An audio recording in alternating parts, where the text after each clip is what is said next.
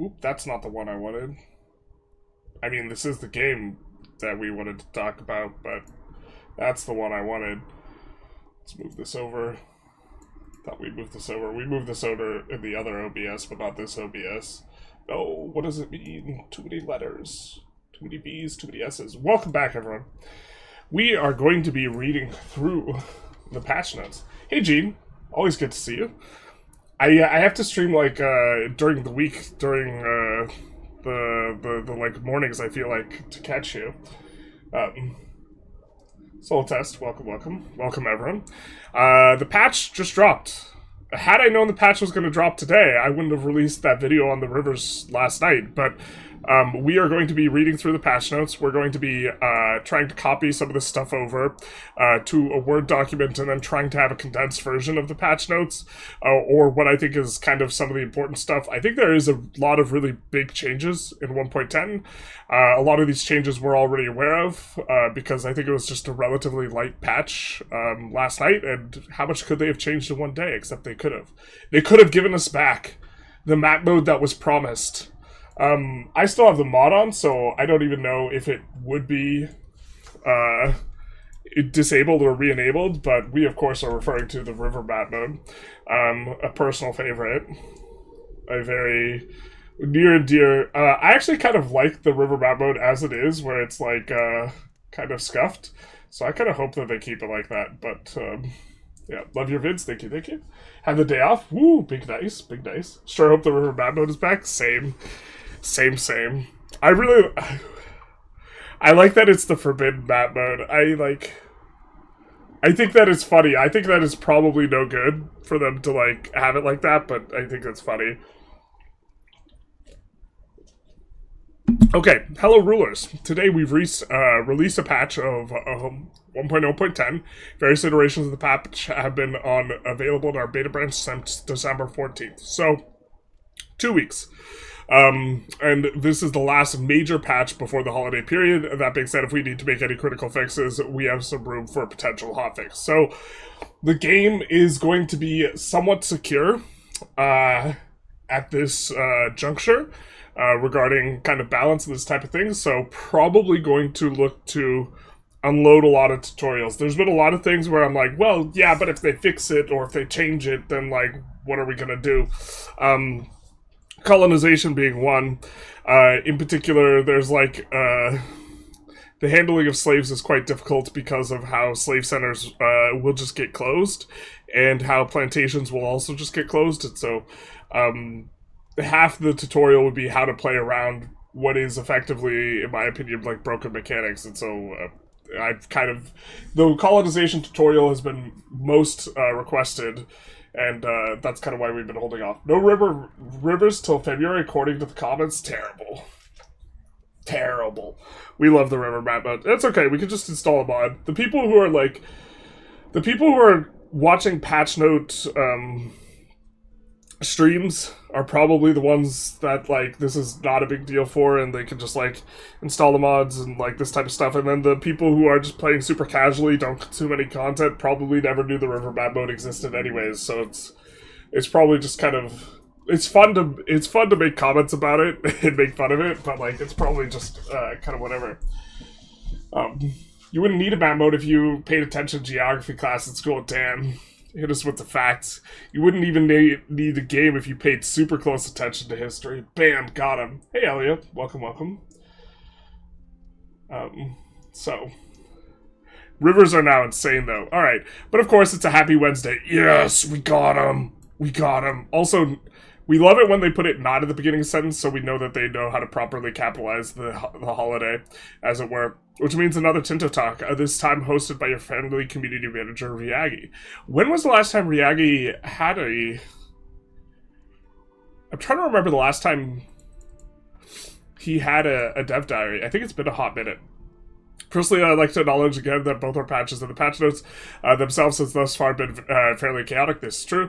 It's something Tinto is aware of. We're looking to actively improve over time. We hope by the end of 2025 we'll all be giggling at our pre-patch 1.1 notes.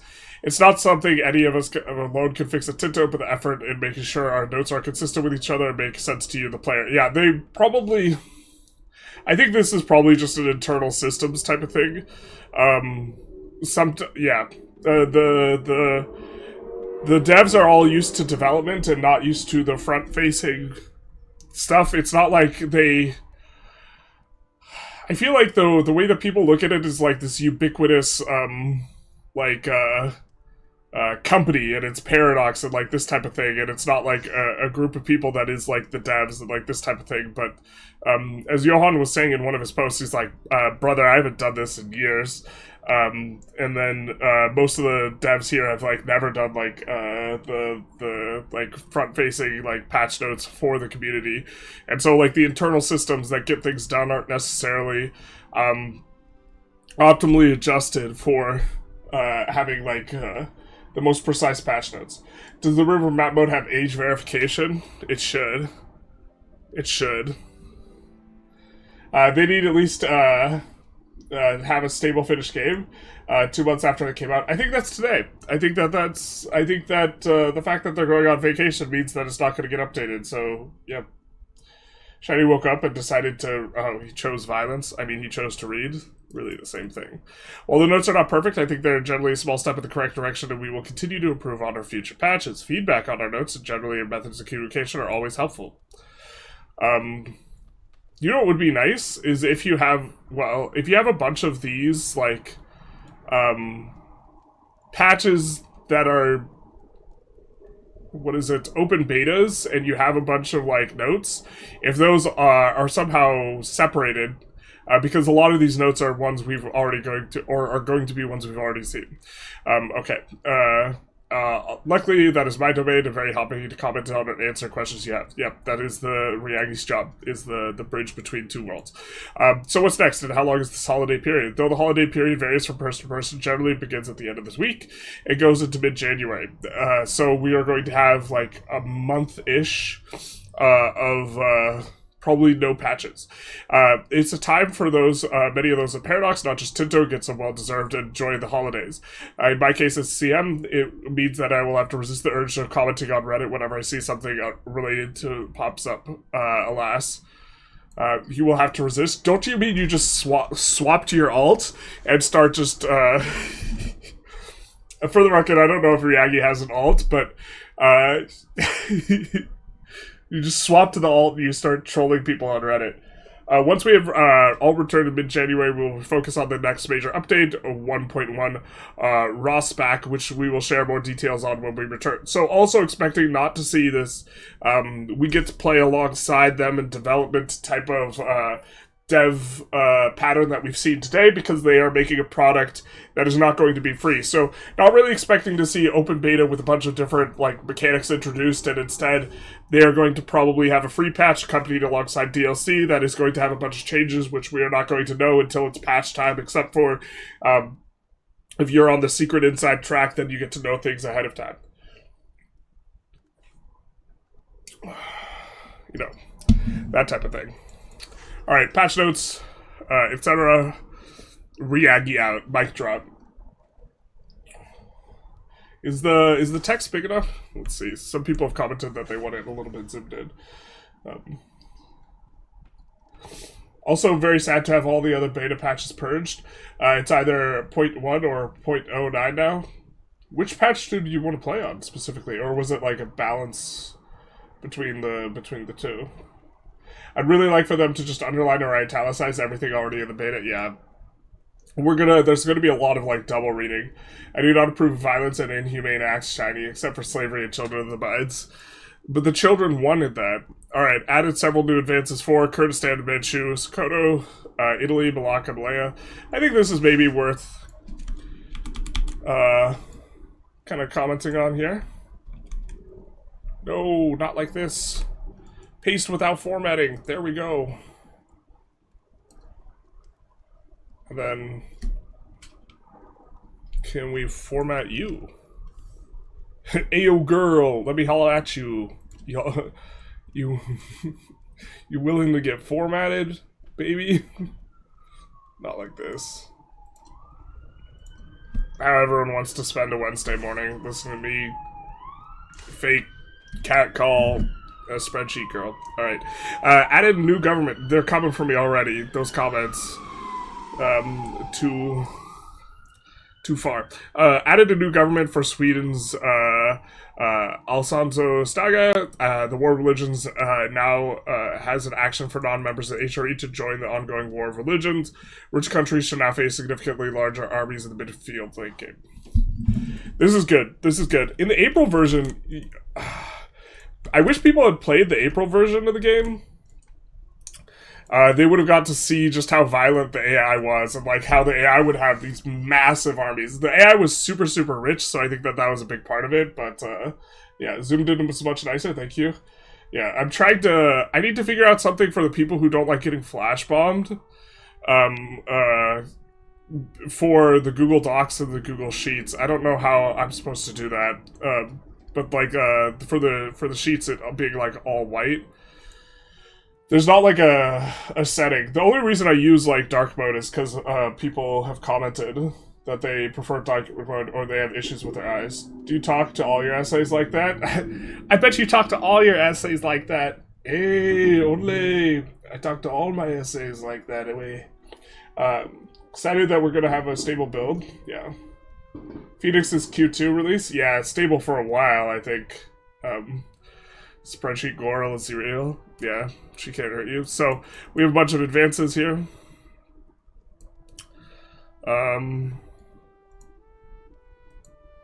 This is like an example of like we're getting double dipped, right?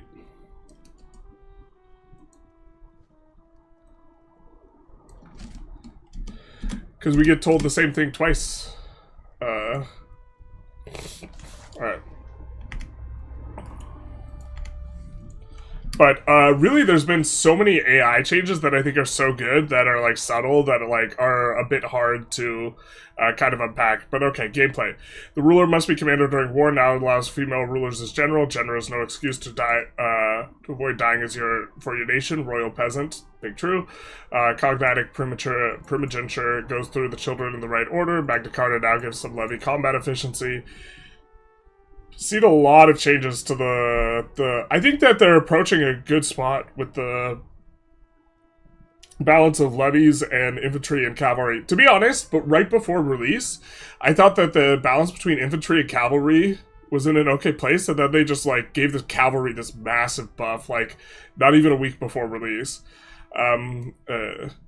Enforcing culture on a subject will now attempt to assimilate into other cultures. Will cancel their attempt to assimilate into other cultures. This is fine. Fiefdoms and dominions can no longer pump up the stats of rulers through parliament. This is good. Reduce the OP Byzantine concentration from insanity to decent. Fair enough. The Biz is like so front-loaded with the power of their content as well. Like, Biz isn't even really that strong. They get like infinite cabinets slots. It's like the main power of Biz. Alright.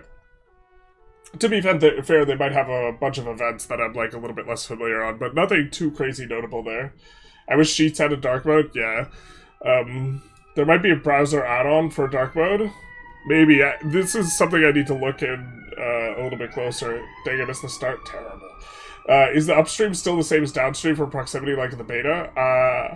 I feel like equal values there doesn't make sense. I think equal values is fine.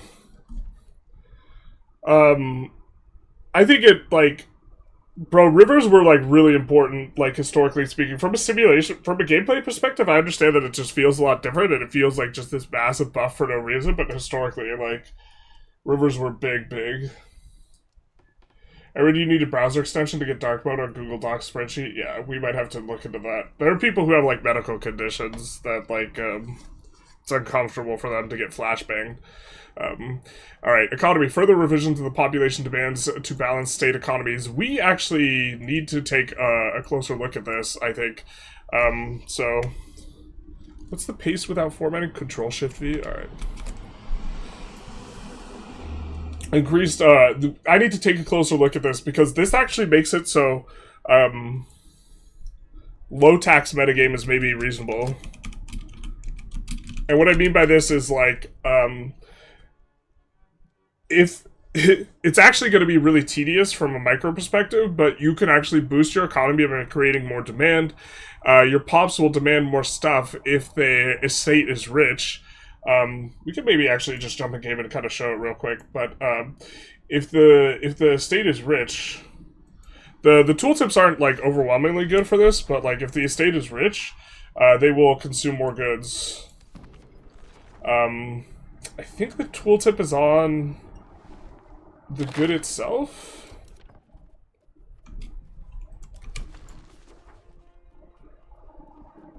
Yeah, so each 1,000 has each 1,000 if the estate has 125% income versus expense. So looking at this, if we overtax our nobles, let's call it overtaxing, like because we don't have a word for it yet. We see the monthly expenses of this, the income's this. So we can tax them more, not an issue. But if our taxes, if their income starts to approach, like expenses, here's not an issue, then we're going to arrive at a scenario where we are killing buy orders by taxing them.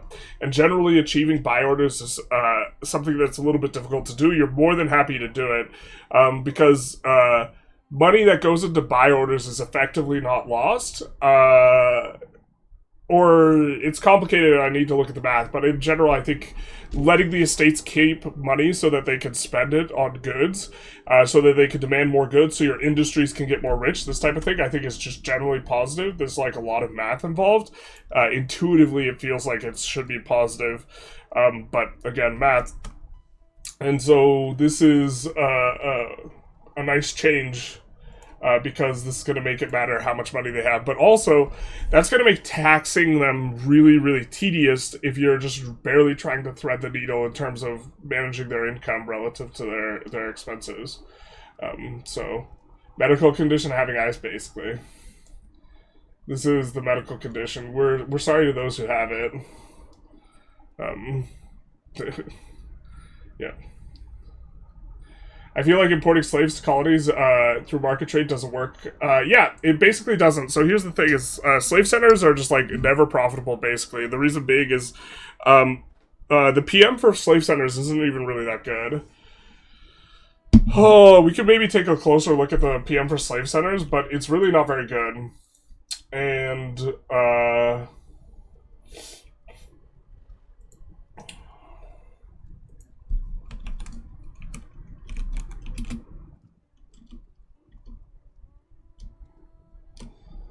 let's see, maybe come in here and...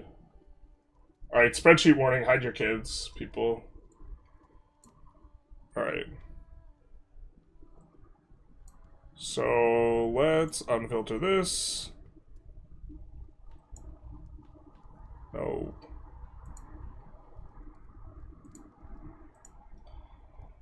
Okay.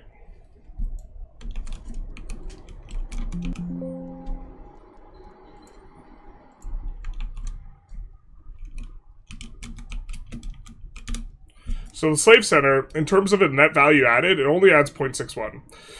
Okay, and so this means that if the inputs are expensive and the outputs are cheap, it's just never going to be profitable.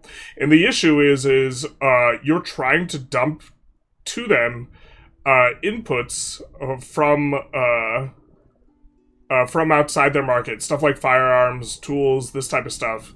And because they're external trade orders, they're only going to count half for effective supply, and then most of the demand for slaves is not within market for the places that are hiring the slave centers, and so this lowers effective supply, this lowers effective demand rather, and the effective supply is also lowered, and so what you get is increased cost of inputs, cheaper outputs, and the building is just basically never profitable. And further, the place in which you build the building can just close it. And so this is what happens now, is they just close it. And so you're left crying because you can't have any slaves.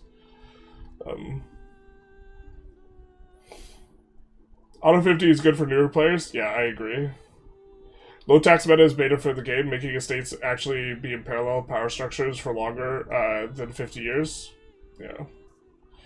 My MP lobby Discord shares all your videos. Love your content. Thank you, thank you. Much appreciated. The Catholics get a research buff without realizing. Oh, you know what? You guys probably couldn't see the full spreadsheet. But the idea is that the slave centers are just like never profitable unless you specifically have triangle trade event going functionally, where a bunch of additional demand and stuff is created, and so the PM either needs a major buff or they just have to be able to not close the buildings. I think it should be the latter. Nox Fellas, thank you for the follow, Big Dice. So, is Toledo a better capital for Spain? I don't think so. I think Sevilla is the best. Or first 100 years you keep it put, and then it becomes the best. Or plantations. Plantations don't become profitable and the AI closes them. Yeah, because all the sell orders are from... well, the plantations are not profitable because all the sell orders from slaves are coming from external markets, so the prices of slaves... Actually, no, wait. The prices of slaves... get expensive. It's like the exact same issue. Because all the weapons are coming from external markets, like in Mali, the inputs are expensive, and then because all the slaves are coming from West Africa in the Caribbean, the slaves are expensive. It makes the PM, like... The PM's balanced, like, as if you're getting buy and sell orders from the same market. That was enough of my warning. My kids almost saw the spreadsheet. I'm terribly sorry. This is how you know you need to hang it up as a content creator. You showed one too many children a spreadsheet. God's brain, thank you for the follow, Big Dice. Like, I remember Gold RGO needing employees and a ton of slaves in the market piled up, but they wouldn't go to that province to work. That's like a separate issue. If you're having issues like redistributing the slaves, what you do is you just get two markets and you have them trade the slaves back and forth. And it sifts them out, if that makes sense.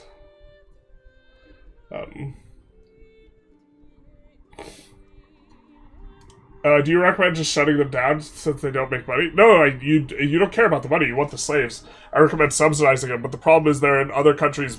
Like, they're in other countries, so you just need to subsidize them repeatedly. It's tedious.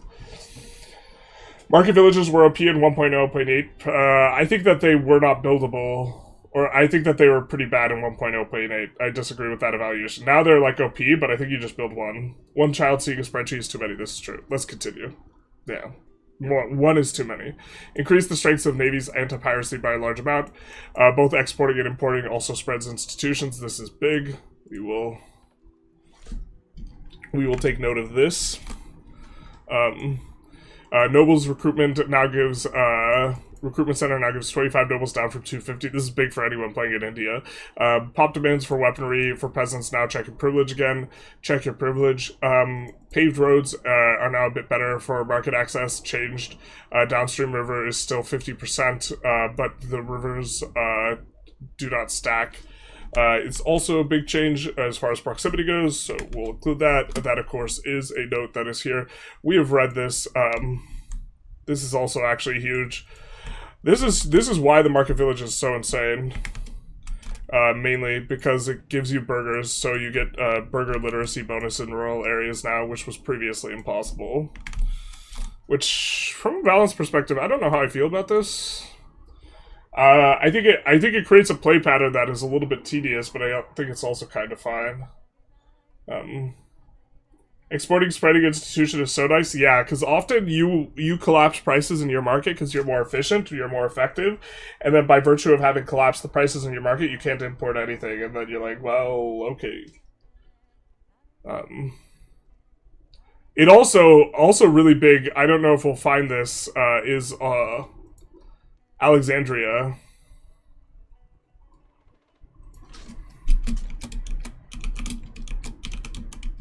In our spreadsheet for country rankings, we significantly diminished the importance of institutions or being close to institutions because Alexandria now properly accesses the Red Sea via trade, and so it's much easier to trade with Alexandria, so institutions spread way more. Colonial charters will not benefit if or proximity now works from rivers through lakes. Also really big.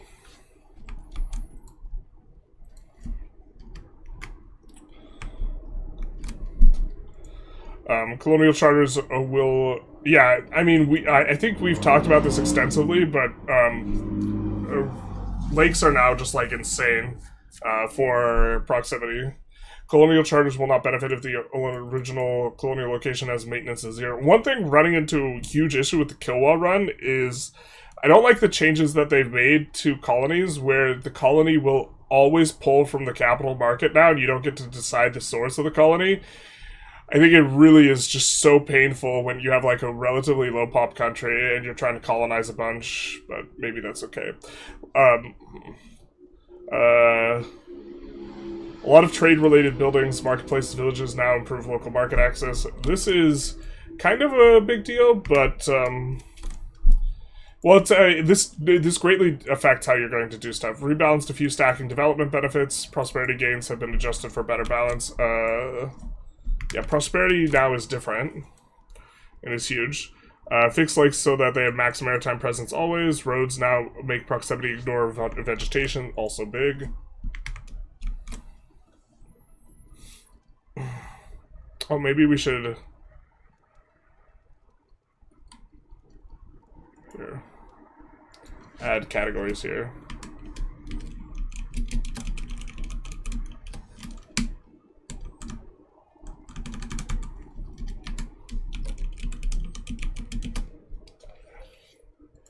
Alright.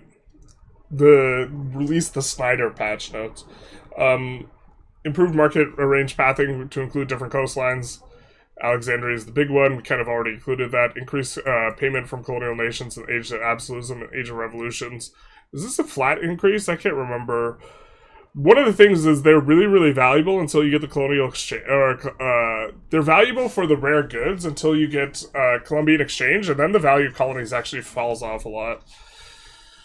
Because they don't give you very much percentage of income. I mean, they give you a percentage of their trade, but as trade falls off, owning a percentage of that is not as valuable. It falls off because you get access to chilies and stuff in the old world. Bank ledgers gets 25% of the inflation reduction it had, but trade maintenance reduction is instead 4 times as big. Yeah. The thing is trade is also, like, valuable in a really subtle way that's hard to... You gotta do the math for it, because it's stimulating demand, but it doesn't stimulate the demand very much, because the orders are only worth half as much. Province's starvation status will update, okay. Fixed war reparations income.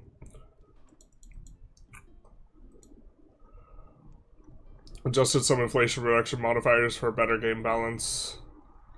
Yeah, upstream proximity costs are now good as downstream. Probably this should say specifically for rivers. But, okay. Wait, is there an exclam? Is this the only exclam we've seen? Well, bam! Alright. Can no longer build forts in locations with better ones. I don't like this. I really wish you could build lower tier forts. Because they have different maintenance costs. Yeah. I had to create a silly international trading ring to get institutions as China. Hopefully I can now just make awesome products. You should be able to. Generalist says, YouTube content creator, are you a noble or a burgher, or peasant or slave? Probably a laborer. I'm a laborer that a lot of people see with their eyes. Like, cause like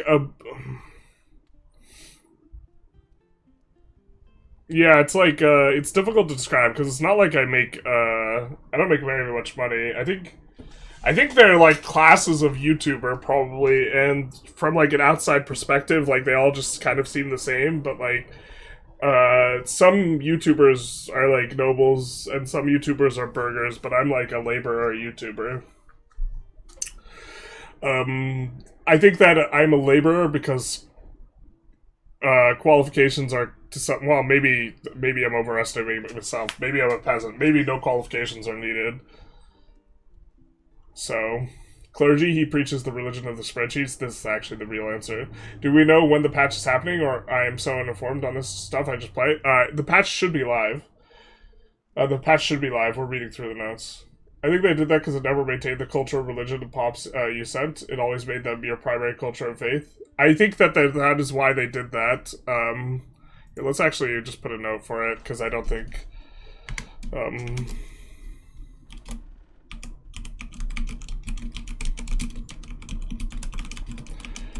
I think that is correct. I think it's also, that's like a band-aid fix that I don't like. I preferred it when you could just exploit it, and like, look, the Killwa game is like so frustrating right now because the pops in your main market are so valuable, and we have a ton of our primary culture, primary pops in like 8 different markets. But it still is just hollows out your primary market, and like, you can't get new pops there very easily. Like, in a previous iteration of the game, it required that you have primary culture, pops, and religion, or primary culture.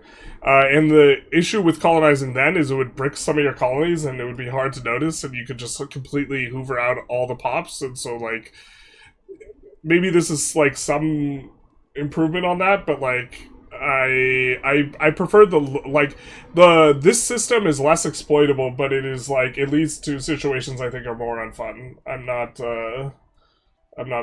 happy about it. So, if you have a save file from the older patch, does it update the file automatically? Yeah, it should show up red. Here, we could show this. It should show up red when you go to load the game.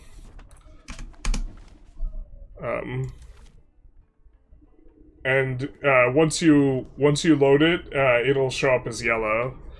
You guys can see when we ended the kill while run, basically.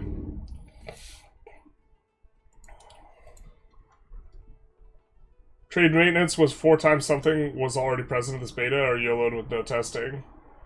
I would say it got tested, and it's 10x.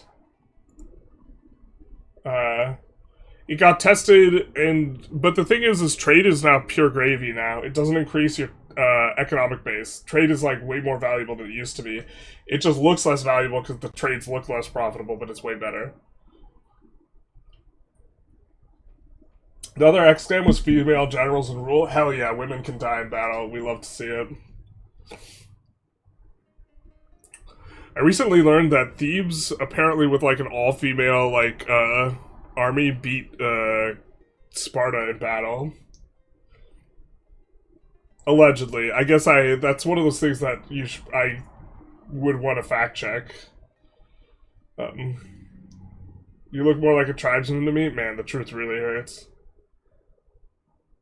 How do you money in the game of EU5? You stack tax efficiency and max tax. Although now, max tax as a modifier might be worse because it decreases the demand of your pops. What I really don't like about the demand for pops, like, note... here, we can find it. Did we not copy it?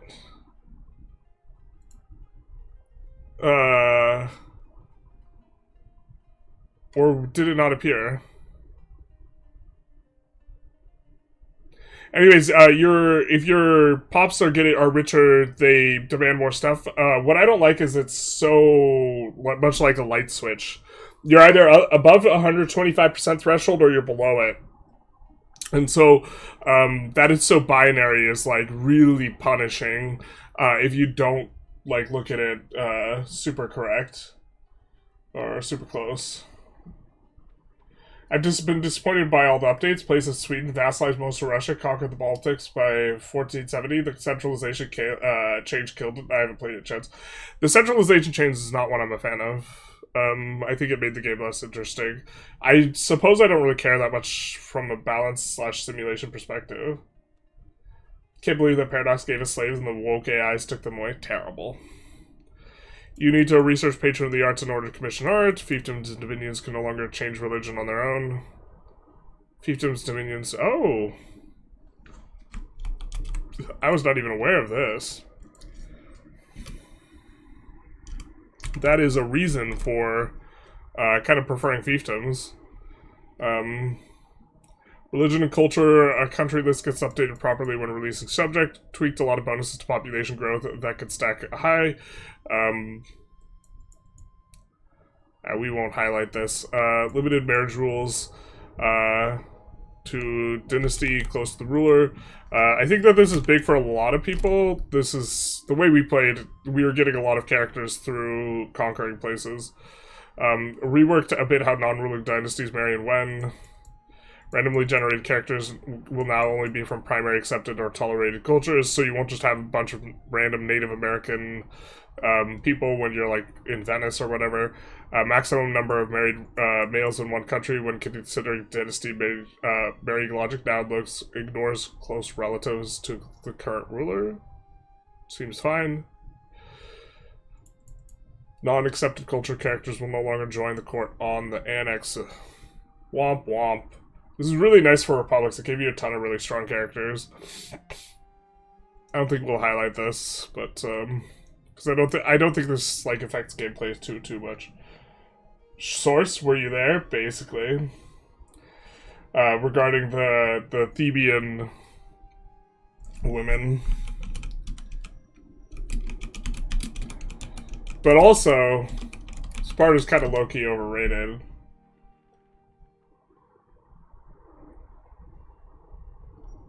And Thebes did beat Sparta, so the Boeotian War and Battle of Leuctra. We could look into that more, but maybe that's something for another time. But like physically speaking, like men are just like way stronger than women. So I don't know how that translates exactly, and like I've seen it translate into sports, and specifically strength sports. Boy, does it translate! But I don't know how that translates into like fighting a war. Fix the they do not desire anything peace modifier trigger not triggering when the peace offer is sent demanding. Current sieges impact being calculated differently when the peace offer is sent demanding. Alright, fix the start annexation diplomatic action being visible on subjects that were already annexed. Asking for money now capped. This is a pretty nice change. I like this a lot. We weren't exploiting this, but that was just like an absolutely insanely powerful action. Or like getting asked for money was really tedious and annoying. And I think it's capped in the other direction too.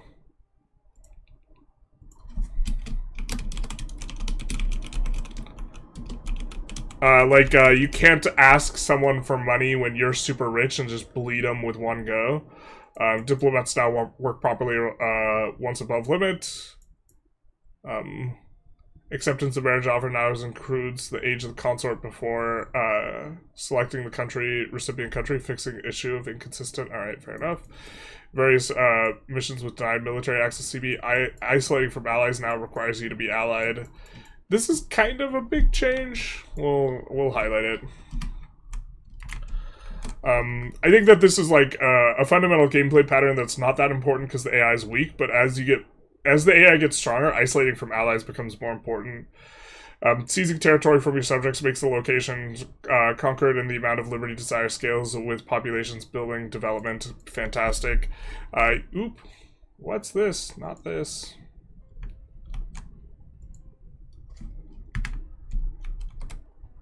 Not that. Calling allies to now use the correct border distance calculation for AI acceptance. Fix a bug where intervening war would scale with incorrectly with diplomat. Now seed locations through corridors. Oh, thank God. This is such a nice change. We won't highlight it, but this feels really good. Trades are just better looking at the profit amount you're paying and just look at the profit to the amount you're paying for maintenance. Yeah, they don't just like... So trades used to spike up your economic base, and so they used to increase all your expenses, and now they don't. It's like, it's so much more powerful. Money income from trade is worth like 2 to 3 times as much as like income from tax.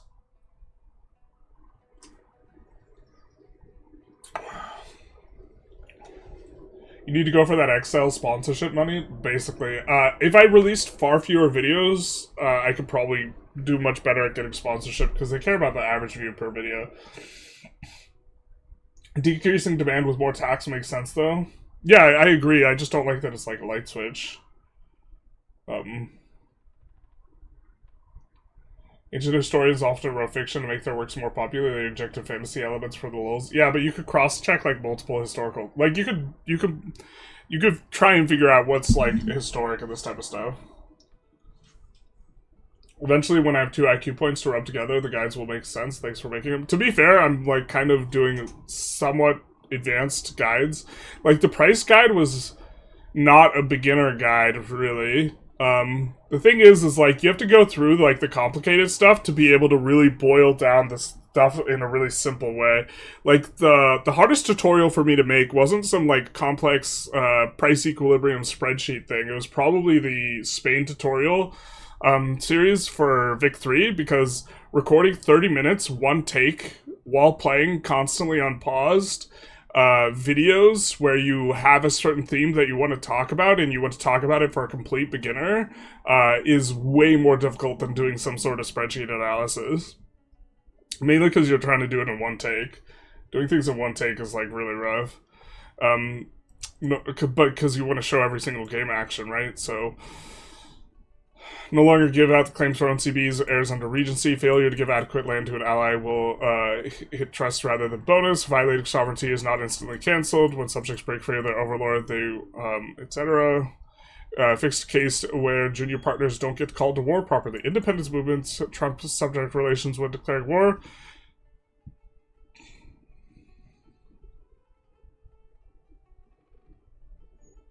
Okay. Increased impact of subject loyalty by 50% of opinion. AI choosing leaders for created subjects. Fixed incorrects by network calculation. Vassal no longer invite overlord. There's no longer any penalty for being a higher rank. This is a big deal from a metagame perspective. Previously, like, there's incentives to not become a GP, there's incentives to not become a hegemon, and there's incentives to not upgrade your country rank, and I kind of hate all of them. Because, yeah, like, now upgrading your country rank at least is better, but becoming a GP dramatically increases your cost to court cost. And becoming a hegemon does so as well, and then also has, I think, increases the amount of antagonism you get. Something like this. The estimated annexation will no longer display the end date of the game if the opinion's targeted country is too low to annex them. Yeah. Many union annexations are actually much faster than the tooltip is implying. That's kind of what I felt, but it's like 300 years. Change the rules so rivals, so that their opinion of you matters. The one you can affect. Yep. So you can improve relations to get them out of a rivalry, rather than their your opinion of them. It's their opinion of you, because you can't affect your opinion of them. I was thinking about. I think you were thinking about a group of gay lovers from Thebes, not women. That was the sacred band of Thebes, which was destroyed Spartan hegemony. The Battle of Leuctra. So someone probably just. It probably came to me in a meme, not a dream, but in a meme, where someone was like, did a little bit of a twist on the sacred band of Thebes, and just made them all women, because yeah. Like, so many homophobic people being into, like, antiquity is always the biggest lulz for me ever, because, like, being at least bisexual was like the turbo norm back then, and it's like it's so funny to me that some people manage to like square that circle. Like, you liked Alexander the Great, bro, but you don't like your bro, you know what I mean? Or he's less than just a bro to you, not a true bro in every sense of the word. They should be able to stable balance between levies and professionals. But all the changes time make difficult to continue playing a campaign if you're a few hours a week. Yeah, in a video that we recorded but we didn't release because I didn't like the overall vibe for it, I did make kind of an extensive commentary that I think there's like 3 brands of players that are like struggling right now. The players that don't play super frequently I think that they're struggling because it's like, bro, you're just getting like whiplash, and it feels like you have to relearn the meta like every time you play, and you're playing like only a few hours a week, and it's crazy. And then there's like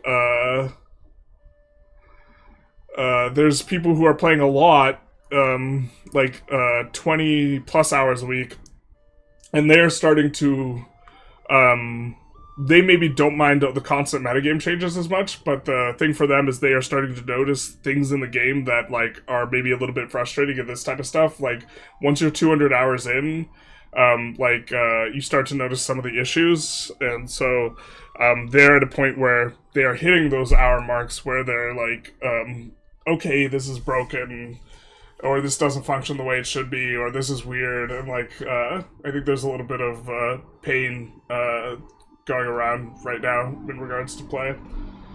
The Steam DB chart is a little bit interesting though. The fall off is so slow. Like most games just completely fall off like a freaking cliff. But the chart for EU5 is actually so stable. I'm shocked. Here's the chart on the Steam DB. Just a slow decline, which is like definitely like expected, but like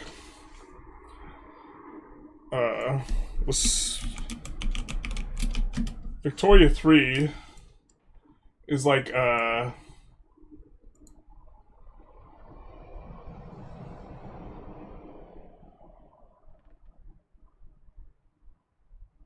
releases mid-October, right? Or early in October, mid-October, I think. And then it's like it goes from like 60k peak to like 15k very, very quickly. And the fall off, I guess the fall off's kind of maybe going to be a little bit similar here. We're probably going to get below 20k here. Yeah, maybe it's kind of similar, just the graph doesn't look as sharp, but I think that that's really normal. Yeah. I think they should make, I think decentralization should make Bayless better rather than pushing centralized in the red with subject loyalty. Maybe I prefer this change. I think that subject expansion is just so good that now it's completely uninteresting. Whereas before, there's a bunch of good things that give you decentralization. And so the game was balanced. You would always push centralization, but the interesting part was balanced around how do you push centralization. And now there's just no interesting decisions. Saying monarchy might not be so bad right now. It's probably okay. I think that theocracy and republic are probably better. But, like, you get fiefdoms. Yeah.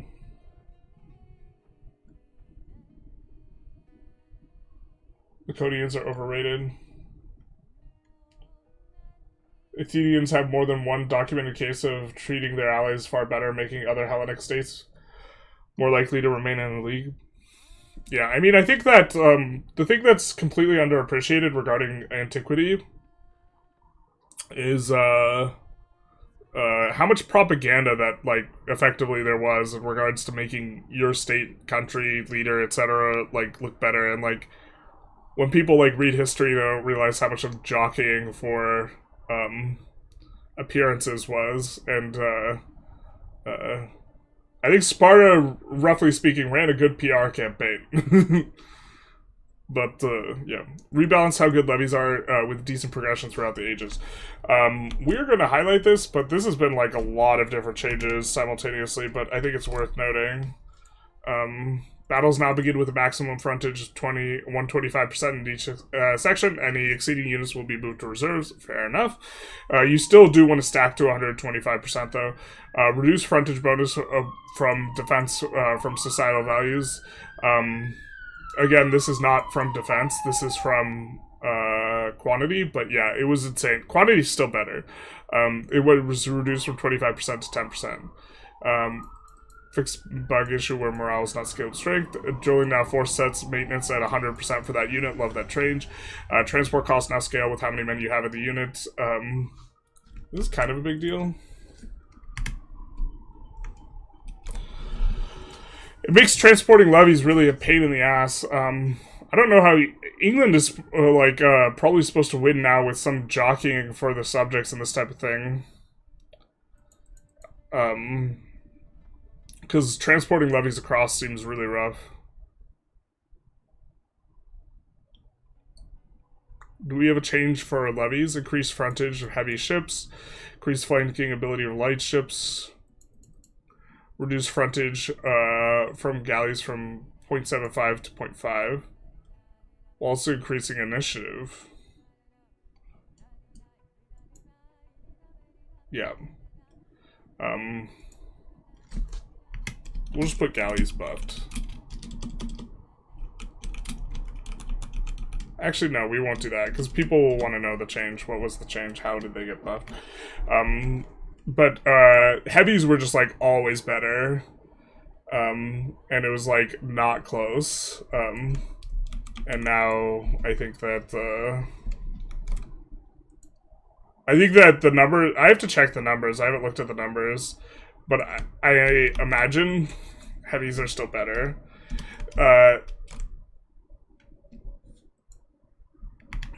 Like, even in the narrow seas or whatever. It's just that heavies are a lot more expensive. Like, per maritime presence and, like, per sailor and per ducat.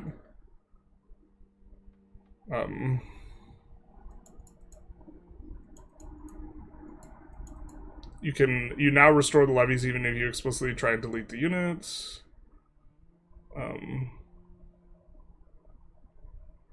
Okay, they don't mention here that levies actually fixed.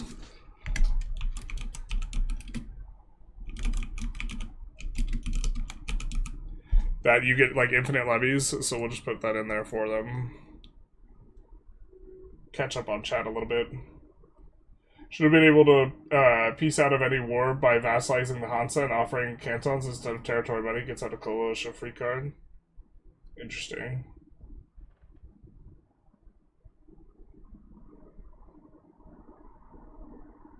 I got a bridge for sake of anyone who believes that. Opinion 1.5 factor now is nice. Yeah. Vic 3 models overtaxing pops well. Yeah, I think Vic 3 models the economics just in general really well. Everything feels like grounded and attached to real other stuff. Do you have a target income that one should have in 1500 if played correctly? Generic? No. No. It's so contingent on other stuff. Like, your income with Muscovy is not going to be as high as your income with, like, some Italian minor or whatever. My favorite Roman general is the Queen of Bithynia, Julius Caesar, for the Dude Bros. Wait, what?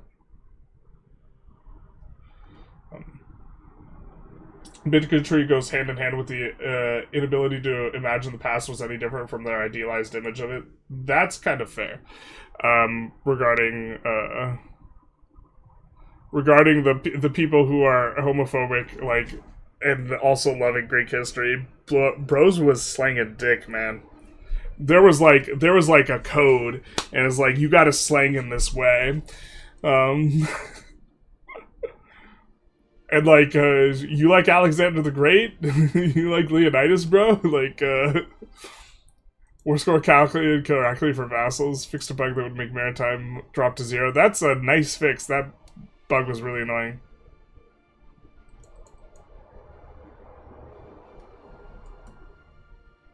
Yeah, I don't like this change. I hate this change. There's a lot of changes that, like, I get, like, overly focused on the stuff I don't like. I think I like 85% of the changes or something like this, but the ones that, like, I don't like, I just get overly focused on. Invalid advances removed. Disease gets transferred. Alright. And then we have content.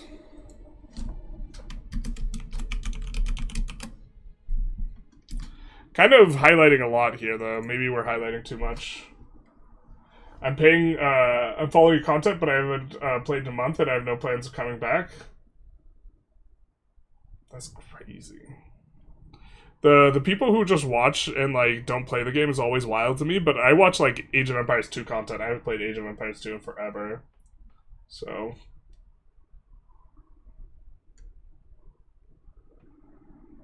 I haven't really been able to get EU5 due to time constraints. You're looking regarding changing pop demands. It was the first in the gameplay section. Okay. Yeah, we're gonna catch up on chat here a little bit. Have they nerfed the aggressiveness of the AI? I'm not sure that... I don't think so, but I kind of don't want them to, so... I know I'm beating a dead horse, but can you make a guide on filling colonial RGOs with filling slaves effectively? I think it's exploiting valuable regions. Yeah, it's mainly just playing around, like, the AI not operating the way that they should. The easiest way to do it, by the way, is to flip Sunni, which people really hate that as an answer, but it's much easier to get slaves if you're Muslim.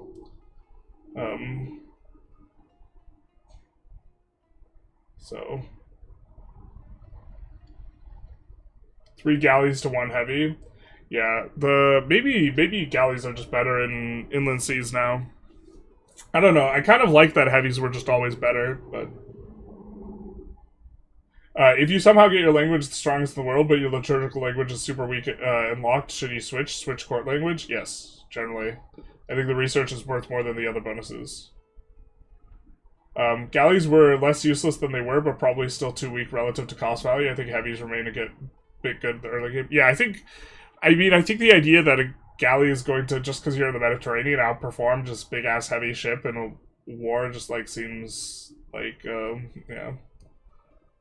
Galleys can't even catch fishing boats. Galleys are slow. Yeah, this is one of the big weaknesses of galleys. I mean, I guess that maybe you make this argument for galleys specifically is the speed thing. It'd be interesting to give them more speed in inland seas and this type of stuff.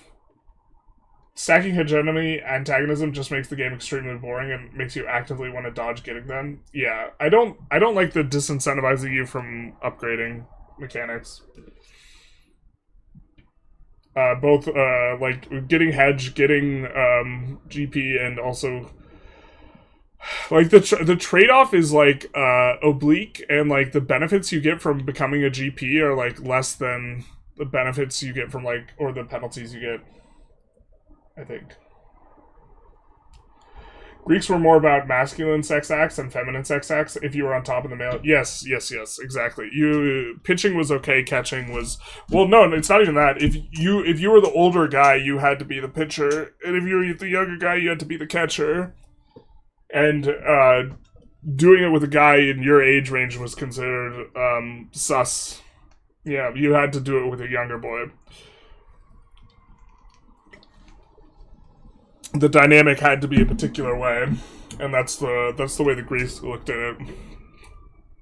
Which now the younger boy part is considered the sus part, and so the Greeks would be like, "What do you mean? What do you mean you're not?" If the Greeks saw us, the ancient Greeks. You know, they say Alexander was gay because he was sad his best friend died, right? No, I think there's a lot of other reasons why they say he was at least bisexual. I don't know if historians really are committed to the fact that he was gay. Like, I'd have to look at this more closely. Are things you like more real changes or mostly bug fixes? No, I'm like 85% of the real like balance changes, not just bug fixes. I like 100% of the bug fixes. Yeah, we tend to notice things we dislike more. Yeah, exactly. Make a highlights. We are going to. Same with Spirit of the Law. Yeah, I watched Spirit of the Law like video not too long ago. It's like League of Legends a little bit too, though. I like haven't played League in forever, but like I can watch League. It's like being washed up in sports. You played college and football, and now you watch college on TV. Okay. Content. Tweaked dynamic localization. Removed lakes placed beside sea as it was breaking some calculations. Made British and Irish natural harbor capacity more accurate. Alright, fair enough. I'll come back eventually, but it'll take a while till they fix all the broken stuff, but I do enjoy your videos. Thank you. I think that one thing is that's like frustrating for me, like really frustrating for me from a content creator side is like half the tutorials I make feel like they get broken within a month of making them, and that's not like what... If I know a tutorial is going to get broken, I don't want to put like several hours into like outlining something and then doing spreadsheets and like doing a whole bunch of stuff, and then it just gets breaked. Yeah.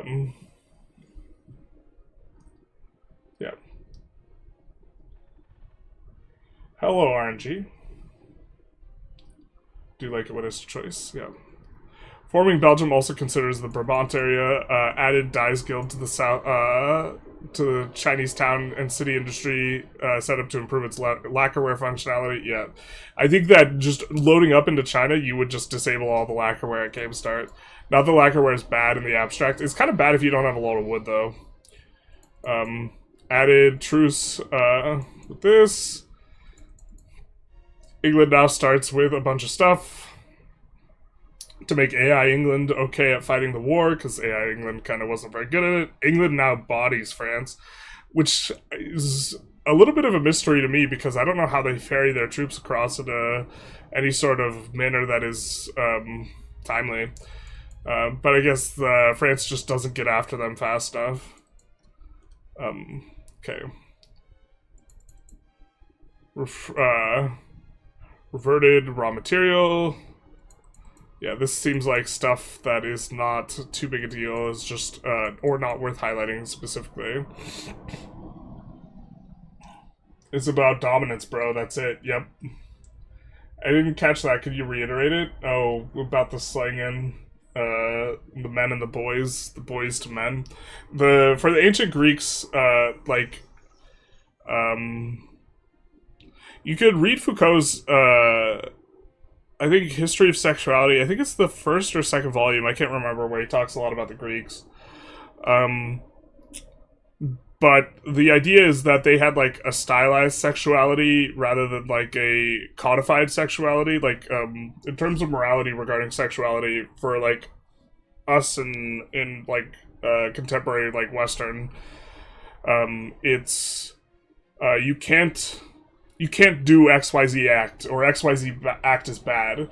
And so, like, for a lot of, like, more conservative people in regards to, like, homosexuality specifically, it's that just all homosexuality is bad. And then, like, the Greeks, it's like, wait, hold up. For them, it's like a stylized thing, where, like, you should do the deed, just generally speaking, like, whether it's hetero or not, you should do the deed more often in the winter and less often in the summer to balance out your, like, chakras, basically. Because the summer is a hot month, you should keep your, like, lust cool, and because the winter is cool, you should have your lust be hot, or something like this. And for them, like, it wasn't the particular relationship that was problematized, it was, the relationship in a particular style. And so, if you were the older man, you had to be the top, and if you were the younger man, you had to be the bottom.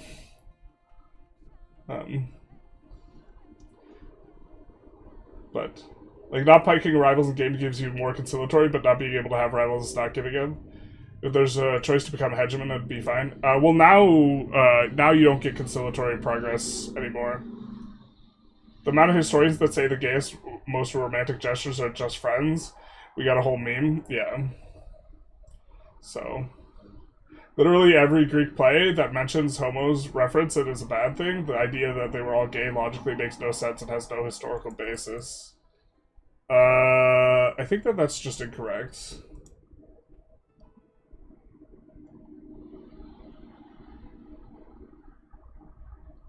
So,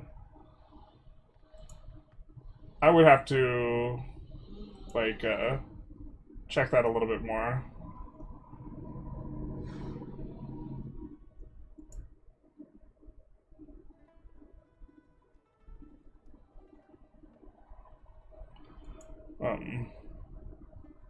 Also, the Greek plays that are, like, I don't know to what extent, like, Greek plays are, like, modernized or, like, period, like, driven, or, like, this type of stuff. Like, I would have to unpack that. I have read a very extensive unpacking by Foucault with sources and this type of stuff, to form the perspective that I do have. So,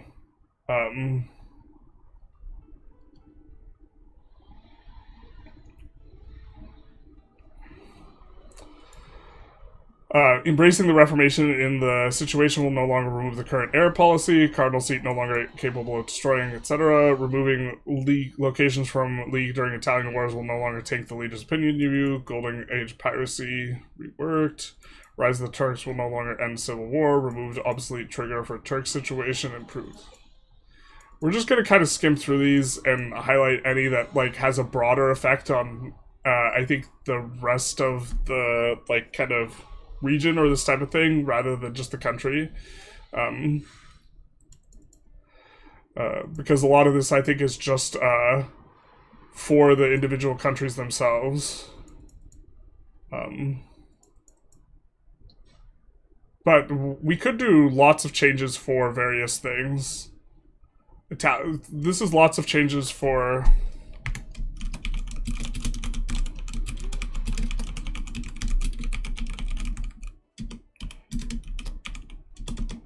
let's do lots of changes.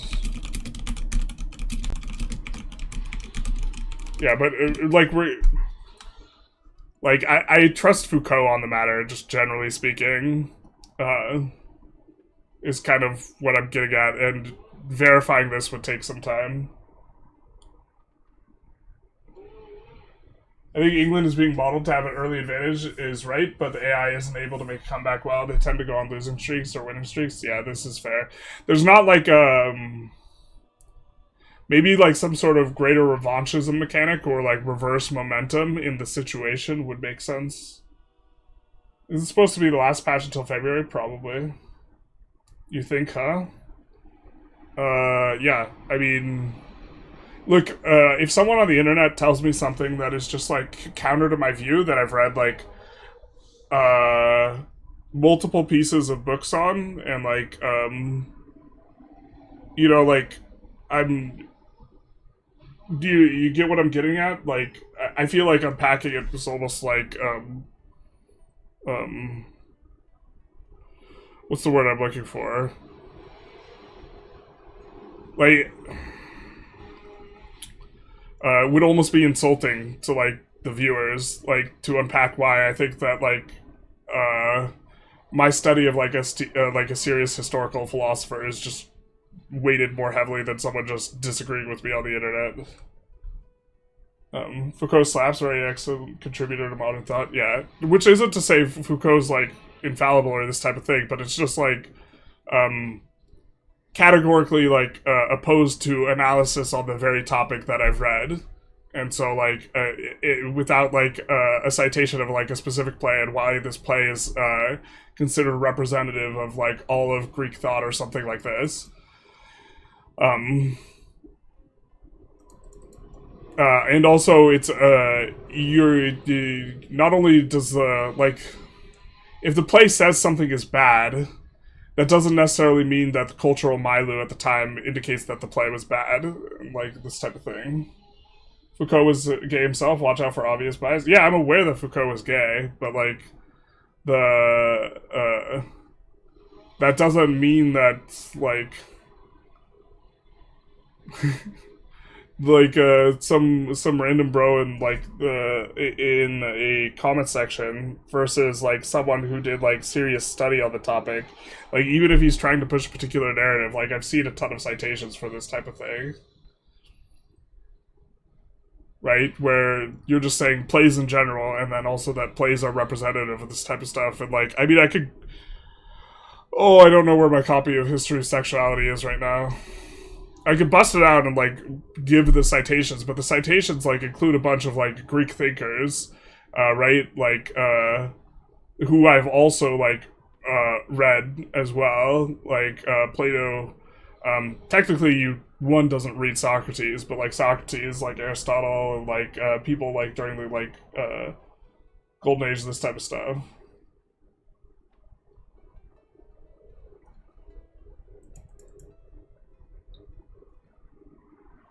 Yeah. Yeah. Foucault's not a historian, he's an activist for his twisted worldview.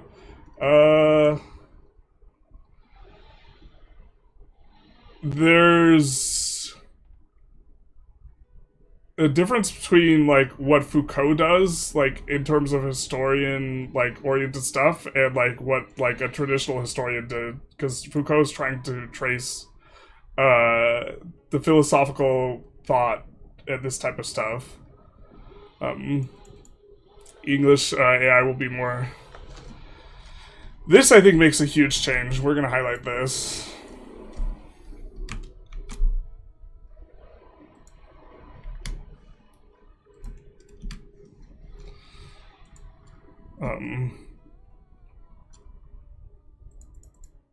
But like someone on the internet just saying like I can contextualize and appreciate that anyone who I read might be wrong. I often read authors who I think I'm going to disagree with. It's like, yeah, someone just insisting that Foucault was wrong is like not going to do anything for me.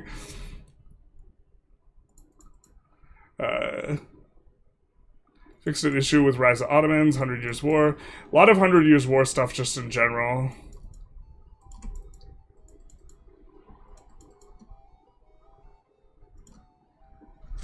Let's put that in there. Byzantium isn't Turkish, and they have their own content. Any new updates compared to the beta? Not any that we've seen that are necessarily like worth hyper highlighting.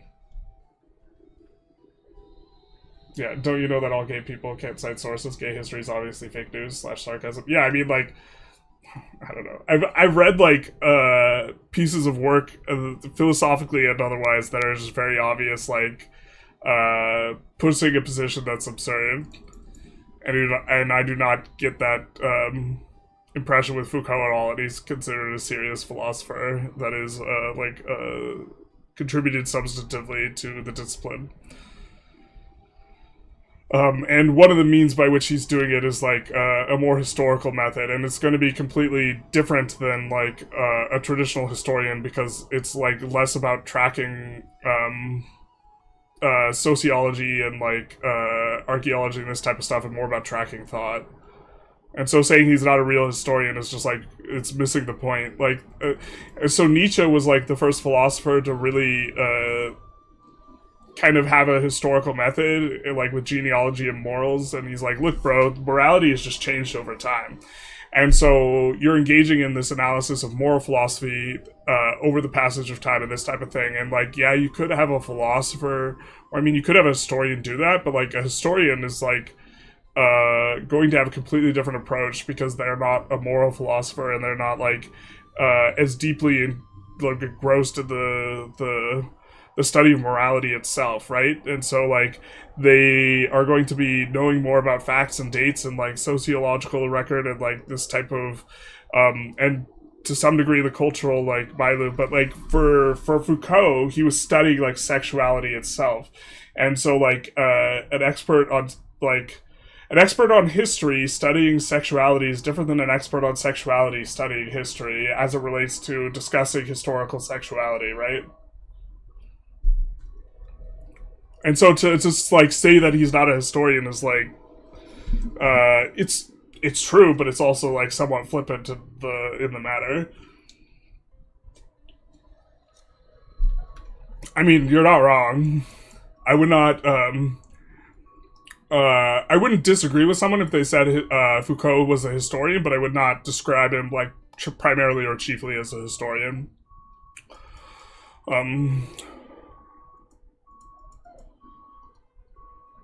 Yeah, this is just a bunch of changes for the 100 Years' War. When will they make slaves easier? I don't know. I've complained a lot about the slavery stuff. For me, that's like really high priority. Like getting colonization to work properly, because the AI is really, really dumb when it comes to starting up colonial market economies, and like also that the slaves don't work, like to me is like almost like the biggest priority, and like it hasn't been changed at all. I left a lot of feedback on this. More queer history. I'm not like I'm not the guy for like queer history. Like I'm the guy for like I read Foucault because I'm interested in historical method for philosophy. not because of my interest necessarily, like, in terms of queer history. That's, like, not the angle I'm coming from. So, like, the to the extent that I am knowledgeable about that is mostly Foucault.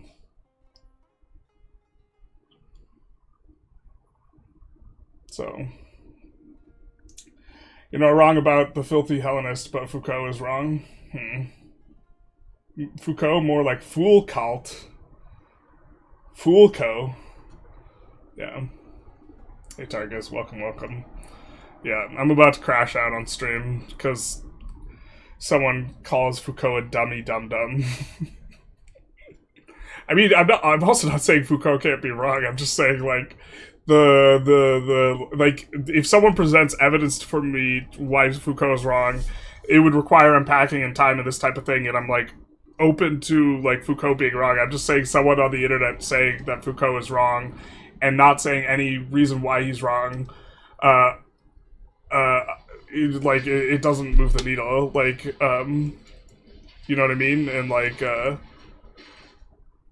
generally speaking, if I've read hundreds of pages of someone's work where they have citations and I've checked citations, and because I do this when I'm reading, not a ton.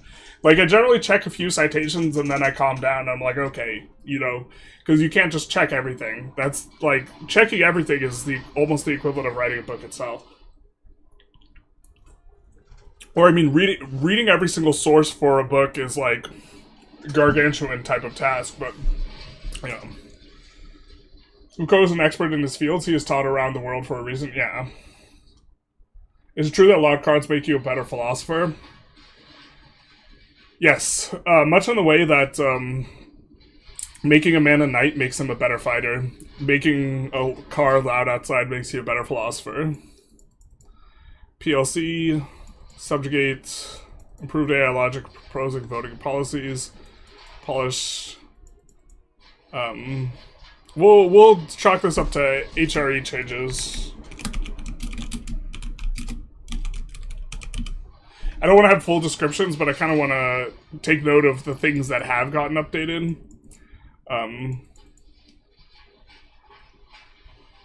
Yeah.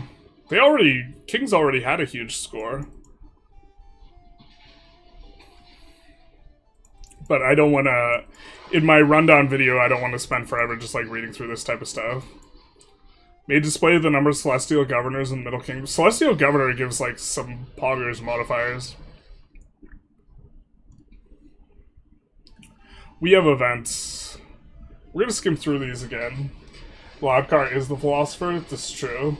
The question is whether or not we are individuals that have ideas, or ideas are the actual substantive matter, and we are just vehicles for these ideas. When a male philosopher studies sexuality, I just assume they want to talk about naked women. Not Foucault. Not Foucault.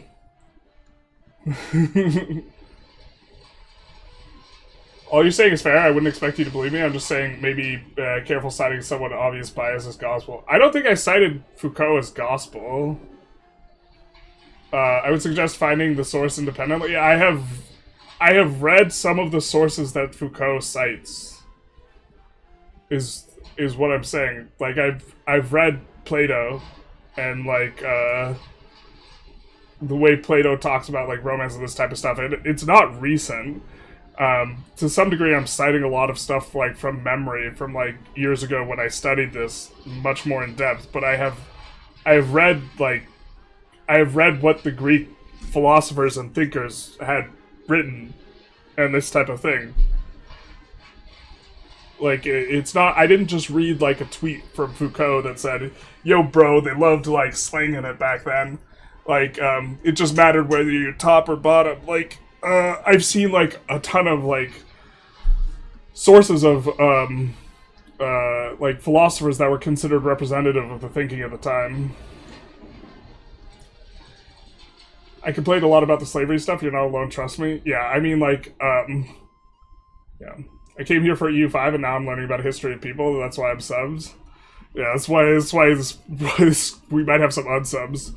No, but, yeah, Yeah, I'm also who is it? I'm Sicarius. I'm also not trying to insinuate that you think that I should just immediately like believe you or something like this. I'm just expressing why like yeah.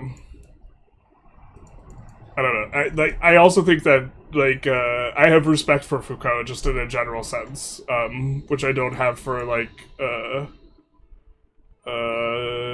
I probably, if I've read a book by someone, I probably have like maybe 80% respect rate or something like this, but a lot of this has to do with the fact that I'm less likely to read someone who I think is a hack, although I do read people who I think are hacks occasionally, because I think it's important to have balance on that. Like, I think reading someone you think you're going to disagree with is an important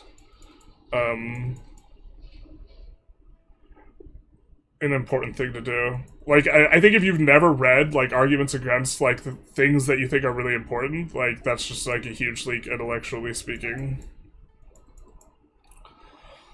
I don't know. Like, if you, like, cited a book where, the book is about why Foucault is wrong or something like this, I would at least, like, check it out. Not necessarily read it, because, like, I'm not reading a lot these days. And there's a huge backlog of stuff for me to read, but, like, I would check out the book. But I don't even think that the notion that bisexuality was, like, the norm during, like, the Greek antiquity period, I don't even think that doesn't even seem like something that is very contested for me. Although I think the thing you objected to was not whether or not it was the norm. I forget what you objected to exactly. Was it Alexander the Great specifically? I think it might have been Alexander the Great specifically. So.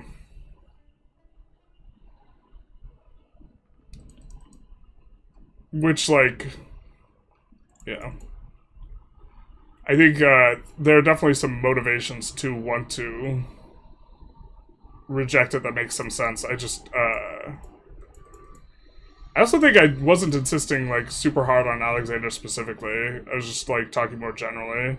I mean, I've read some of Alexander's teacher's stuff, but I don't know as much about Alexander. His teacher being Aristotle. I can't take seriously anyone who thinks that there are no objective truths, so if you take him seriously on his word, everything he says himself is objectively wrong. Foucault himself says that everything is... yeah, so... I agree... I disagree with this, position. Arixtan, or at least, the way that, the Western tradition defines objectivity, and this would take a long time to unpack, but the type of objective truth that they refer to is one in which you could capture, with propositional statements, reality in a one-to-one corresponding way, like where you have a God's eye view of reality. I don't think that type of... I think reality is a particular way, and in that way it is existing in that exact way, but I don't think that you could capture reality with, like, propositions that are perfect one-to-one type of thing. Because in order to do that, you have to be able to... In order to use Aristotelian logic that's either true or false in an absolute type of way, you have to be able to sort everything into proper categories that are perfectly known. Because Aristotelian logic doesn't work if there's partial membership of categories or in this type of thing, which takes a while to unpack what that is. But if you take the statement, XYZ object is a chair, you can only know that if to be true in an absolute sense, right? You can perfectly define chair such that all non-chair things are excluded from the category of chair, and all chair things are included in the category of chair. But then you need to have a series of, or a definition for chair that includes necessary and sufficient conditions such that you could sort all objects into chair or not chair. And the thing is when you ask people for necessary and sufficient conditions for chair, such a definition for chair that excludes all not chairs and includes all chairs is not forthcoming. There's no good definition for it. And the truth is that people do not think of categories in this sharply delineated way, which is necessitated by the predicate logic of Aristotle. Instead, they think of categories in this associative way, where you have radial categories with partial degrees of membership. There's like a lot of examples for this, where so for example, a priest, by the definition of bachelor, a priest is technically a bachelor. But it's somewhat inappropriate to refer to a priest as a bachelor, because it's he is an unmarried man, sure, but and I mean, some unmarried men are verified bachelors, certified bachelors, confirmed bachelors, which is a different thing entirely. Such that the category of it doesn't really refer correctly, and same with lie. If you define a lie, necessary and sufficient conditions, it's anything that's untrue, then that doesn't really properly capture lies that well, because white lies, as people understand them, aren't really true lies. Or very bad representations of lies. And these are just a couple of examples. I mean, we could come up with more things that it is difficult to come up with necessary and sufficient conditions for. But if you are going to describe the reality and you try and have it in an objective truth kind of way, that means you have to be able to put things into categories in a perfect way, and that just doesn't happen. Generalist, defender of the French. What? Most important part is setting the slaves' law, losing all the slaves and having for the law again if you get new slaves.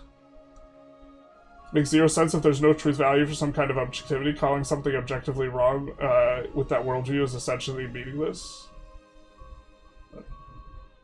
Yeah. I don't know. This probably just sounds like a bunch of mumbo-jumbo, to be honest, without, unpacking stuff. Your wait is Generalist doing the patch notes on the patch notes? Yeah. Yeah, I'm having, a condensed version, where I think I'm gonna do a video on it. What would Foucault's social media name be? I don't know. Everything's a prison, maybe. I think Foucault would lean into the joke that he just views everything as a prison. Maybe we should close the window while it's beeping.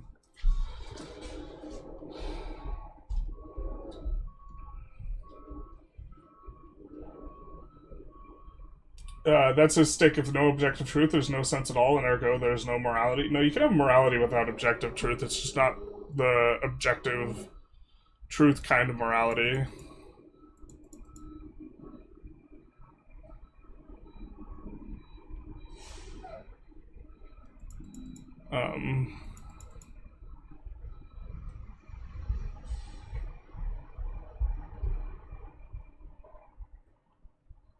Oh, is this still locked in permanently, the Malian one? That's been kind of an annoying thing about Mali. I suppose we'd have to check. Henry Tudor now has a proper father. Hell yeah, brother. Can't believe this dude trying to argue that ancient Greek men didn't love getting their blacks pulling out. I can't remember the exact argument. I think it might have been on Alexander specifically, which is different than ancient Greeks in general. Actually, no, I think he said that the plays villainized it, so yeah. But you could villainize it and have it be commonplace. That's a different type of thing. Why is Foucault being discussed with during EU5 patch notes? I mean, isn't it? Obviously. You're not wrong about the Greeks. It's just that, in my opinion, Foucault's maybe not the best source. That's fair. He is the source that I have read on the matter. There might be a historian that is a little bit better in that regard, with a little bit less of a stylized flair for talking about it. But that is what I've read, because I have a background in philosophy, right? I don't have a background in Greek history, right? I have a background in Greek, I have a background in Greek philosophical thought, not Greek sociological history. Those two are a little bit different. As a mathematician, I don't get told to derive it yourself. Why should philosophies be held to a higher standard? Sometimes the accepted interpretation can, just be accepted. It's a rabbit hole? Yeah, it is. Plato was the only primary source that was pro-game, even if he changed his mind later on. That's just not true. Yeah. I understand, and I don't have any respect for Foucault. Yeah, that's fair.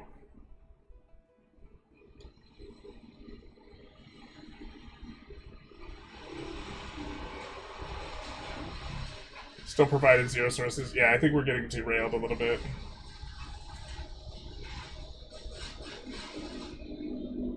I think Alex gets too much credit. I agree. Philip built the army. Not even Philip, the dude bro in Thebes who came up to Philip and was like, yo dog, have you considered instead of having these 10-inch spears, or sorry, 10-inch, 10-foot spears, you could have 18-foot spears? And then Philip said, why are you using imperial? You should be using metric. And he's like, right, my bad. Have you considered having 6-meter spears instead of 3-meter spears? Yeah. That's how that went down. Behold a human, yeah.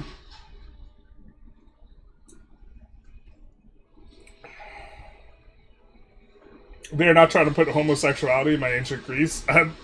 I'm sorry, brother, but I think that the ancient Greeks put the homosexuality in ancient Greece. A moment of weakness will no longer give CBs against oneself. Womp womp.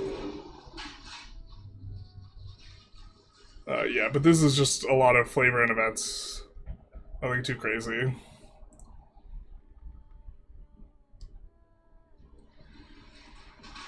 Real success of Alexander the Great was actually a failure. The Diadochi, his broken successor state, spread Hellenic values to Sudan, Yemen, and East Afghanistan. Foucault's theory on power and truth is interesting, though. Yeah. Yeah, I mean, I also wouldn't, like, say... I would say that Foucault has a model of, like, reality and these types of things. I wouldn't say that it's, like, objectively true or something like this. A lot of philosophers that are, like, continental philosophers... Well, I don't like the analytic philosophers as much, but, like, they have, like, a way of interpreting reality, and it's like a pair of sunglasses, and you can put it on, but you can also just wear a different pair of sunglasses, right? And so, if you interpret everything through, like, Foucault's, like, power, like, this type of stuff, you could get through some things, but then you could take these off and put on a different pair of sunglasses, and, like, the features that become important is, changes. That's why social scientists are mostly people talking shit. You can never reach any substantial truth about anything because there simply isn't one. I think that seems a little categorical, but...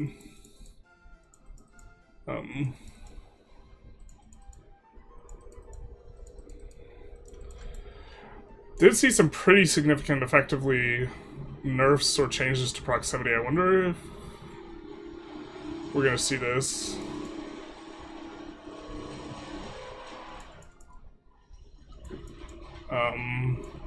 Yeah, a lot of this is just specific flavor. Bizaboos will be upset that can form Rome. Why can they form Rome if they are Rome?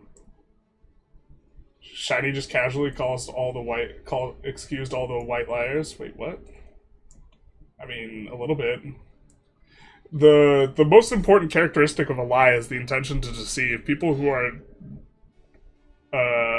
the intention of people who engage in white lies isn't really to deceive, it's to smooth things over socially.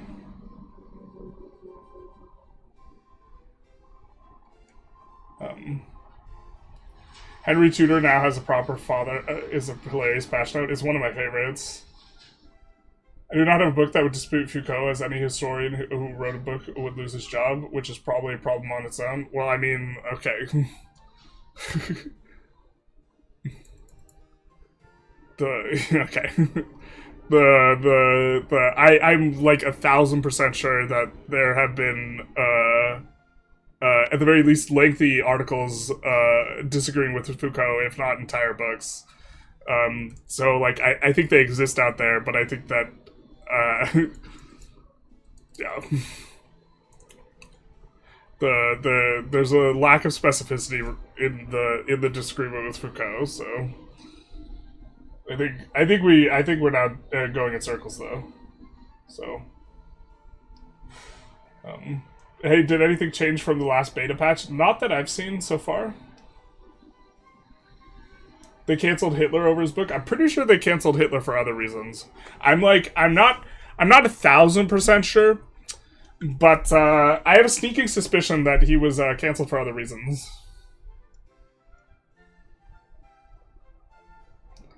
I suspect there was some other stuff going on there. There isn't necessarily a perfect list of categories to acknowledge the categories in some sense.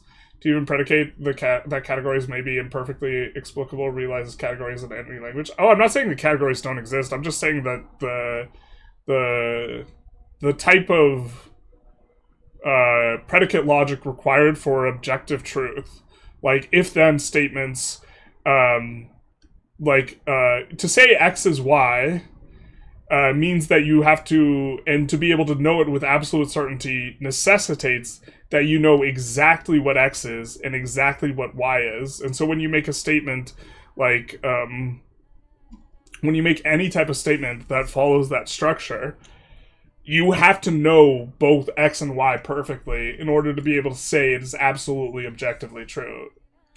Are EU patch notes being talked about during this Foucault lecture? Yeah, basically. I was at a party one time, and like my girlfriend's friend's boyfriend was trying to correct me on philosophy, and this like, I just remember like I was like, oh, it's actually pronounced Foucault, because he was telling me about Foucault, and like, okay, I might have been a little bit snarky, but after that, my girlfriend's friend just hated me. To be fair, that ex-girlfriend, I think, talked. I think she was the type of girl who complained about me a lot to her friends. Which, like, I think that that's generally kind of a bit of a yellow flag. If all of the friends of a particular girl, dislike you, then you have to like consider like exactly how she talks about you, like when you're not around. Although if all the friends of all girls dislike you, there might be a little bit of a common theme in there. But yeah, she didn't like that I corrected her boyfriend on the pronunciation of Foucault. Let alone his interpretation of Foucault. Brother was a casual, to be fair. Yeah. None of these are worth highlighting specifically. Mods changed the stream title to reflect the fact that we moved on from EU5 patch notes. Yeah, we've ascended to Foucault patch notes. Modern source, this is my source, and it was probably happened like this. Ancient source, it came to me in a dream. I'd accept an ancient source saying, like, if someone was like, man, this guy Foucault is going to write about us in 2,000 years and he's going to be off his rocker, I would accept that as a source. Yeah. Have you tried using bigger sticks, basically? Most salient critiques of Foucault are always among the lines of it's not that simple, which is hardly a refutation. It's great starting points. Well, but, like, some of the stuff is, like, hard to refute because it's, like, abstract and not, like, concrete in itself. But, yeah. Just saw a warning line, may contain content inappropriate for children, basically. And then, like, yeah, we're talking about Foucault. We're talking about, yeah. Nerf the proximity cost of the ment so it doesn't max out before it hits max level. You know. Some balance stuff. Can't deport your own heretics, womp womp. Terrible. Hi, first time catching you live. Love your content. Thank you. Welcome, welcome. I'm sorry you had to walk into this kind of weird discussion about Foucault and ancient Greeks and this type of stuff. And objective knowledge versus, like, or objective knowledge within the Western tradition maybe being undermined by the lack of ability to categorize things, and etc. Proposed ruler diplomatic action now has proper acceptance values. I'll take your word that Philip adopted the ideas of someone else. I only know a little. Yeah, to be fair, like, I wouldn't die on that hill. Just this is how I understand it. Is there was like a military like theoretician that advised Philip, but the guy was from Thebes. Yeah. I've got to go, but I appreciate a respectful disagreement. Yep. It was a good chat. Take care, man. Um,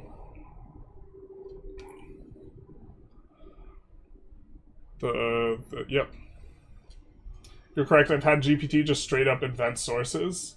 It do be like that sometimes. How it started, let's talk about EU5 modifiers. Came from the modifiers, went with Foucault and random stuff, yeah. Did they nerf mandate prox cost? They nerfed prox cost in a lot of different spots. We haven't gotten to the note on it yet, though. I'm not sure it's forthcoming.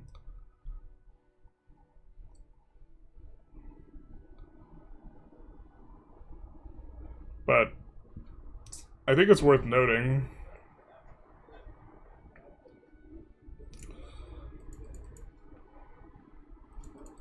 Yeah. We have, I consider this 100 Years War content.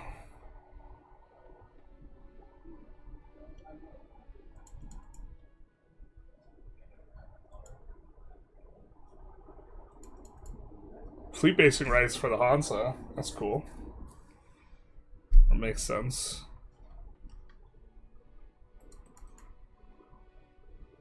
Colonial nations give food access to the overlord. Definitely a good change. Really kind of annoying to ask them for food access.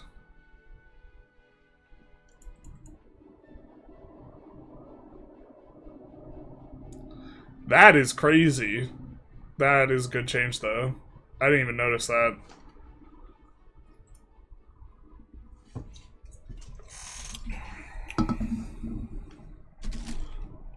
So I don't think we see anything here on proximity, and so we're gonna make a note in there because I'm assuming it's just not going to be yeah,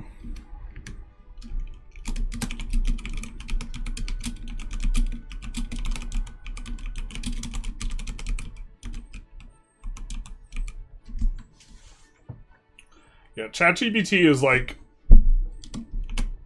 not a reliable source and is just like a scaffold. Someone was talking to me about like they had ChatGPT, like what ChatGPT will do is just reflect what like people say, and like they were talking about how there were like 30 million like violent criminal illegal immigrants in America, or like 30 million illegal immigrants in America, and it's like, brother, you think 10% of America, the people in America, are illegal immigrants? Because there's like, I think it's like between 350 and 400 million now. And it's like the real number is like there are 300 immigrants, or there are like 30 million immigrants in America, not illegal immigrants. But it gets like, but it's because people cite the immigrants number as the number of illegal immigrants. And because people cite it that way online, ChatGPT just reads like the way people cite online. ChatGPT is just like an aggregation of like chatter, which includes primary sources and this type of stuff, but it also includes just like if something gets repeated enough on the internet, like ChatGPT will think it's true. Which, to be fair, so does society, so that's a vibe. So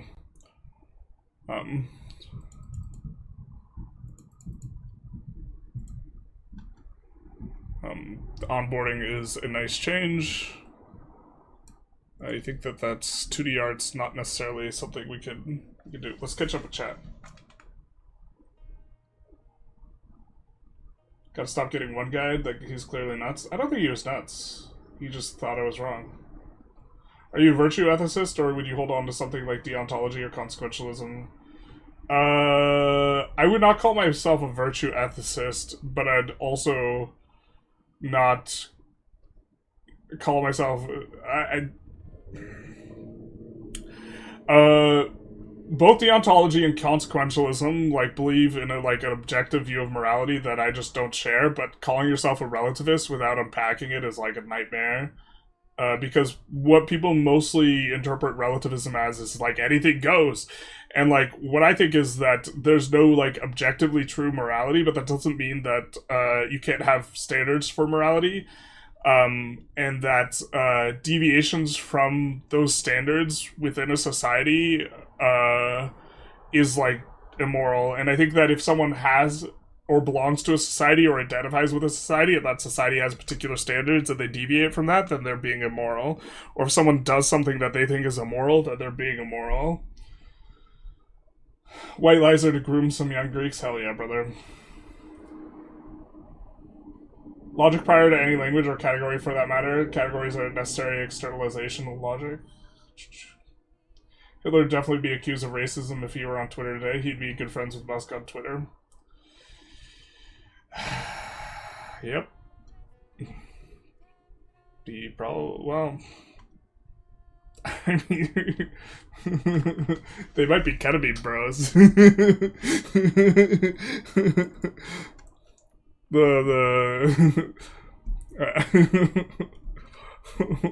I mean, in addition to, yeah, I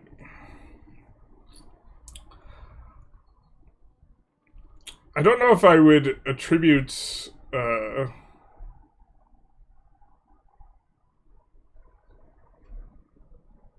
I think most of Musk's motivation is, like, running up, is that he, like, lacks empathy and he's, like, entirely motivated by running up the money number. I don't think he's as determined to, like, exterminate all of a particular group. His book was and still is very popular.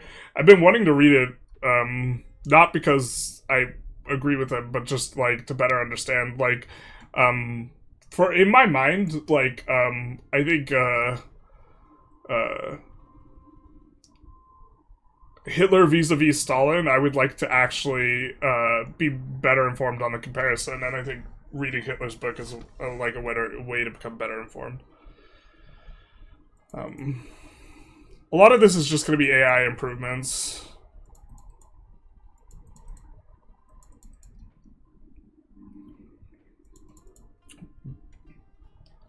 An extremely short Googling up of multiple authors criticizing Foucault.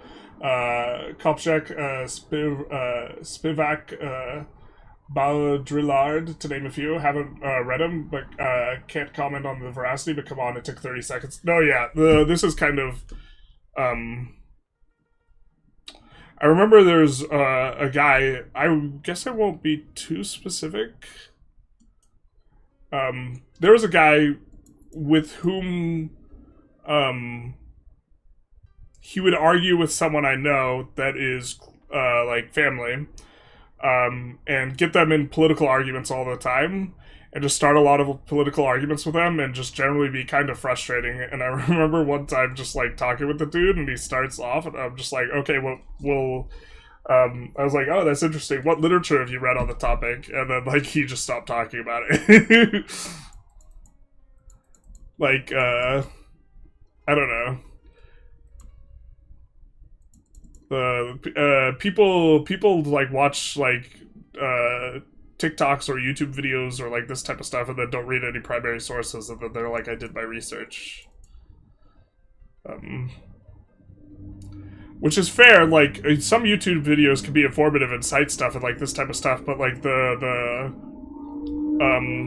you don't get in trouble if you, like, say stuff that's, like, wildly untrue on a YouTube video the same way you do if you publish something that's, like, wildly untrue. Although, to be fair, you don't even get in that much trouble for that anyways, unless you're, like, acting in a journalistic capacity or, like, this type of thing.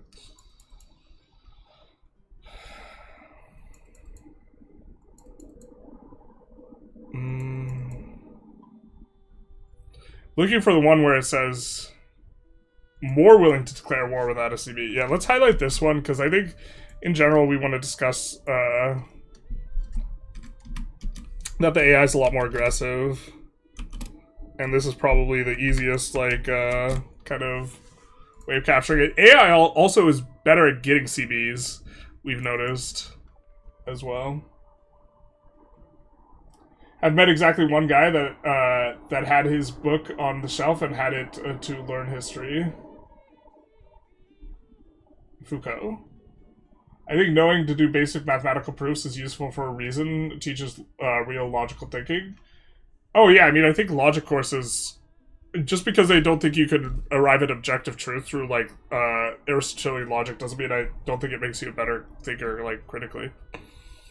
Yeah, I think logic should be taught in, like, I think logic and statistics should be taught in schools over, like, some of the upper division kind of mathematics, because I think that they're just more useful for producing critical thinkers than, like, Look, bro, trigonometry is just not as useful in the real world as statistics, I'm sorry.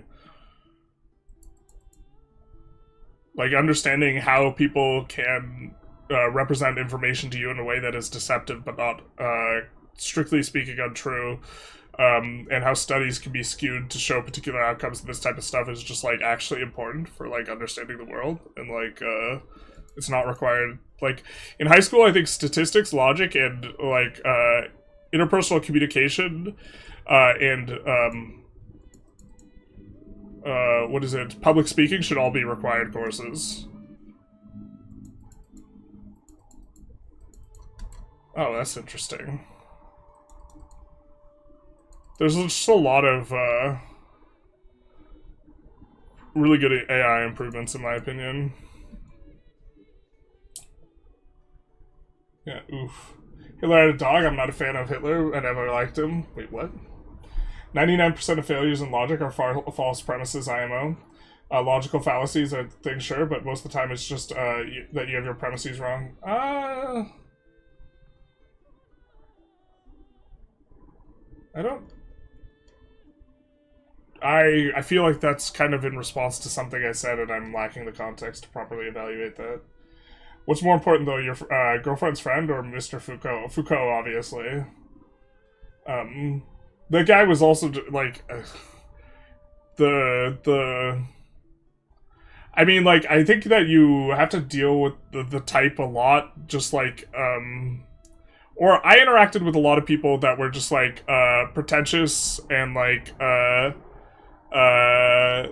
and I think that this doesn't happen very often with women, but with men, where they're trying to, like, intellectually flex, and then, the activity of, like, trying to appear smart and the activity of actually trying to get smart or, like, get a robust worldview are two completely different activities. I think there's a lot of guys that only care about, like, appearing smart, and I think that he was, like, one of those guys, which... Like, the way I'm phrasing that sounds, like, pretentious and, like, I'm doing exactly what I'm accusing him of, but, like, he rubbed me the wrong way in that regard.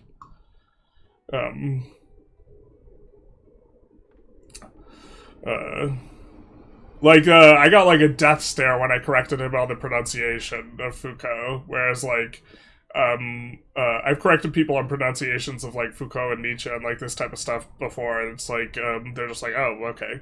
And that type of thing's common, because a lot of time you just only read the author, rather than, like, actually talking about them, like, out loud with another person, with a human being, and so you could actually know, like, the author pretty well without having, ever heard their name out loud in philosophy, I think. But, yeah, when someone lets you know the death stare, when someone gives you the death stare, it's because they're annoyed that you made them appear not as smart, not because, like, you know what I mean? Like, the priorities, and it becomes, evident, I think, in my opinion. Like, that he was just trying to look smart at a party by citing Foucault, and, like, I don't think he properly even read Foucault. Based on the way he was discussing it.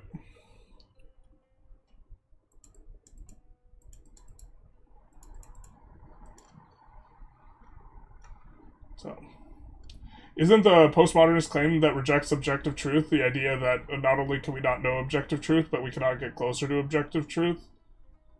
So it depends on, like, which... Like, I would not describe myself as, like, Pomo. And so unpacking the position's a little bit of work for me, because there's, like, different thinkers that are, like, Pomo or, like, post-Pomo. And,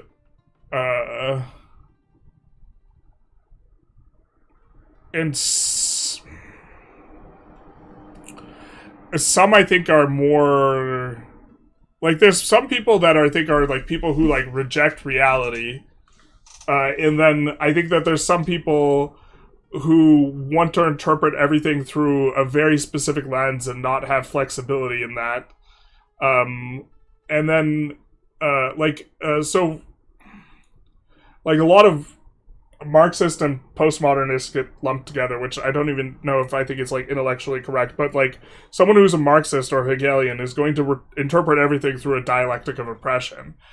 And uh, this might be not even the right tangent to go on.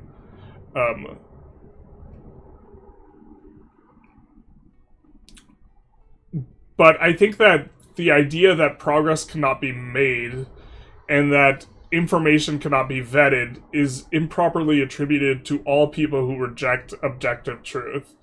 And that some people are just like, reality is all just vibes, bro. But some people are like, look, the criteria upon which you are placing for truth, of the truth that you want, is just not, you can't fulfill it. And it's coming from a place of skepticism, and not necessarily one that just rejects reality, but it rejects, like, the notion of truth of that kind is possible. Like, just because you can't have objective truth doesn't mean you can't be wildly wrong about something, and doesn't mean that all the quality of all information is the same, is like what I mean. And so, like, quality of information definitely varies, even if you don't believe in objective truth, I think. And I think that that is one of the things that is, like, levied onto people who reject objective truth, is that it's like, oh, it's all the same. And it's like, no, some things are just real stupid. And there's a difference between ideas being good and bad and ideas being objectively true and like objectively true or false. And like, if an idea is not very good at describing reality or predicting the future in this type of way, it's just like a shit idea. And you can, like, empirically verify, like, with studies and stuff, how good an idea is. But that doesn't mean it's objectively true. Because the type of objective truth that, like, Western philosophy wants is, like, this absolute. And the objection isn't that there aren't things that are true or false, it's that the absolute is not achievable. Godsbrid, thank you for the follow. Wait, what? We got a baboop, but not the... We got,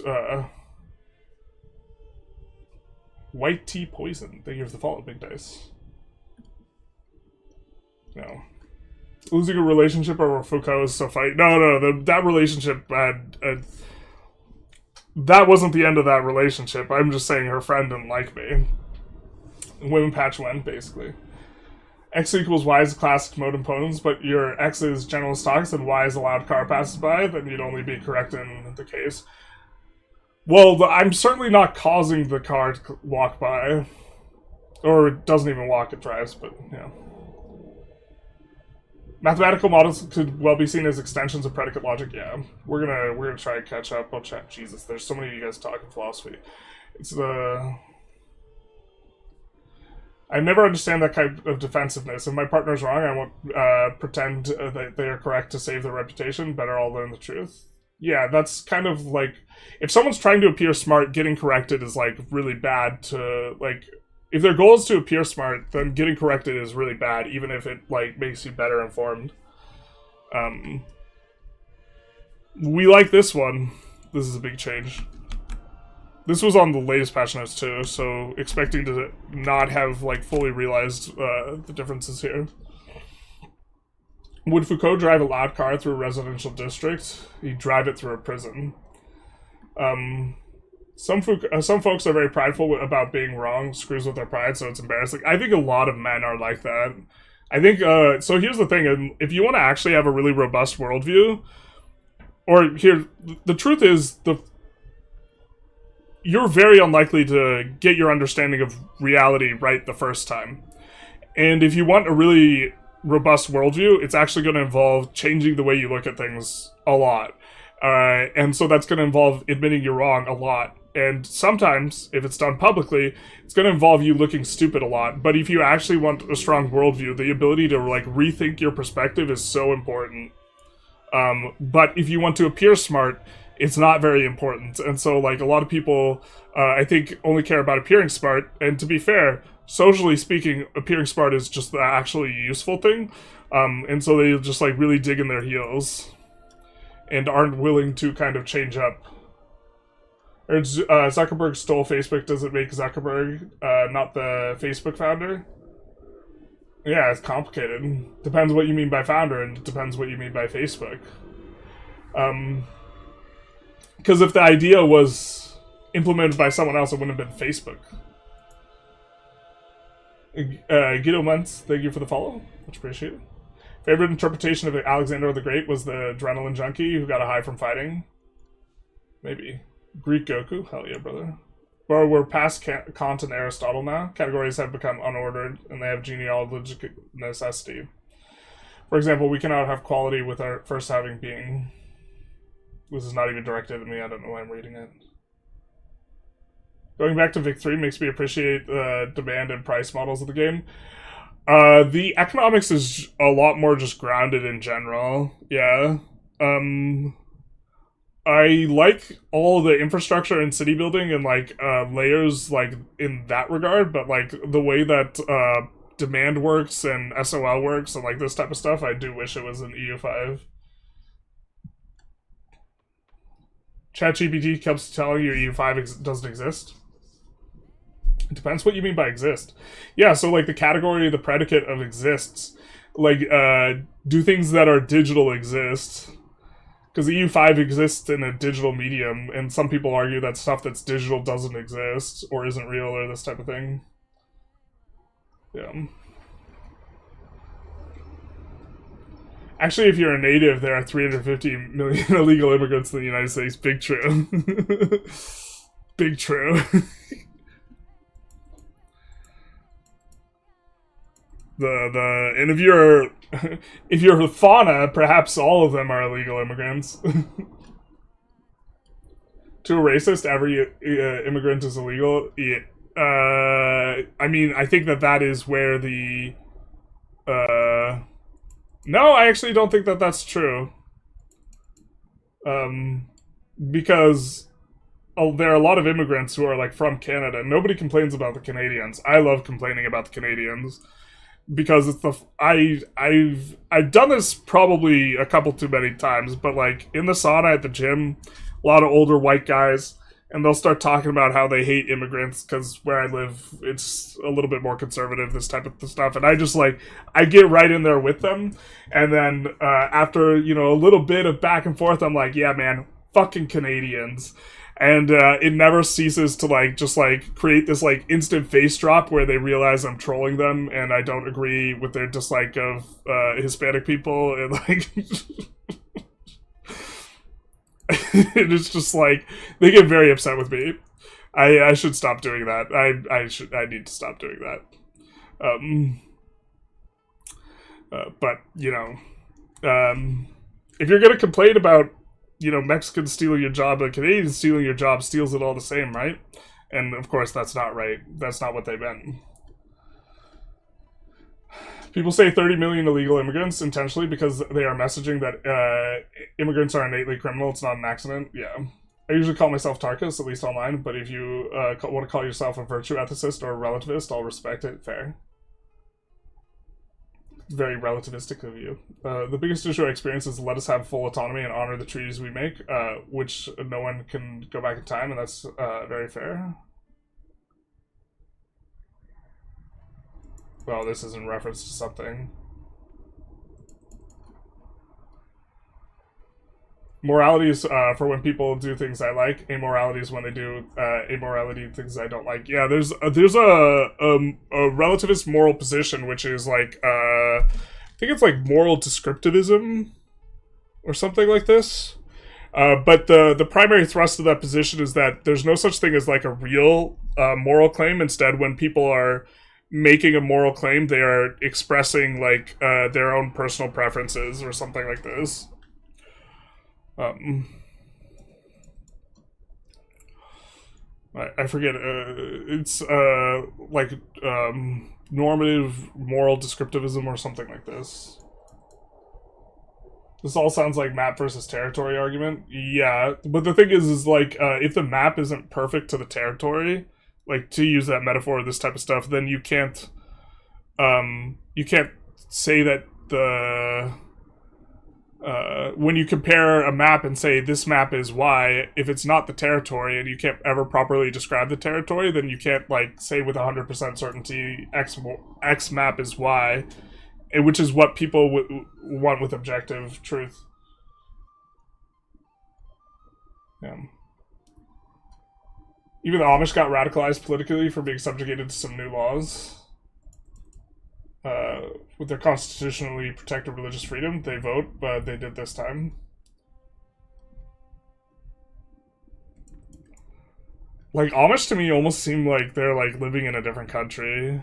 Like, just, vibes-wise. Obviously, they're living in the US, but, like, it's just, like... It's so crazy to me that, like, there's, like, a segment of the population that's, like, living like it's 1800. Just, like, in the middle of America.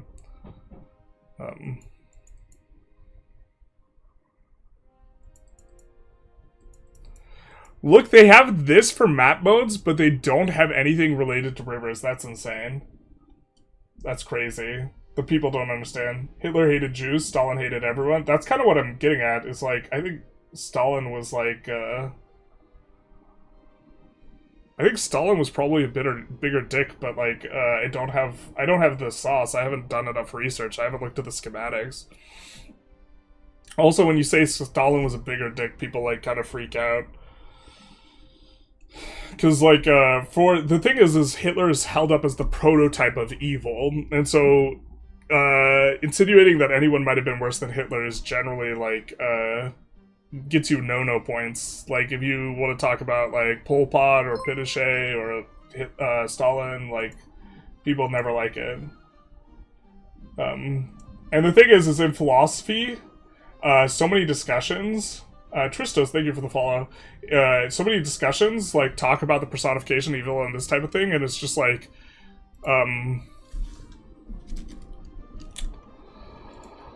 it gets boring after a while. Not that it has to be, but like, I can only take so many times that people use this Hitler as an example without like being like, bro, like,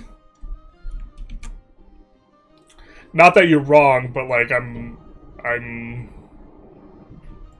I've heard so many thought experiments with Hitler. Like, would you go back and strangle baby Hitler? It's like, I'm not sure that's how that works, but, maybe.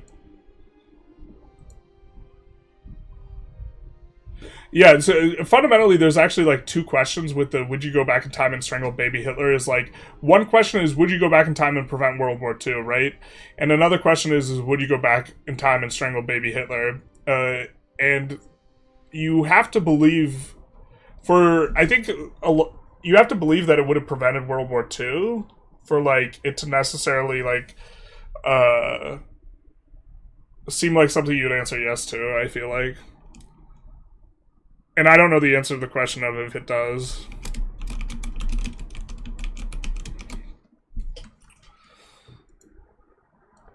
I imagine it's unlikely to, but also how, if there's a 1% chance it prevents World War II, is strangling a baby worth it? Probably. So, then it's a math equation. What an unintellectual topic, womp womp. Yeah, let's catch up on chat a little bit here. Generalist on dropping some truth on public education that serves common good. Yeah, apparently the kids are cooked. I know people who are in education and, like, apparently they don't like to read or write or think. Yeah, the truth hurts.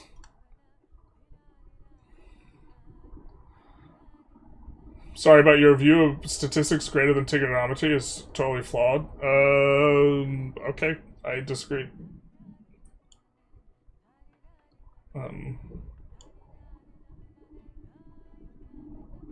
How will assimilation work by subjects to your culture? It works pretty effectively. We've been doing it with the kill wall run.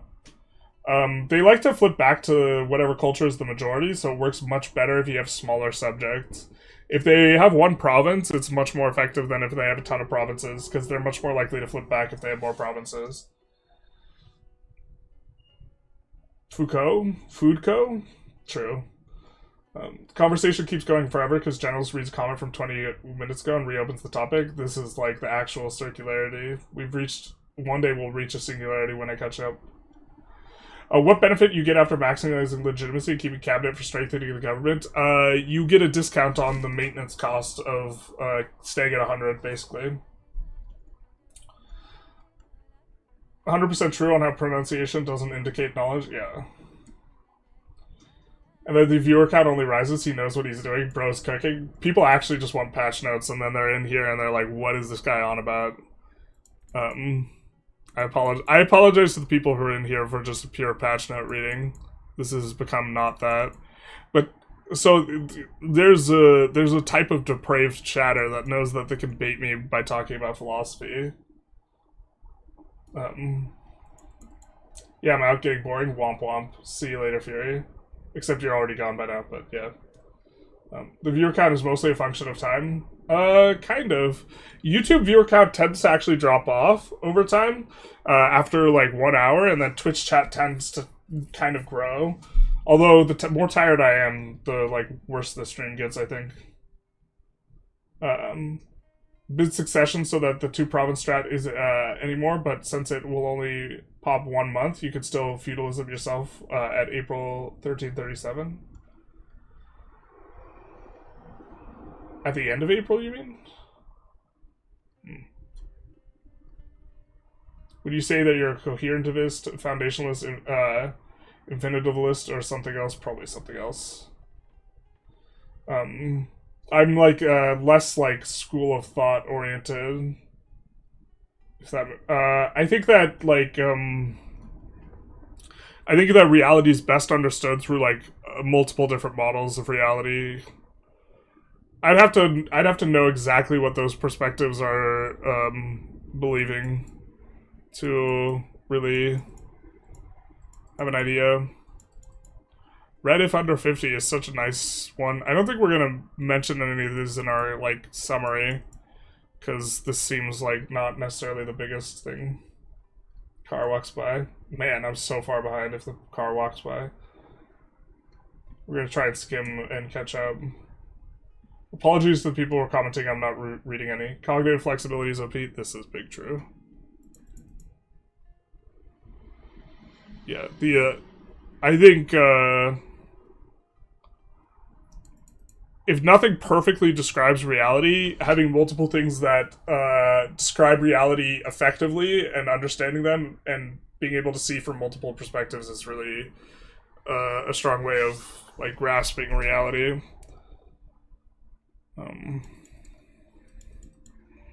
Not being visible for certain languages, certainly they mean like not in game, but like Chinese that doesn't show properly or something like this. Yeah, but this is just a bunch of UI stuff, I think. It's okay to say I don't know, absolutely. Love your philosophy lectures, makes me think you're funnier than modern Plato, showing the importance of keeping a sound mind and body. Thank you, thank you. Certainly less funny than Diogenes, though. Let's be real here. Did you pull the Petersonian technique of saying depends what you mean by the definition of obvious word? Not like this. Conflated with Peterson. No. Peterson does it in bad faith, I think. So sometimes I try and understand the question that I think the person is asking me, and then I try and think about the audience that is going to be hearing my answer, and sometimes I think the question that the person is actually asking me is different than what I think the audience thinks the question that they are asking me is, and then suddenly I need to bifurcate my answer somehow, where I need to answer one way to answer that person's question as best I can, and answer a different way to answer the question for the audience, because I think the audience's interpretation of the question is going to be different than mine. And sometimes I get gummed up on that, yeah. Tooltips. I don't think we're going to read all these tooltip things.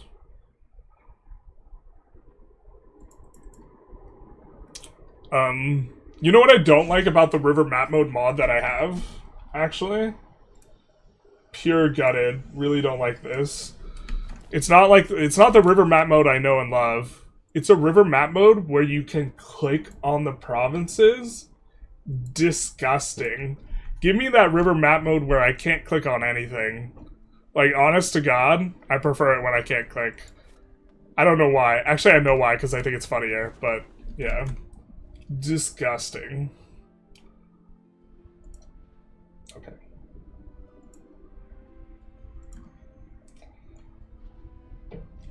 Would Foucault build market villages or fishing villages? He'd build slave centers or slave markets, because everything's a prison. I complain about Canadians? Yeah. I love it so much. Like, to be clear, I don't actually have a problem with Canadians. I just like pretending like I do. Wow, you hate me? I'm literally Ryan Gosling. Yeah. Don't you feel that countries' interaction in EU5 is erratic and not historically accurate? I don't know. Yeah, I don't think it's historically accurate, but EU4 was much better doing this. Well, EU4, like, would give them mission trees and give them, like, a ton of points towards trying to fulfill those mission trees. And to some degree, that's being fulfilled by situations, but there's not, like, a ton of situations for every country, this type of thing. Got my contract canceled because I corrected my boss's boss, was about to serve and heard dog whistles. Yeah, that's unfortunate, I guess. Some news coming out that US is going to war with Venezuela tonight. Oh, God damn it, dude. I was thinking of trying to do a charity stream this Saturday for, like, something for food security for Venezuela. Fuck, dude. God. Like, even I don't know that much about Maduro or any of this type of stuff. But let's say you think Maduro's awful, in which case that should be your reason for, like, going in, and you should just state it explicitly. Again, I really don't know a lot about Maduro. But, like, independent of whether or not stuff is justified, war is just, like, so bad for the average person. So many people just get super fucked up by war. I also think that it's very unlikely to be justified in any sort of way, especially because the reasons is changing and someone's just being a thug.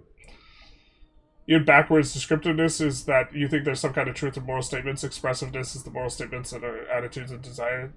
Yeah, maybe this is it.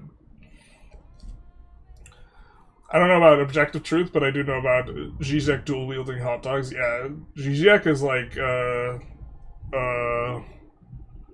the dumpster raccoon of philosophy, but like in a somewhat good way.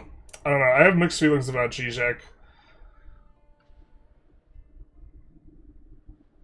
China's watching. Be careful. Basically, we forgot to bring up Mao. Stalin had the good sense to murder mostly his own people. Yeah, people. The rest of the world doesn't care as much when they're all your own people. I have political apathy, so podcast time for me. I am political apathy. Yeah. They answered this about it in the comment. They said they are remaking it from scratch, the river map mode. Yeah, this is probably good. I honestly think that I feel very strongly that, like, I don't think people were using the river map mode very much other than me, like, in the, like, pre-release cycle, it felt like. Or at least, in discussions, like, that were happening on the Discord, it didn't seem like people were.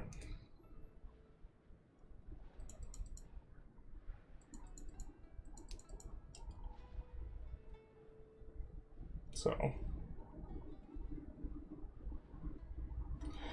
I think people give less attention, less hate to Stalin because he happened to be on our side during the war. I think that's 100% it. Yeah, I think that that's, like, there was way more anti-German propaganda than there was, like, anti-USSR propaganda, although a bunch of that came later. Stalin was a bigger dick. I am Yugoslav, and he let his soldiers break into houses and pick villages, the mothers and the daughter. Not to support Hitler, though, but yeah, no, I think that... Look, I think if you're going to use an example of a personification of evil, you don't just have to use Hitler every time. You can use, like, Stalin, and then, yeah. Look up what Genghis did. Yeah, from relative to the world's population, the amount of damage they caused, like, Genghis, and Napoleon maybe caused like a higher density of like Napoleon. I don't know how much human suffering he caused like outside of like a bunch of people dying. I don't know. Is it moral to tax the Dimmy 55%? We could at least agree on that. This is true. This is the river map mode.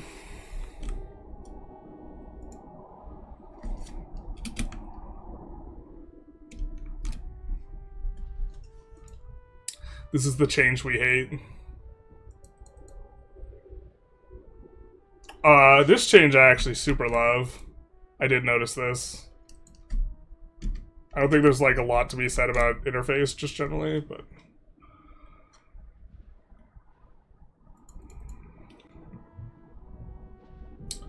I don't understand why preventing World War II and not preventing World War I by not making Ferdinand get killed or Europe in chaos or make Genghis Khan assimilated to disappear. The thing is the interpretation of history where it's about big characters who cause these massive events, I just generally think is probably unlikely to be true. It's just a easier narrative to like hang your coat on. It's an easier hook to intellectually, or like just the human in general wants to attribute it to, likes attributing stuff to one person. Like Apple's success was all Steve Jobs or like this type of thing, and like they really like putting a face on top of it. But I think that like the movements of history tend to just have an undercurrent. Like I think the spheres of influence and the colonialism and industrialization and all this type of stuff that led up to the First World War probably means that the First World War was happening at some point anyway.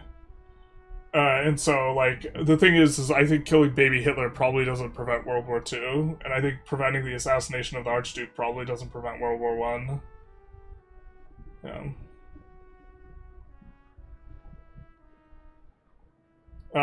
Stalin feels more offensive because the equal opportunity hater. I disagree. I look at it the other way. I think it takes a special kind of thug to like be cruel to your own people. Like one particularly big reason I dislike Putin a lot is because I don't think he gives a shit about the Russian people. Like in the Ryazan apartment bombings, where in order to improve his odds of getting elected, it seems to be the case. Well, let's put this a little bit more strongly. The FSB, the follow-up to the KGB, the security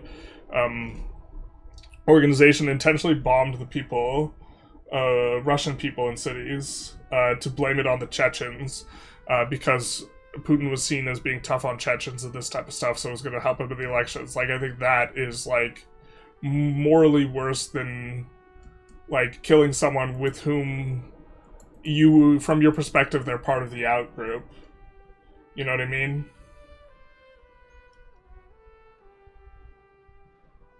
How do you determine who ideas are good to believe in if there's no way to determine objective truth?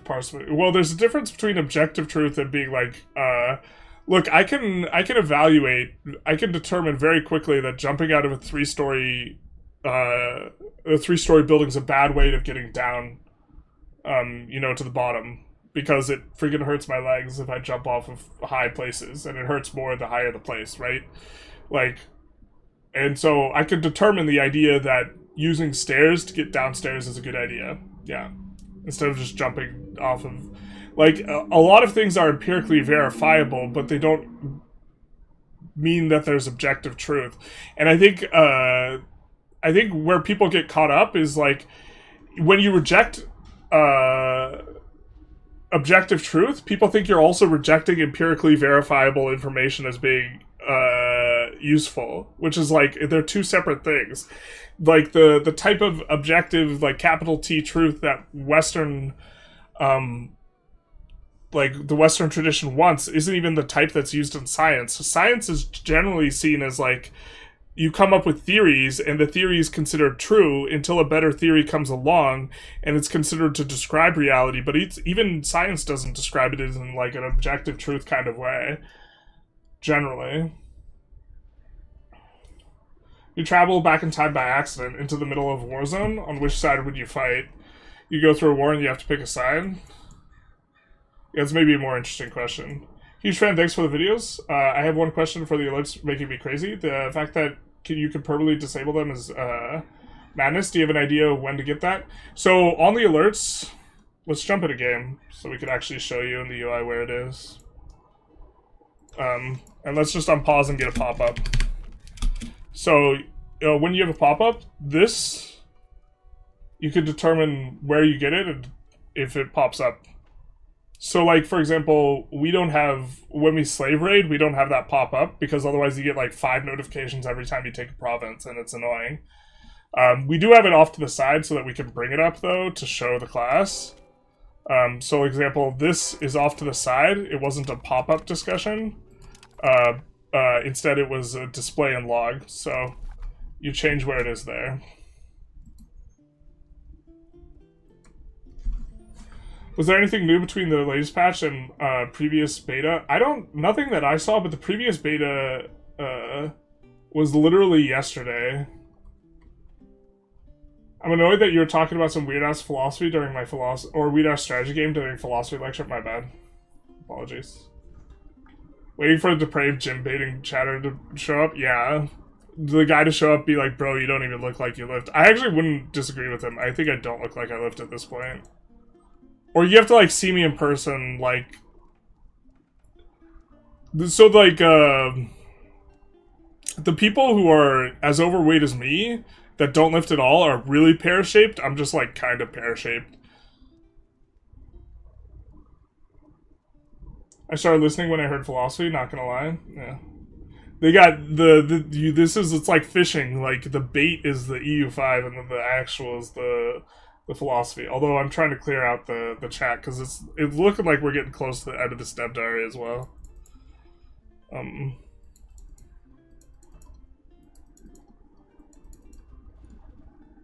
Yeah, but the hamburger thing in the UI that you can change the pop-up like notification is like such a. Actually, this is also. Let's highlight this. I actually think this is a huge, like a really nice change. Oh. Hey, Generalist, I read recently that nihilism was when you don't believe in anything, and I'm entirely correct, not like this. And you can't possibly convince me otherwise, disagree, and I'll argue that you're wrong. Yeah. A nihilist is like, one step removed from a relativist, because a nihilist thinks that, like, objective value can't be assigned, and we're done here, I'm taking my ball and going home, and a relativist is like, okay, we can't get objective truth, but we can still get something.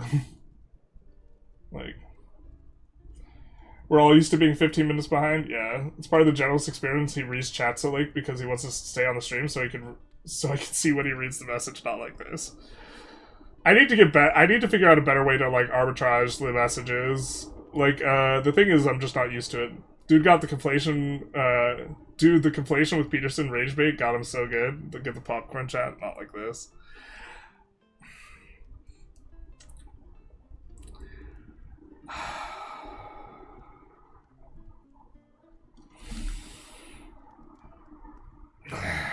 It's really complicated, you know? It's like, everything's really complicated when it, like, is against your position, and then everything's really simple when it's your position. This is a good old. Alright.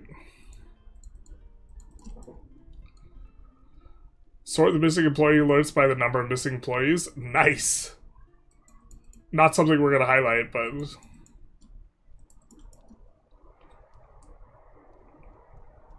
General's reading every single Foucault chat message, but skipping the entire section of the patch notes. Goated. Well, there are... Look, Ryagi's not telling me this in chat. He just wrote it for consumption at the leisure. You guys are writing this for me to read. Someone say taxation is theft. Hurry. Not like this. I mean, I am a libertarian, but I also don't think taxation is theft. I think, like, there's two brands of, like, libertarian. Or actually, there's more than 2 brands, but, like, I often think about this a lot as someone who considers themselves a libertarian, that, like, I think a lot of libertarians would disagree with. Like, I'm motivated by, like, I think, in principle, freedom, and meritocracy, should be the primary like values towards which a government tries to fulfill for its population. But then like a lot of libertarians, I think, don't believe in like externalities, like economic externalities. Like the notion that like the government should do anything is like to them is just abhorrent, and like some things should actually absolutely be done by the government. And I think that they just filter out the things that obviously should be done by the government. Like the government should provide fire department services, right? Because the thing is if someone's house is burning down right next to yours, that makes it really likely for your house to light on fire. And so that means that to save your house, you would definitely want adjacent houses to be put out in terms of fire. But if you have private fire departments and they only provide fire coverage to your house, that's going to be so freaking inefficient than if they just provided coverage everywhere. But then you could have a free rider problem. And so it seems like just incredibly obvious to me that, okay, this has to be government provided. The military is another one. Like the military either defends the nation or they don't. So you can't just have that be like privately funded. And there's a lot of things by which there's externalities that the government should just do it. But like when there's not, I generally dislike the government doing things. Yeah. I'm Stalin, do you hate me? Yes. They should bring back the river map mode that tanks your FPS. That river map mode was so sweet. It was super cool. Gen Z voted for Trump because they thought Biden would send them to war. Idiots. Yeah, well, it looks like... look, I'm not a wizard, but I'm pretty sure Biden wouldn't have attacked Venezuela. Maduro's not as bad as he's portrayed. Yeah, I'm not trying to say something bad about Maduro. I'm trying to express that I don't know enough about Maduro to outright reject the notion that, I think the Iraq War would have been much better in terms of justification if they just said, look, oh my god, I'm blanking on his name now. Hussein violated the agreement of the treaty. In the treaty, we said that this was cause for war. We're going to war for this reason and because he's a thug. If that was given as the reason to Congress, that would not have been as problematic as the WMDs that like weren't there, right? And I think that there's some sort of like argument you can make on those lines. I think like it's not categorically... I think regime change in general is bad, but it's not like categorically bad is what I'm saying. So not knowing much about Maduro, I can't really comment on it, is mainly what I'm getting at. Which is not to say that it's justified. I very much doubt that it's justified, especially because the initial reason was because of drug runners and like fentanyl. And that's absurd because if you're going to do anything, it should be against either... Which I don't think you should in a like a war crime type of way, but even if you were, it should be targeting like Mexico or China because the precursors come in from China, and those precursors shouldn't be targeted because they're used for a bunch of other stuff that's like not even drug related, so that would be absurd, but you could do it. But the targeting Venezuela doesn't even make sense. Like, that's where the coke comes from, not the fen. But then suddenly it's about the oil that they owe us, and this type of seize a good oil taker, and then now there's a blockade, and it's like, brother, this has nothing to do with the drug stuff.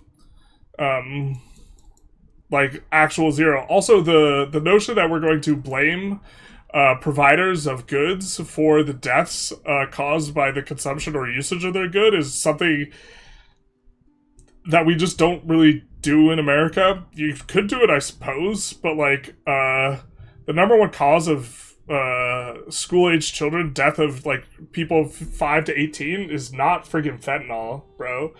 It's like guns, and like you wouldn't just like bomb the house of like the guy who owns the like gun company or whatever.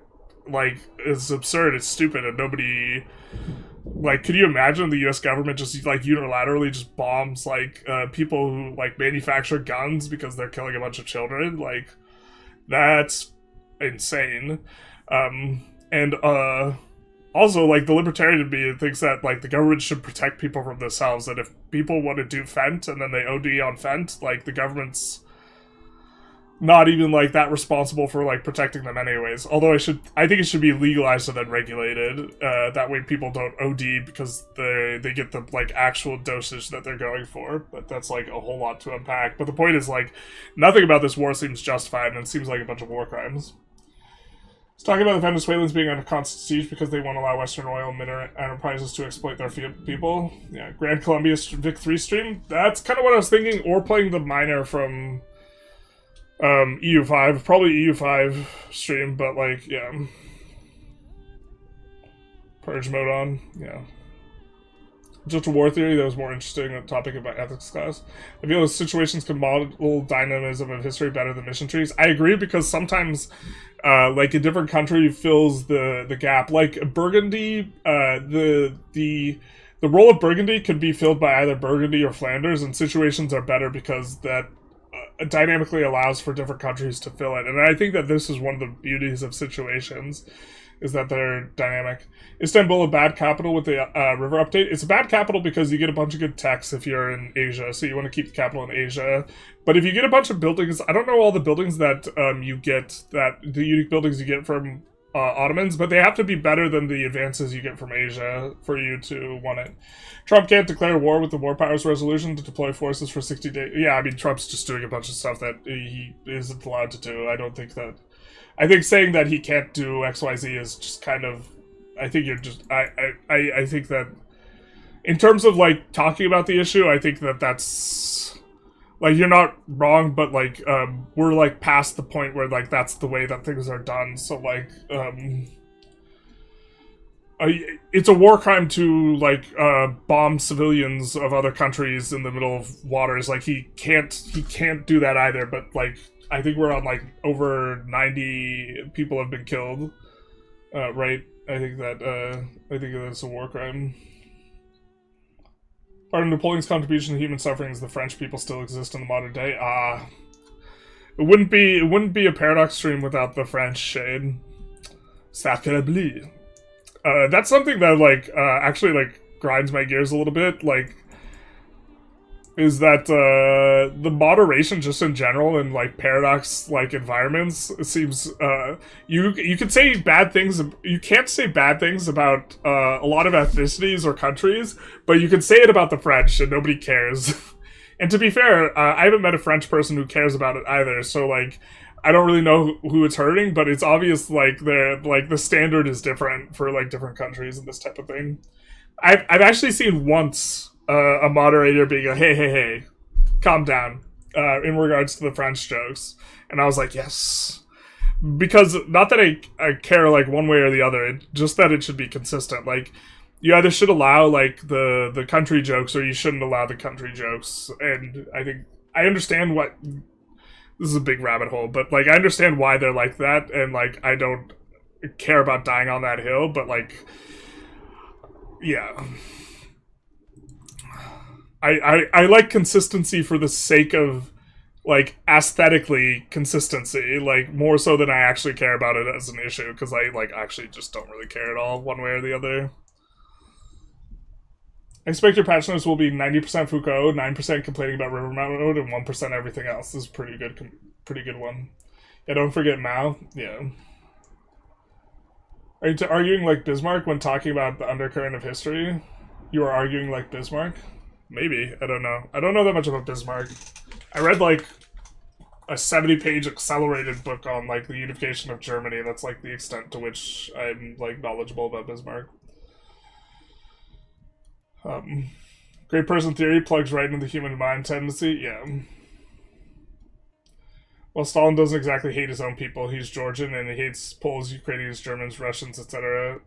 That's maybe fair. Maybe I just don't know enough about Stalin. But that harkens back to kind of my initial comment is I wish I knew, like, Stalin and Hitler a little bit better. Both. Fix this dude not having hair. Hell yeah, brother. Tried to do the Denmark run and not being able to vassalize Hansa sucks. Just sitting in debt 24/7. Womp womp. Wittgenstein is the goat philosopher. I do like Wittgenstein a bit. I haven't read that much of him, though. Objective truth for now? Yeah. For regarding science? It's kind of like that. Exactly, but people treat science like a new church, the absolute truth to bend the knee to. Yeah, that's not how science works. Science is like a process, not a like a final destination, right? Or it's not a codified like this is true thing. It's like a procedural thing, like actual science. Anyway, sorry, back to EU5. Yeah, basically. Would you go back in the past and met baby Nick Fuentes? Met? I don't even know what you mean by met. I have no interest in meeting babies in general. Like, I just don't care. My, like, bro, like, when someone, like, talks about the baby and they're showing baby pictures at a social gathering, that's, like, I'm so disengaged. Like, I don't think anything, like, actually, like, intellectually I find, like, less stimulating than people, like, talking about, like, how cute their baby is. Jugshot, thank you for the follow, big nice. Holy shit, that was a good Peterson impression. Maybe too good, right? We have the worry flurry train on reading chat and playing well. Flurry worry train. Oh, did Flurry didn't raid me, no? Oh no. I don't want to do this to a bunch of Flurry viewers. Okay, no, he didn't. I was like... I'm not trying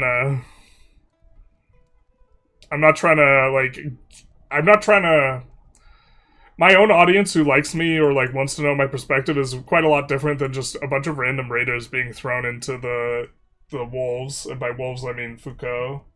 How can you be a libertarian without thinking tax is theft? It's called nuance.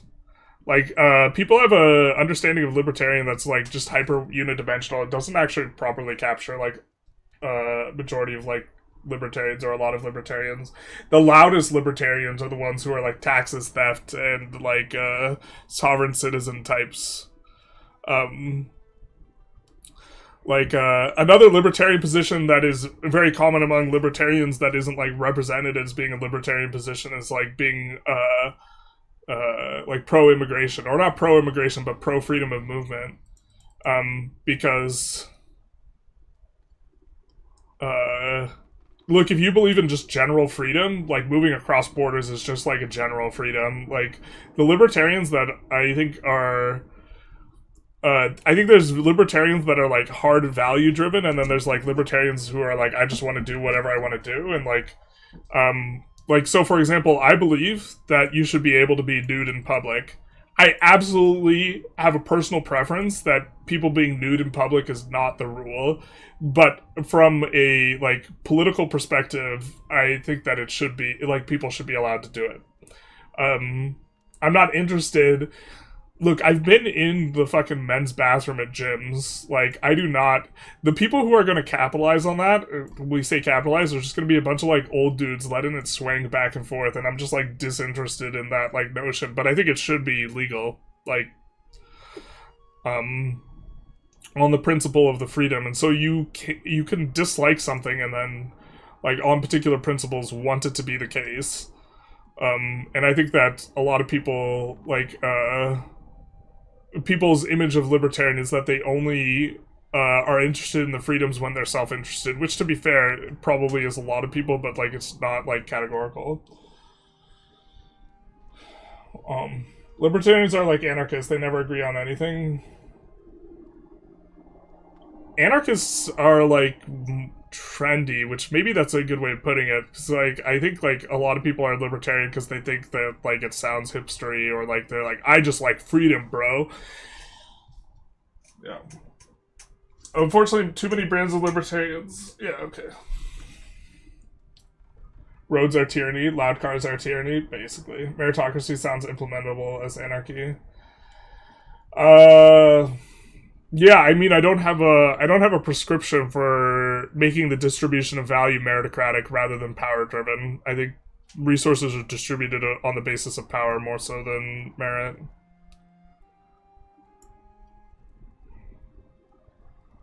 Quick, bring up the lighthouse non-excludable good example. Quick. I thought about bringing it up, and then I'd be like, I've talked about lighthouses so many times. I'm gonna stop and close the stream or I won't be able to sleep a good night, folks. Godspeed.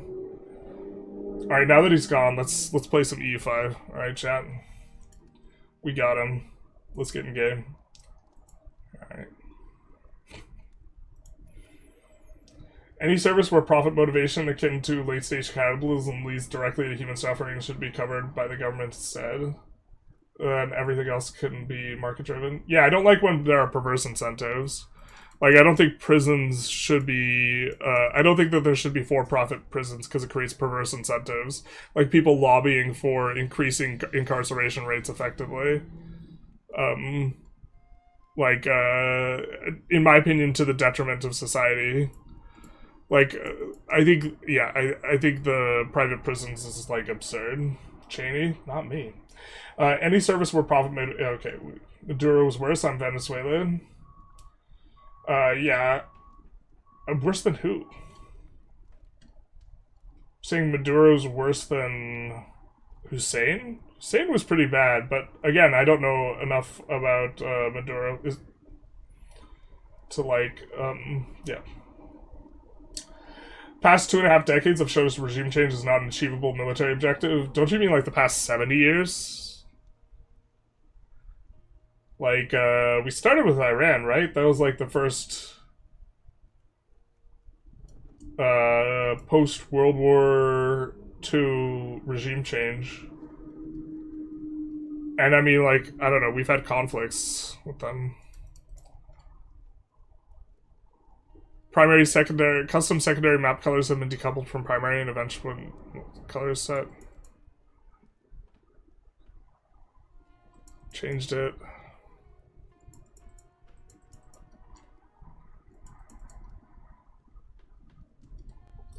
Biden's wife clearly had major beef with the Democrats. She almost hostile to Democratic leadership. I think she prioritized her husband's health and was being used as a figurehead. And he was being used as a figurehead. I think to some extent that's true. Like, watching the debate was freaking disturbing. I think also Biden, like, when he was under less stress, also cleared up a little bit. Like, after he dropped out, he, like, seemed more healthy. So, but, like, I also, to some extent, like, conversations that bring up Clinton, I really hate Bill Clinton, right? But, it's kind of just, like, an insipid tangent in general. It's like a form of deflection. Clinton hasn't been president in a quarter century. Like, he's not relevant, usually. You wouldn't bomb a CEO's hat. Okay, speak for yourself, buddy, yeah. It's fine to have conversations about what President Harris would have done. That was who was running for office. Yeah, I think that that's more... Well, I think the Biden one is, like, kind of relevant, but, yeah. Hypocrisy of hating Maduro, but being in bed with a bunch of autocrats makes a whole thing nonsense to me. Yeah, I agree with that. You guys wouldn't download and print a gun. Oh, no. Venezuela doesn't produce like 10% of the oil like it did 25% 25 years ago. It's not about the oil. The only thing that makes sense is the growing Russian influence in Venezuela. Look, I don't think that the U.S. is intervening in Venezuela to decrease Russian influence because it's trying to, like, combat Putin geopolitically. Like, I don't think that's the motivation. That maybe would be a reasonable reason for intervening or doing this type of thing, but that's, like, Trump is demonstrably, like, Putin sympathetic at, like, the very least. Burn. Alright, we get a bunch of multiplayer fixes.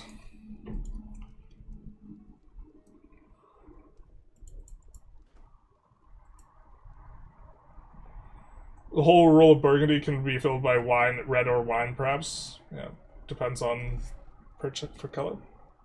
Supreme Court has backed Trump for almost every move he's made. Doesn't seem to apply to this guy. Yeah. Let's talk about how messed up the U.S. drug schedule is. Yeah, I mean, I'm as a libertarian, I generally just kind of think that all the drugs should be legal, but I also think that they should all be regulated, so you know exactly what you're putting in your body. Also, if you look at what happens when things are criminalized / made illegal, like the consumption of the thing tends to be in much higher dosages because the concentrated dosages are easier to smuggle. And so people taking really, really small, like people during Prohibition, the alcohol content in the alcohol that was sold was incredibly high because people, it's easier to move around to ship to distribute, and people would just get really fucked up. And then post-Prohibition, people swapped to like beer and wine. Like if Coke was legal, people would like chew on cocoa leaves instead of like necessarily just going on just rampage benders. Like, yeah.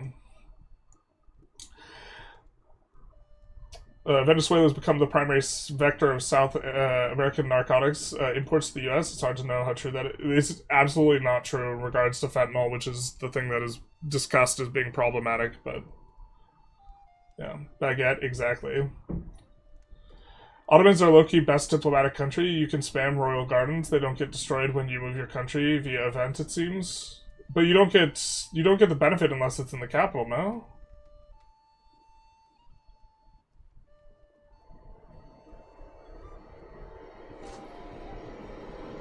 Yeah. Only issue about the French joke is that people are internalizing those memes and saying them unironically. Yeah, I think this is a separate issue. Like, being able to make jokes, yeah.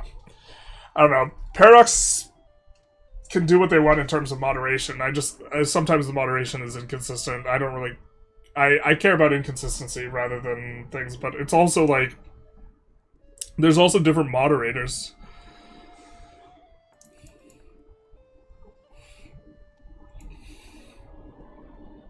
So...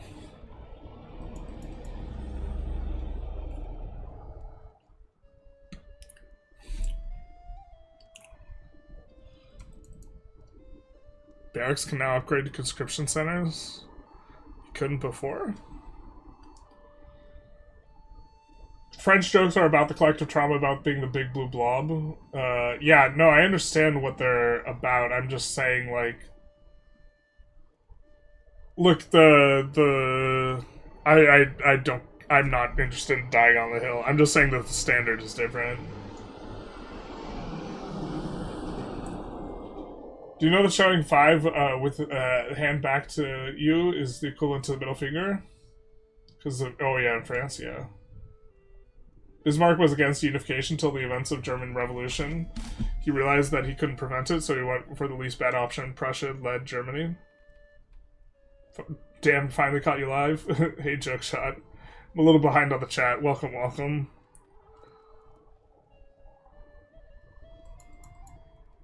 Lost levies no longer become regulars? When was this happening?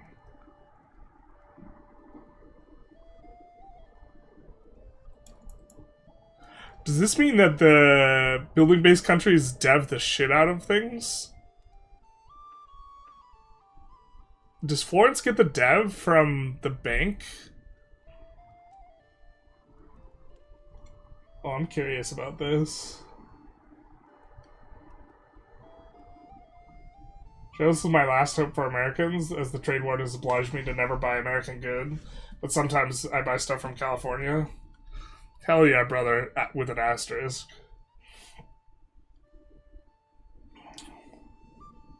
I don't know. I think that I really dislike the lack of competition because I would like to boycott companies I don't like a little bit more. And it's a little bit difficult. There's no effective competition for Amazon, right? And I think if you say eBay's competition, I mean, come on now. There's effectively no competition for Amazon, so boycotting Amazon means not using the service as it kind of like is. What happened to the river map mode? They massacred our poor boy. They're redoing the river map mode, so it's kind of just out right now. Taxes theft is a really common libertarian position. The next part that everyone disagrees on. It is common, yeah. Free the nipple? I'm for free the nipple, yeah. I actually argued with a little bit about that in regards to, like, in philosophy courses, because I was still at university when that movement was, like, kind of big.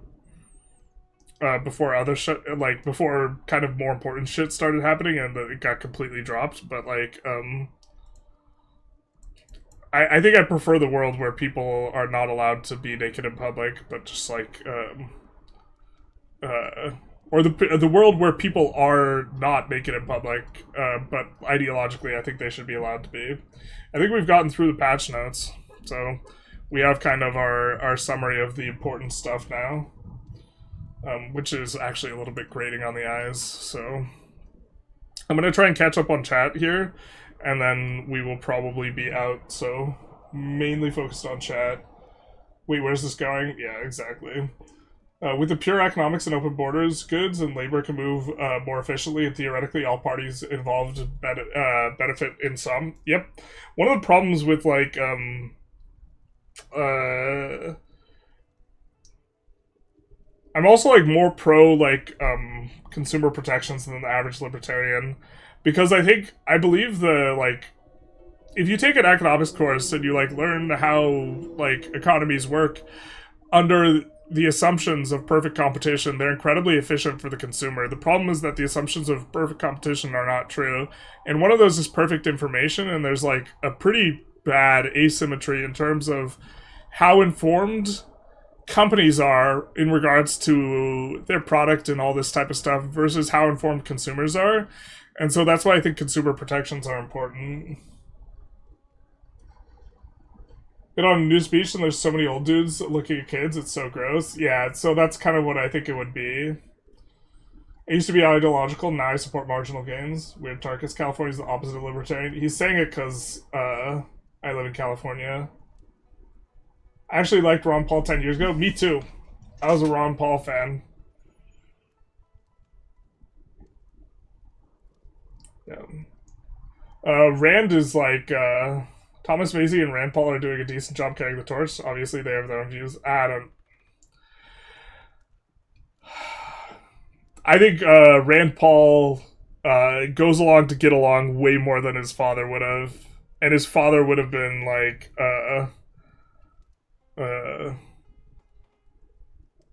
I much prefer the tree that the apple came from. Let's just put it like that. Man, I really like Ron Paul, but mostly because he seemed very earnest about trying to get the country better. Yeah, Ron Paul, you could watch him in the middle of debates, shoot himself in the fucking foot just to be honest to the American people about what his positions actually were. Like, which was not a very politician thing to do. I don't know if I really agree with Ron Paul on, like, a lot of different things. But, like, I liked him. Yeah. We started with Mexico if I want to be technical with Cuba. Iran was bullied in World War II by the Brits and Russia. Yeah, but that was like the first regime change, like, post-World War II, right? In the kind of, like, New World Order. Or maybe I'm not remembering correctly. We try to make a return to the great power politics because Baron plays Vicky 3. Not like this. Great chat so far, boss. Gonna dip. Godspeed. Gonna leave you up on the work laptop for the dollars. Thank you, thank you. Although, I'd kind of rather you didn't. I think you might pay more in electricity than I get in income from a view, just in general. So I'd rather you pay less on your electricity bill, probably. I mean, I guess in theory it helps my algorithm and I get boosted and stuff like this, but, like, I appreciate it. But don't, like, crush your electricity bill on the computer just because, yeah. The government we put in place was immediately after World War II. Korea wasn't, war wasn't regime change. The backing one side of a civil war is, like, weird to evaluate whether or not it's regime change, right? I'm not sure how to do that. Oh, control keys are now rebindable. This is actually a big deal. I didn't even see this.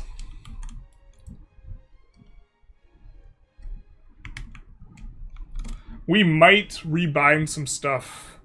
I think that I just have to get better at using control groups, though. Especially, like, I've discussed Parabellum a little bit with, like, Lath. Because he was saying that he thought I would do well on it, and I was like, bro, I can't click very fast. I'm not very good at clicking. And something I want to get better at is using control groups for armies and this type of stuff. If coke was legal, cocaine bear wouldn't have been a thing. That's right. I'm joining the war on drugs on the side of drugs. I mean, the war on drugs is kind of more. Look, the fact that they're like, I have to look up the numbers, and it might not be the case anymore, but like the jail time for crack was like 20 years, and cocaine it was like 3 months. It was very obvious, like the war on drugs. I think in large part of the motivations and extension, like more of like a race war type of thing. Because like it's absurd to have the penalty for 2 drugs that are basically the same. I understand crack's a little bit different than cocaine, but having it be 80 times as much is like insane. And it's because the white people do the powder, and then crack is in terms of consumption is more proportionally represented amongst African Americans. I'm a moderator, but I refuse to moderate because I'm a conscientious objector. This is the type of moderator we want. Tarkus, I almost messaged you last night regarding the poll that I had made, trying to bet you that I could get more people, that more of my audience would say that they're feckless cowards. I think feckless coward was the funniest answer to the poll that I put up. That's the answer I would have put. But then I checked this morning, and I had so few feckless cowards. And I was like, damn it. Chat seems to be behaving pretty well despite controversial topics. I think, in general, my audience is pretty well behaved, except for one person that I don't think is that I think is just a troll and has ban evaded and made multiple accounts and just tries to bait huge, massive arguments. I think that people are generally respectful. I'm shocked because there's no like be respectful rule. I think that like a lot of like the chat rules, like be respectful, like be on your best, like these types of things are like I can't remember the word. It's not condescending. Patronizing. Like I almost think that like expressing rules that I think should be common sense to like your audience is like mildly patronizing, but also maybe I should do it. The thing is I could just ban anyone anytime I want, so like yeah.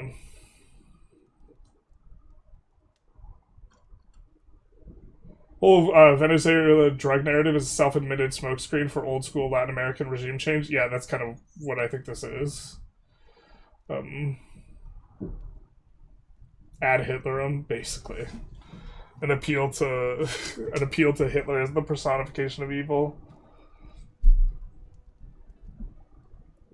The lost levies was an exploit here. You could turn levies into regulars by losing the territory they'd been raised in.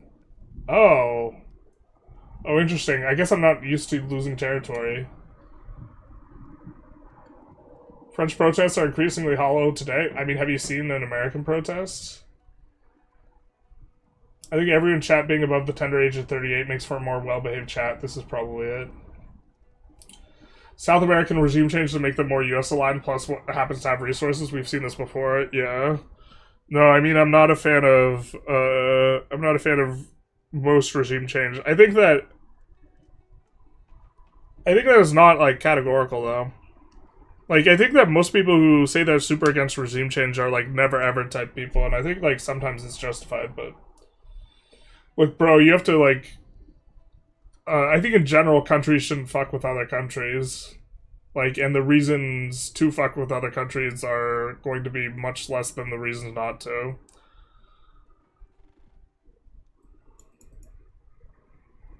Fix the close to the equator always being maximum south of the equator? That makes so much sense with the gameplay. That makes a lot of sense in terms of what we've noticed. Why does America regime change in South America? All it does is generate infamy, and you can't change laws on a nation you don't care about? Exactly. Tarkus asking the real questions.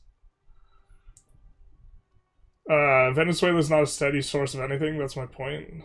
This is from Maximilian. Maximilian's the Venezuelan in chat, right? BMI requirements for nudity? Womp womp. I would definitely not be a fan of that from like a libertarian perspective. You either allow it for everyone or for no one, yeah. I'm trying to find a charity that helps with the food security in Venezuela. I wanted to do a stream before like anything escalated, Because I think once like the blockade is like an all goods blockade, like I don't know about trying to send money anymore because I don't know how efficient it's gonna be. I can't believe they still haven't fixed other countries stealing your heir just because you're a male heir to a female ruler to get a nice pew. Christ, I kind of don't know if I think that's a mistake. We do care about Venezuela. I'm from Florida. Miami specifically has exceptional economic ties to every Gulf state. Lack of consumer protections was one of the reasons I stopped being a libertarian. I keep adding addendums to my libertarianness. Eventually I realized I was a liberal, says Chris Roberts. Well, like, the thing is like, the values that underpin libertarianism are, like, what I agree with. Like, I don't think I'm a liberal because I'm not, like, motivated by empathy. I'm motivated by, like, a sense of justice, like, politically speaking. Like, in my personal life, I'm motivated by empathy, but I think my own personal feelings of empathy should not inform public policy. I think it should be, like, the values of, like, meritocracy and freedom, and to, like, a lesser extent, like, I think a nation has a sort of, not moral obligation, but moral justification for self-preservation. So, like, and this is a slippery slope, and it's, like, a fine line, and like it feels bad, but like when I think a nation can impede on meritocracy or freedom if it is required for the self-preservation of the nation. But often I think that trampling on freedoms in this sort of justification is given way too lightly, but like in theory I think it should be allowed. When Monroe Doctrine only exists to stop Europeans from spiking world tension by invading Latin America. Yeah, the good old, if we didn't invade the Latin American countries, Europe would have, so we're really just saving them from Europe. Yeah. Having a friendly regime sitting on the world's largest supply. I don't even think it's like it's something strategically oriented. I think Trump just wants to bully someone. Like, he just wants to be, like, he just wants wins in the win column. Like, I don't think I mean, like, I think a lot of his approaches to the nation are kleptocratic rather than, like, to expand the power of, like, the nation. And so, like, reading in motivations that are, like, American geopolitical power, like, oriented, I think is just, like, missing the mark with Trump. I don't think he's motivated in that way. I think he's narcissistic, although I don't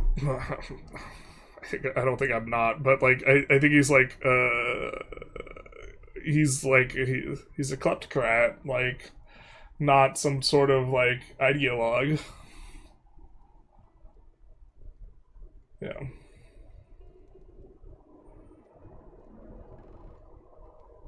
Ron Paul 2012, it's happening. Take me back. Bro, I would vote for Ron Paul if he ran today. Kind of, maybe. I don't know. The problem is I hate the DNC. Like, I hate getting called, like, a Democrat, even though I'm, like, liberal, like... Alright, we're catching up on chat. We're catching up. We also get more protection against smuggling and criminals of other kinds by having favorable relations. Our relationship with Colombia is far better without having all the coke being exported to the USA. Yeah, another thing is, like, we stopped getting intelligence from, like, Venezuela, so it's actually probably harder for us to combat drug trafficking. What did I study at uni? Philosophy. Saddam Hussein was bad, and that was a bad idea. Yeah, I'm saying that... if that was given as the justification for us going there, that's suddenly the entire lead up to the war is a lot different and more, I think, defensible than, like, what appears to be, and I haven't studied this extensively, it appears that the American people were just lied to me. I would have to take a closer look at this. I'm not that knowledgeable about the Iraq War, and honestly, at this point, like, I don't care that much, but... I advocate regime change on this YouTube channel, so finally someone's got the right answers. Control groups, we're playing StarCraft now? I mean... yeah. But tell me if EU5 is cooked or not. EU5 is good. We're good. Get that APM up. Mainly, we gotta get the messages per minute up, because we gotta finish this out. Can't wait to play EU5 like StarCraft.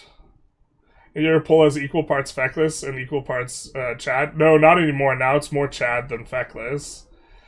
Yeah, no, I saw it in the morning and then I was like, just kidding. I'm not messaging Tarkus about this. He might have more feckless people.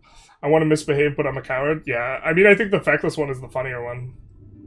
Is the Banivator Tarkus? It was. There was an impersonation of Tarkus. Regular people tip when rude ideas are being discussed? Maybe.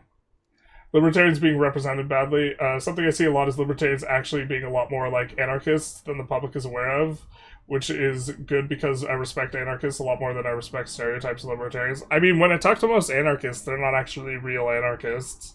Or, like, what they want is, like, a decentralized form of governance, which to me is not, like, anarchism. Generalist, my Portugal campaign is suddenly going through the Reformation event and building Lutheran preachers everywhere. Is there any way to stop such a thing? Nope. Other than converting into Lutheran, they delete when it gets 50% Lutheran, so that will delete the building. The building also costs you upkeep, which is hilarious. Do you think Venezuelan strikes will go as far as Panama? I don't know. I haven't read the national security strategy. No, this has happened as I've been live. I don't know. I'm worried about it. I think that there's business with Venezuela, some imperialist thuggery. I think your audience skews older since the large spreadsheet 38 plus tends to be older and polite. This is true, but there's a look. I've been in the sauna. I've been in the sauna with some of these older, gentlemen that are. Look, there's a lot of older people that are rude as fuck. Maduro's bad, but not in the way Pol Pot is bad. This is kind of my intuition, but I don't know. Again, I don't know a lot about Maduro. Yeah, there are situations where regime change is permissible and necessary, just not often, and certainly not this. Yeah, I think that the criteria is. I mean, how many regime changes has the U.S. done, and how many have been justified? Like, I think World War II was justified, if you want to call that regime change, but that was... I don't know if I'd even call that regime change. Pol Pot was ridiculous. Greatest thing the Vietnamese army did was invade them right after winning their independence. Which justifies violently... Yeah, this is... Once it's all goods blockade, it's war. I mean, any type of blockade is an act of war. I mean, like, attacking civilians... I mean, people forget about the Lusitania. Like, the sinking of civilian ships is an act of war. Blockade of any type of good is an act of war. Like, we're seeing a lot of acts of war, but Venezuela is not saying, okay, we're now in a state of war with the United States, because that would be just, like, idiotic. But, like, I mean, like, when does the war start? It starts when the act of war start. EU5 question? Yep. We can answer this. Can you vassalize the Pope as Orthodox and force it to change his religion? I don't think you can force the Pope man to change his religion. You can vassalize him as Sunni. I don't know about Orthodox. You don't need to be motivated by empathy to be a liberal. Values you described are central to liberalism. Yeah, so... Calling me a classic liberal would maybe not be unfair, but I'm not motivated by, like, a basic standard of living either. Like, as much as meritocracy. Which I think, classical liberalism, like, holds as kind of one of its positions, and I think that this distinction between liberalism and libertarianism makes me, a libertarian rather than classical liberal.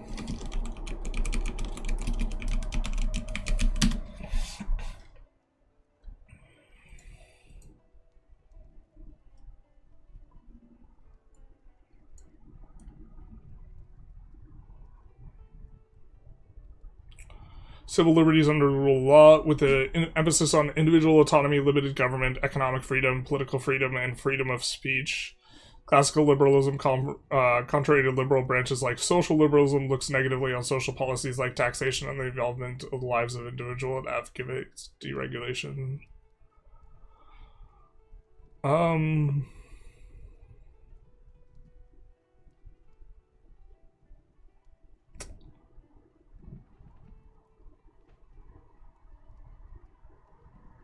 maybe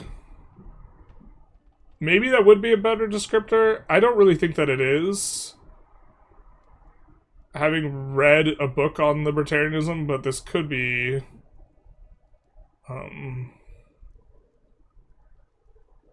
so I think agree with some elements of redistribution that I think a classic liberal might not as well. But I also think the libertarians disagree with me on that as well. I'd have to take a closer look. I also think that, like, classic liberalism is, like, not a, like, modern movement, and, like, libertarianism is, if that makes sense. And Rand. Yeah, we talked about her the other day. Yeah. He wants to bully and show it off to the people. Yeah, this is kind of what I think. Weird that the Arab population of Israel keeps increasing, dude.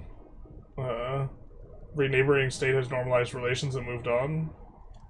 Israel-Palestine's entered the chat. Who entered it in the chat? Oh, okay, it's a regular. Just gotta make sure that the person who's opening up the can of worms is not interloper.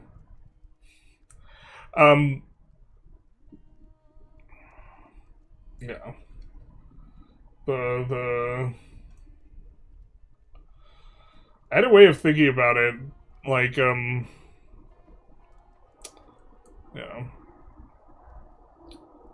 I'm sympathetic to the, like, Israeli people, and I'm sympathetic to the Palestinian people, and I'm not particularly sympathetic to either of their governments. Which, I think everyone hates that kind of answer. Everyone kind of hates that answer because they're like, oh, you're just saying they're the same and you're, like, dusting off your hands and moving on. It's like, there's a very obvious power differential there. I don't know. I think the US shouldn't send offensive weapons to Israel.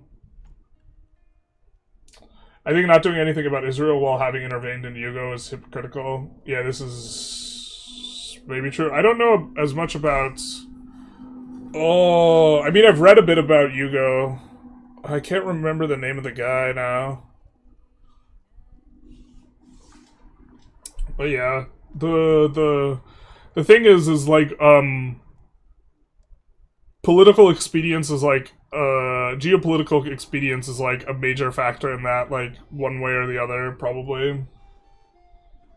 Isn't Ron Paul older than Biden by now? Yeah. I mean, my write-in, before Biden dropped out, because I said I was not going to vote for Biden, because I have a policy of, if someone doesn't do anything to get money out of politics, I'm voting against the incumbent always, but I didn't want to vote for Trump, so, my write-in was going to be, Jimmy.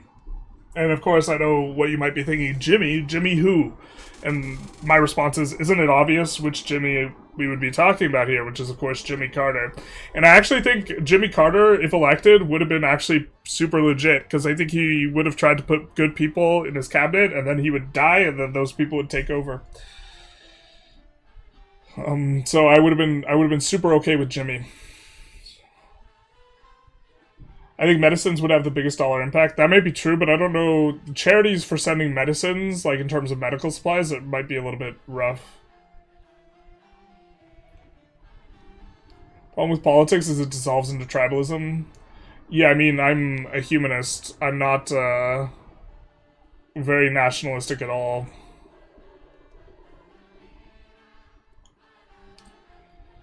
We got camera, radar, and coverage of the whole Venezuelan coastline.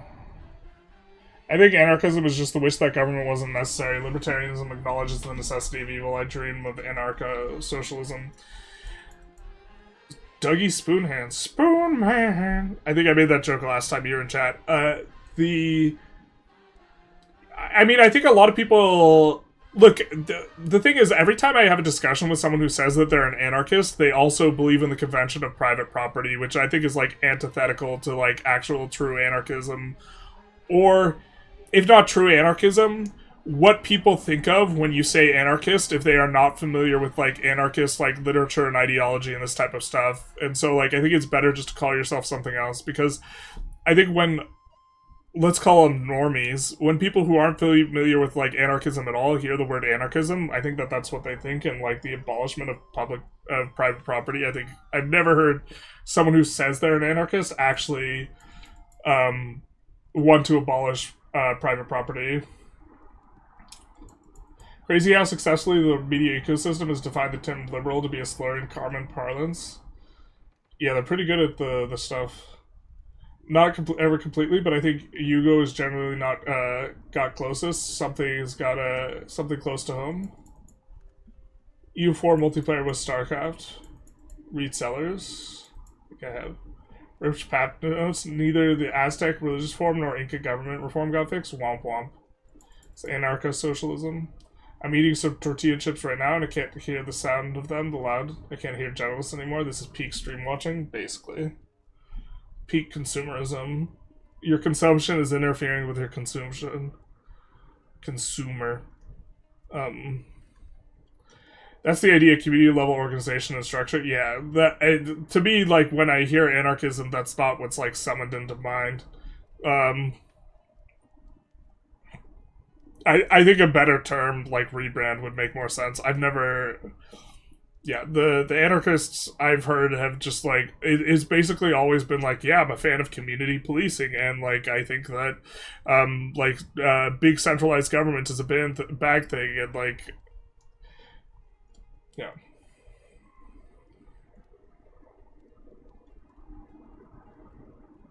Generalist syndicalism is not true anarchism, Mark, yeah. All Clinton wanted to do was create a no-fly zone to protect Kosovo. He didn't have an interest in dismantling Yugo. It was innate to the 1990s economy.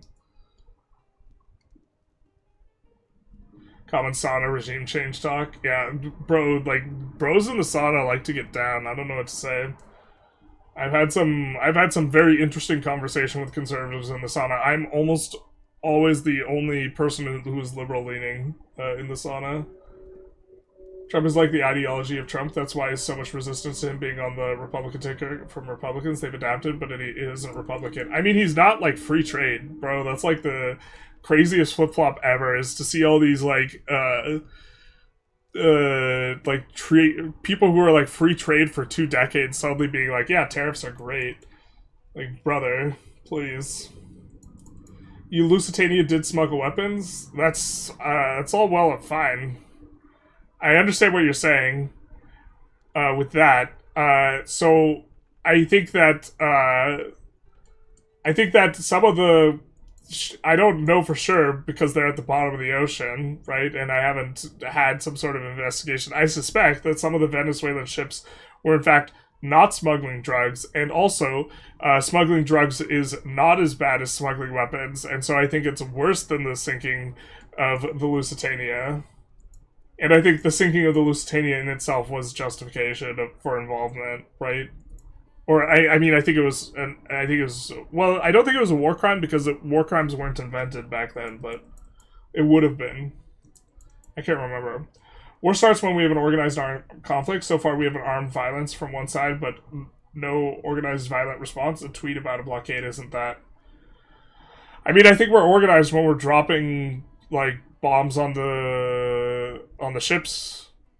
I think that it's an act of war. Like, I just also I think that the head of state expressing that there is a blockade on your nation, I think is sufficient to deter ships from actually engaging in commerce, and that's like I think that's a hair splitting I'm not interested in. I think if a sovereign nation says that the leader of a sovereign nation says that the other nation's under blockade, that can be reasonably construed as the recipient nation as an act of war. I don't think that I think if Venezuela wanted to consider that an act of war, that would not be unfair. Uncle, this is not the EU5 patch notes. It was. I'm trying to catch up with chat, and then we'll be out because we finished the one. Take an online quiz to find out what liberal you are. Nobody really cares which type of liberal I am. They care more about the discussion than what category I would actually be in. Was worried when you alt-tabbed, but Wikipedia is safe for minors. Yep. Depends on the Wikipedia page. This too. Also, when you say like classical liberal, I think that like everyone thinks you're talking about like these OG as fuck thinkers, which is not like maybe this is the reason why I resist this. Although David Ricardo, what a strapping lad. We can stand some David Ricardo up in this bitch. Big fan of the labor theory of value. I've been meaning to read some David Ricardo. I think I've read like excerpts of like some primary sources, but not in any substantive particular way. Just a fan of labor theory of value. Yeah. Abolitionist, hell yeah, brother. Yeah.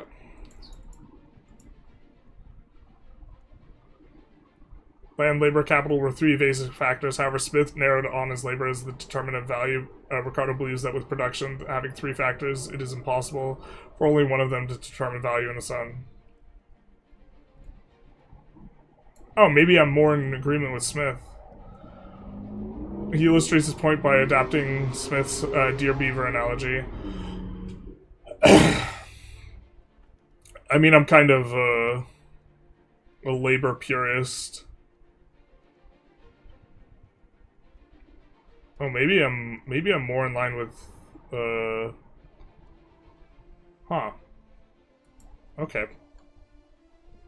We'll have to think that one through. Or I mean, I'd have to look it up. I'm generally more familiar with Ricardo as interpreted by Marxists, which Marxists are entirely labor-oriented. But yeah.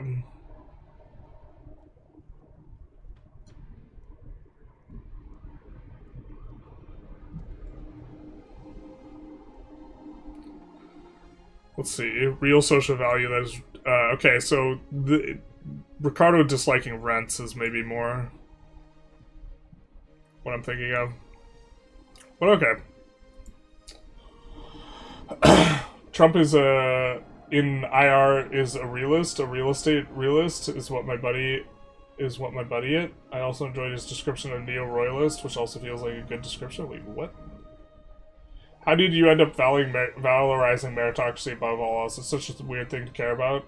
I wouldn't use the word valorizing, but my main reason is I could get behind the notion that the government should provide good for its people, but I think that people wildly disagree on what's good. And so, if you don't know what's good and you can't determine it in an objective sense, then you should probably be providing the minimally invasive thing that is probably going to produce the maximal amount of outcomes that are good for people as they determine to be good by their own values. And so the way I see it, meritocracy and freedom are like the two principles that best inform that. Any reason for the delay? The reason for the delay is that I'm behind on chat. I'm trying to catch up before we get out of here. But we might have to skim a lot more. I wrote in Batman. Big true. Big nice. Wasn't bombing Serbia ordered by Hillary as an ultimatum to Billy? I don't like those types of... Bill was president at the time. I attribute whatever decisions were made there to Bill. Jimmy Carter. Yeah. So... Jimmy Neutron for president. I don't like John Paradox for president, personally. Same. I don't believe in private property. That's part of anarcho-socialism. Yeah, okay. You would be the first anarchist I've interacted with that is okay with the abolishment of private property.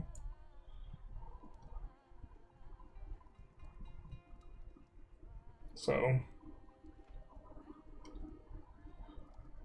I think Christmas Critters episode of South Park, when you mentioned anarchy. I haven't seen that. Or I might have seen it. I've seen a lot of South Park episodes. I've probably seen it, I've just forgotten.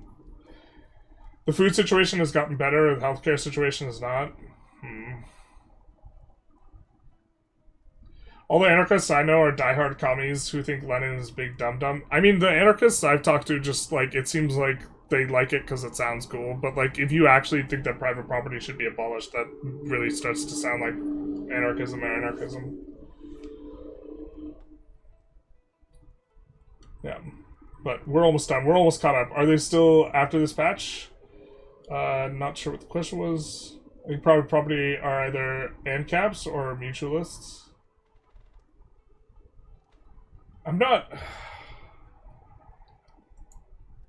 Maybe I just need to understand anarchism better. Like, in my mind, like, if you want a complete reduction of what, like, government does, a big part of what government does is enforce the status quo of private property, which is, like, one of the biggest things. And when you live in a state of zero rules and this type of thing, like, I mean, maybe I just need to, like, learn what anarchism means a little bit better. Fed is now WMD, says Trump, giving them more reason to invade. Yeah, that's stupid as hell. Look, the talking about the kids taking the drugs and ODing is so insipid in the back of, like, that's not even the... It's not even the number one or two cause of death from people ages 5 to, like, 18, like, school age. I think that, like, childbirth and, like, various sicknesses are, like, below the 5, which is why it gets excluded in the statistic, but, like, the number 1 is guns, and the number 2 is car accidents. To be fair, those boats were smuggling drugs. I mean, I don't care if they were smuggling drugs, really, because I don't think that that's justification for blowing up. Look, we don't give the death penalty for drug smuggling, so for a nation to act as judge, jury, and executioner and just, like, execute someone for, like, drugs is, like, insane, and also it's unclear if they were even heading to the US. I know one of them was, like, a sub, though, or, like, I saw videos of it and it appeared to be a sub, and that's, like, kind of crazy and wild, but, like, it still is not, we don't just give the death penalty to people who are smuggling drugs, and if we want to do that, that's something we could do, like, Singapore does that, but, like, that's not the law. And then even then we need a trial, like, all these types of stuff. It, like, doesn't matter. Yeah. While transporting a weapon does strip you of civilian protection nowadays. Okay. The Geneva Convention was in place when Lusitania got sunk. When did it come into place? It was created following the Risorgimento, the Italian unification. Really? It was that long ago? I gotta read up on history then. We have the war crime definition prior to the Geneva Convention from the Hague of 1899. War crimes were invented in 1863 by the USA to stop troops from doing bad things, and then further codified in several treaties in Europe. Yeah. I mean, the thing is, like, when the war becomes, like, a total war, like, people just throw it all out the window, so... But then, yeah, I don't know. I'm a fan of, I gotta phrase this carefully. I'm a fan of, there being a convention by which you recognize certain actions as war crimes. I almost said I'm a fan of war crimes, which is, a very different thing. Classical liberal today is right-wing grifter that won't admit it. Yeah, this is maybe why I dislike the label, because that's to some degree that's kind of what I think, and I don't want to get lumped in with them. But also that's what people think with libertarians. So why would I insist I'm a libertarian then? We will very quickly go over all these changes now that we're all caught up. Comparative advantage was we saw last year at college. Wait, what? I'm a fan of comparative advantage. I mean, that's why I like free trade. If Venn wanted to consider an act of war, I absolutely do not care. They could do what they want. I'm talking about the law of war actually applies. That requires Venn to do something back. Yeah. Yeah. Well, I mean, Venezuela could do anything back and then it would be war, right? So you're a libertarian because you're a moral nihilist? I'm not a moral nihilist. I'm a relativist. There's a pretty substantive distinction in that the nihilist gives up on the project of morality. But okay, so you're libertarian because you're a moral nihilist in the sense that you don't believe in justified ethical goals could be arrived at through rational inquiry, therefore leave it to individuals. Yeah, I'm kind of for the, like, minimizing government intervention in determining for people what's good and letting people determine it for themselves and maximizing the conditions in which that's possible. Yeah. So, forced slave conversion was not working at all. It was, like, on an earlier version of the build. I remember having issues with it months ago on the Mamluks because too many of my pops, my slave pops, got converted. Congrats on catching up. Shout out. Yeah, I had to skim over a lot of messages. Autocrats always want to protect the kids. It's rarely authentic. No, I understand. Like, if I wouldn't be saying anything about the protect the kids argument if he was also, like, dropping bombs on the people who make guns and the people who make cars because those also kill kids. I'd be like, holy shit. This dude's about some stuff. He is not fucking around.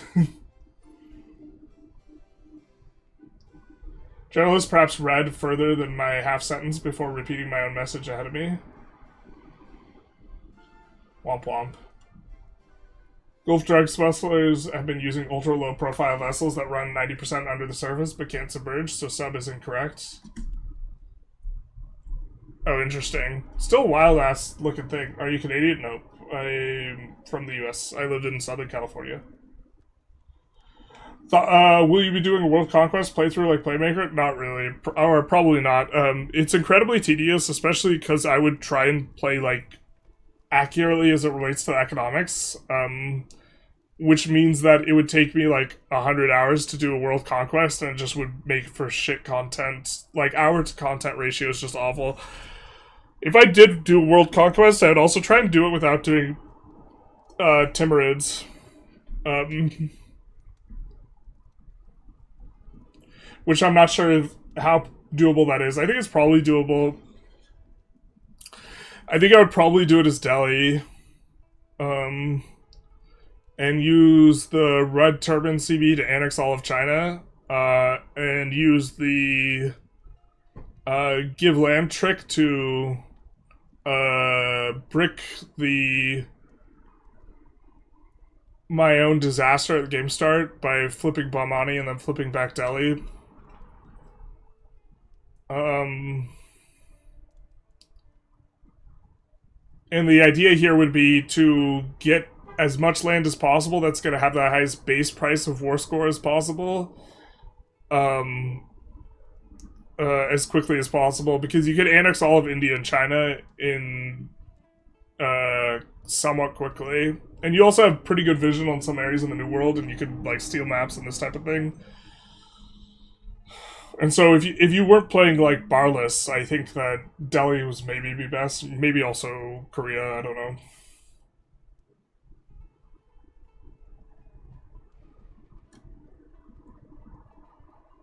Being a fan of war crimes is the most Canadian thing you can say, basically. No fishing vessel is designed in that way. It's give and tell, and there's only reason to operate the vessels to avoid law enforcement. Sure. I would have a different feeling about it if they were also bombed inside of our own territorial waters.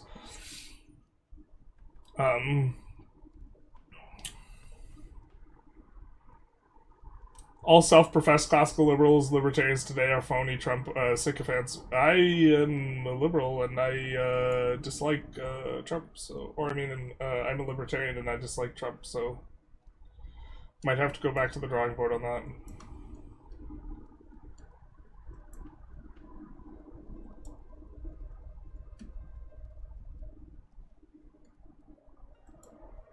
Like, very strongly.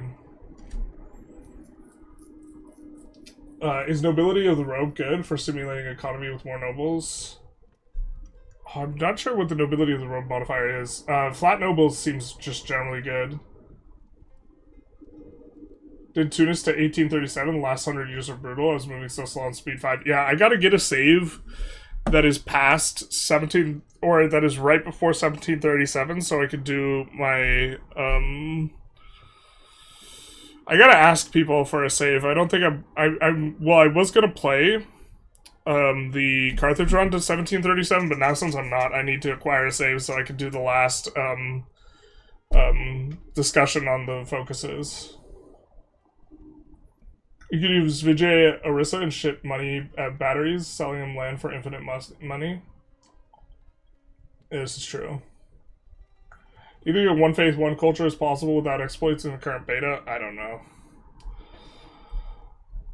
I would have to try it a little bit more. I mean, Kilwa's going kind of okay in that regard. It would involve using a whole shitload of subjects. The thing is like, you would use subjects to convert. I don't know. I would have to take a closer look at this. Have you played around with trade companies? They're kind of just broken right now. I just would ignore the mechanic entirely. I more so meant people trying to be classical liberals, libertarians in the media today don't want to direct it at you. Yeah, okay, I would kind of somewhat agree with that, yeah. I don't think it's necessarily categorical, but like, I think there's a lot of it. Why did they remove the river map mode? They couldn't handle the truth. Can't wait for disliking Trump to no longer be divisive, but just common sense. Yeah, we'll see. Alright, just gonna quickly go over the things that we highlighted here for the stream, and then probably ending the stream, and then gonna make a video for this. So, new advances for a bunch of different countries. Kurdistan, Manchu, Sokoto, Italy, Malacca, Malaya. Rich countries now field significantly larger armies in the late game. This is more of an AI thing, but okay. Further revisions of population demands to balance the state economies. Low tax might be meta in some circumstances. Both exporting and importing now spreads institutions. Also, Alexandria was changed. Paved roads and roads are giving better market access, but downstream from rivers still 50%, but they don't stack anymore. Market villages now 10 burgers per level. This allows you to get the bonus from burger literacy in locations, so you just build them everywhere.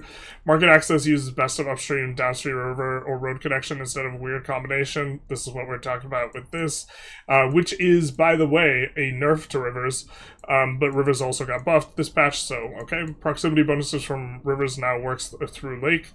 Oh, it works through lakes too?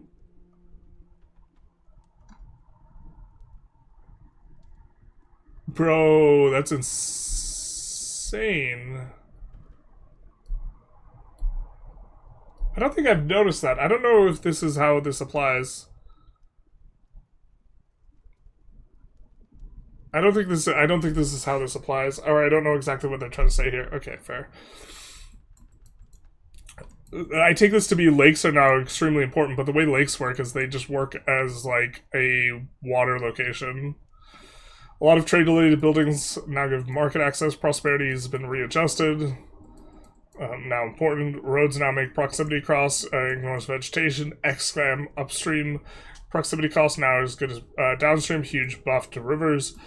Colonies always pull from home market. Really obnoxious. Fiefdom, dominions, and state banks can no longer change religion on their own. Limited stuff to be close to the vassals. And incidentally, this is going to make it so that fiefdoms are probably better.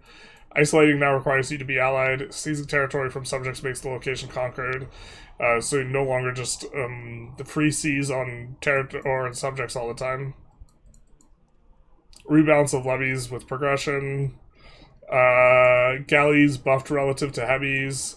They fixed infinite levies, but it wasn't in the patch notes.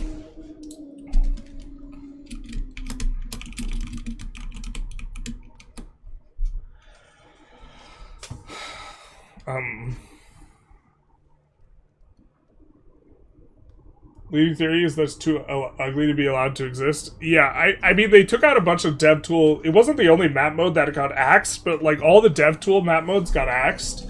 The river map mode was among them. I don't think the river map mode was specifically targeted, but also I do think that they don't want the river map mode to be really seen very much as well.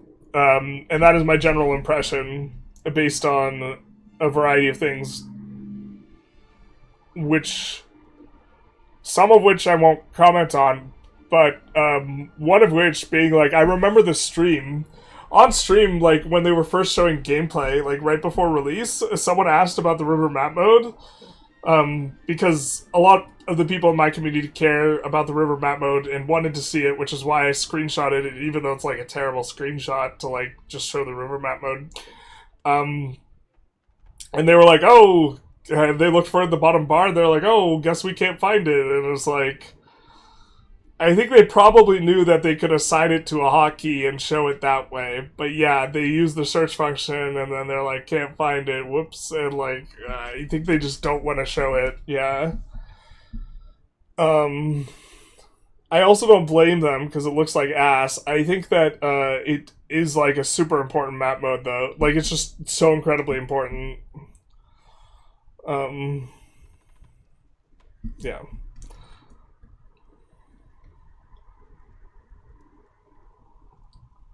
But they commented that it's going to be re-added later.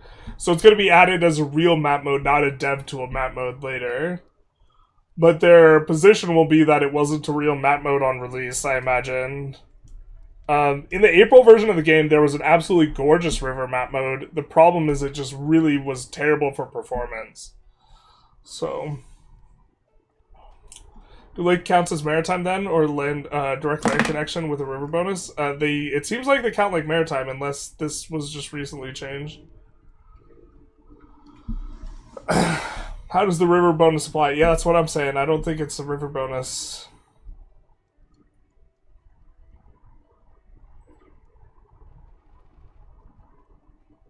I don't think rivers apply when entering a lake. Don't quote me on that though. Oh, that would be interesting.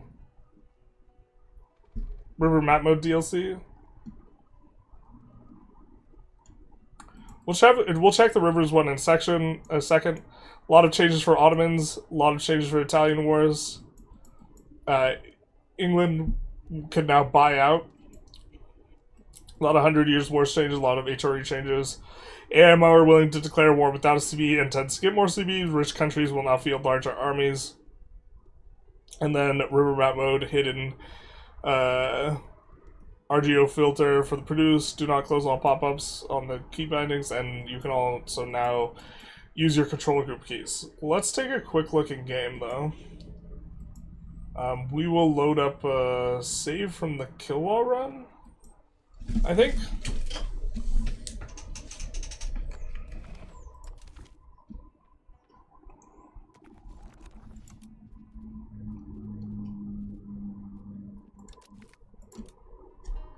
To check if this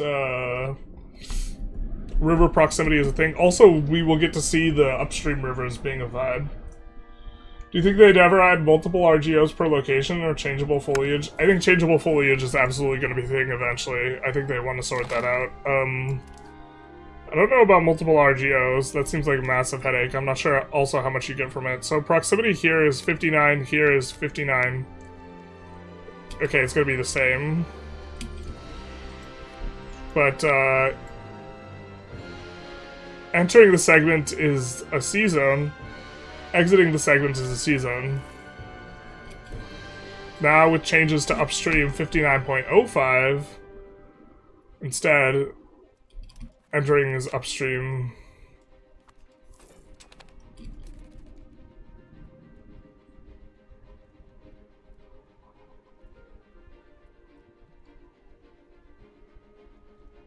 Why is there a difference in these segment costs?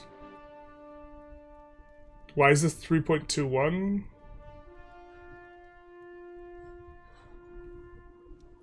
And this 3.29?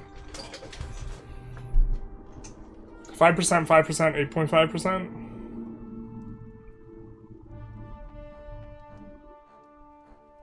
(5%, 5%, 8.5%? Brother, why are those two numbers different?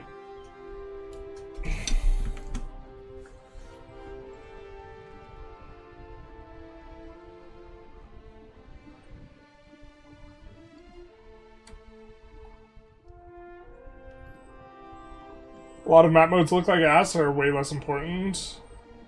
Yeah, but this one by far looks the worst. Do they fix the AI economies in the game because the AI just never gets rich? I mean, it's been improving steadily, but like no monumental like uptick as far as I could tell.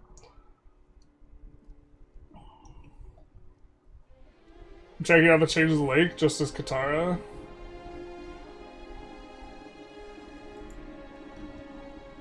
Yeah. Being able to cut down jungle sounds pretty cool for sure. Yeah, I think eventually...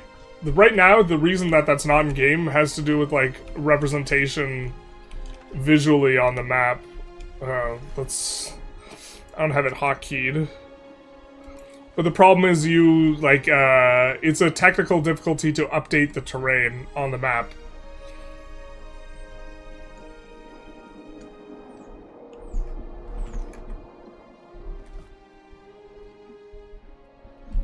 Distance as the crow flies? I mean, maritime segments don't care about that distance cost. These will all be 3.29. You see? Almost universally 3.29. I'm trying to hover so I can point, but...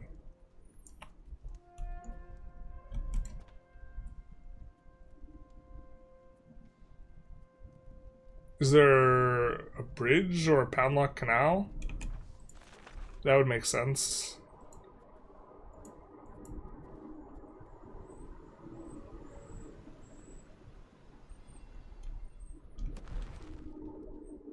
It must be the bridge. Yeah, this has to be the bridge. That's the only thing that makes sense. The bridge is applying, but it isn't visually in the UI. It's not in the tooltip, but it's a bridge.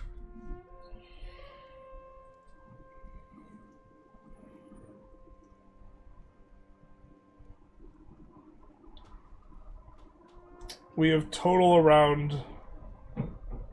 Shouldn't that give a bigger discount, though? 3.29 versus 3.21. It should give more than 0.08 if it's a bridge.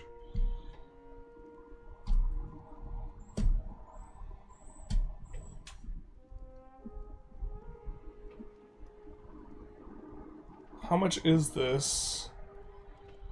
It's 0.08, so roughly it's 0.2. Wait. It's 0.08, so roughly it's 2%, right? Does this place have 8 dev? Or... It's 0.08 off of a base cost of 4. So it's around 2%. It's the dev bonus. So the local procs cost from dev? There's no dev in the lake? I think that's it.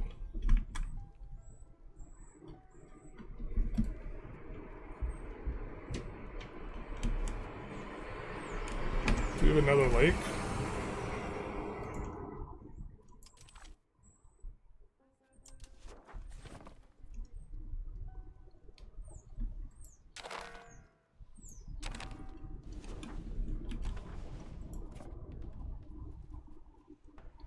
So he's going into this segment cheaper, 4.78.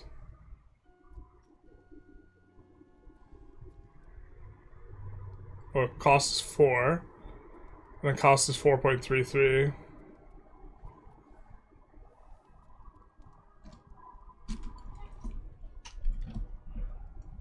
And since the cost is 4, and the base cost is around 5, let's call it a 6% discount. What's your procs, baby? Yeah. No, it must be the dev. Interesting. Bridge doesn't apply, dev does apply. Would have Lake had a buildable ferry slot that improved proximity like roads? That'd be interesting. I think that a lot of the considerations regarding proximity is acting as a representation of multiple things, and maybe they should be bifurcated. And there be added complexity to infrastructure. Because I don't think that, like, the notion that you can't improve infrastructure if there's an upstream or downstream river in a location kind of feels, like, wrong. You know what I mean? I mean, you could build bridges, I guess, but like, it feels like you should be able to do something meaningful to increase infrastructure. And that you're like locked in on a turbo strong bonus, it seems a little bit weird. Um,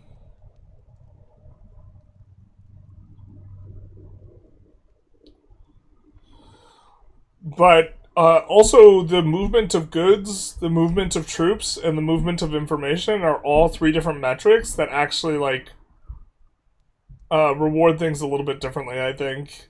And so the pieces of infrastructure that do one don't necessarily do the other. Like rivers are really really good at moving goods. I don't know how good they are at moving troops. Like I believe that armies would generally march overland, but goods would be traveled via barge. So the to the extent that projection of control involves the movement of individuals or the ability to move individuals or large groups of people, like rivers are not as helpful. They can be good for, and then like someone on horseback. How do we compare that with a river? Because I think that roads. I feel like traveling downstream via barge was probably not as fast as messenger by horseback, so suddenly now the roads are better, like this type of thing. That would require lake ownership to be able to build a building there. Maybe you could build the ferries on the locations bordering the lakes.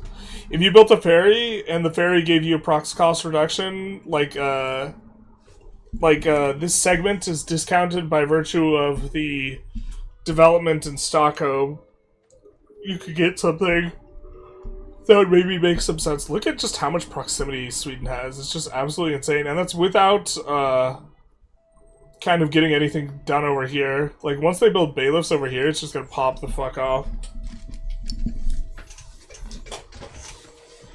Like, one bailiff right here will give, like, 15 proximity to all of this or something. Yeah, I think I was discussing with someone that, like, Kilwa benefited more, but honestly, looking at all these lakes, maybe not.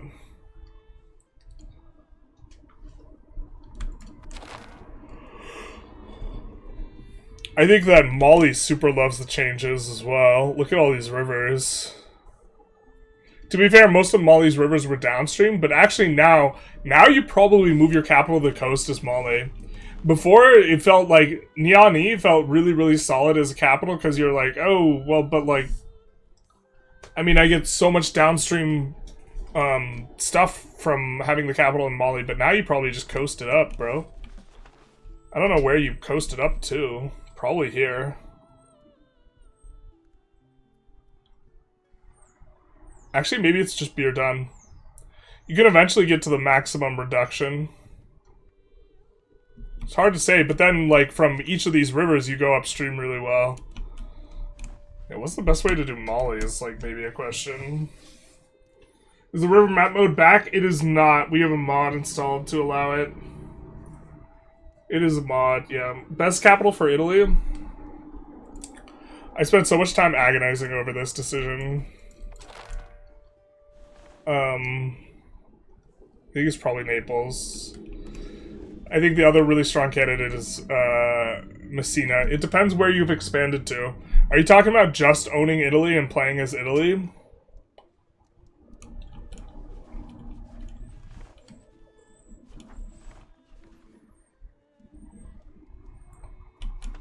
I think Pisa's not insane as well. If you're talking about expanding around the entirety of the Mediterranean and going for North Africa, which I think you should, Messina starts to look really attractive. But also, getting the capital of North Africa to get the North African tax maybe makes some sense. It might just be Carthage, bros. The entire Med. Yeah, I think if you're, I really like Messina here. We took a long look at this, and Messina really reduces the total segment cost of a lot of stuff by a lot.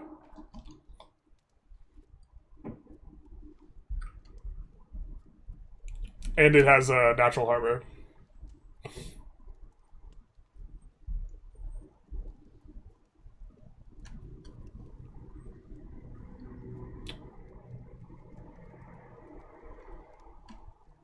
The important bit is going around this other side of Italy is a lot faster.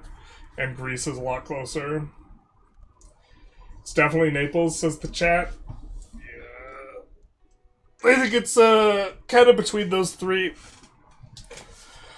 The best total proximity, though, I think is Messina. But Naples, the thing about Naples is you're closer to the highest pop area in all of Europe. And it's going to stay the highest pop area because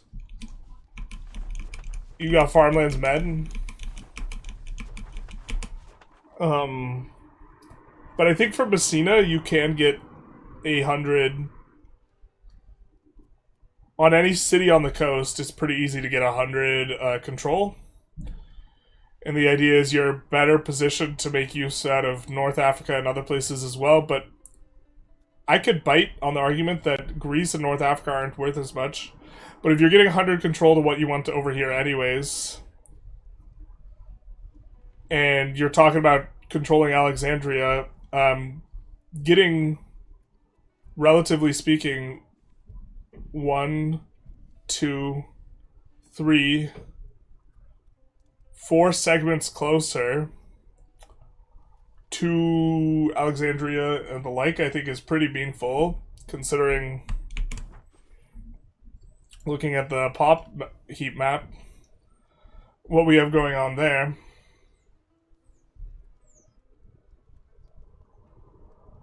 Messina is mountains, right? Or does that not matter? It doesn't matter. You're going to get to the minimum reduction anyways. It's hard to make up dev difference, and high dev in the capital is very good. Why do we love high dev in the capital specifically?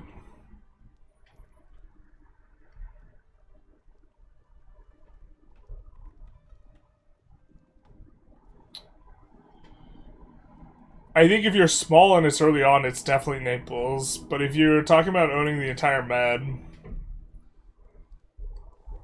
I think being meaningfully closer to Alexandria is worth a lot. With the change of rivers, is it useful to build at least one gravel road for bridges and pound lock canals? Yeah. Also for the development bonus and to negate the negative effects of vegetation. Still super worth building roads. Building slots? Building slots in the capital? Here's the thing, though. You will still get plenty of building slots over here. The idea is, you're not, making a market in Messina. Right? You're splitting the markets. So, early on, it's best to have the capital and the overlap, capital and the market center overlap. But, late game, when you can get 100 to both, I think splitting markets makes sense. And I think Naples is the best market in Italy. You can move it around, but the general idea is you have a huge pop density here because the med and this type of stuff. But I think for Messina, you can get 100 control to every coastal location in this kind of Mediterranean farmland scrum. And once you have 100 control and you have a ton of market access, where's the differential?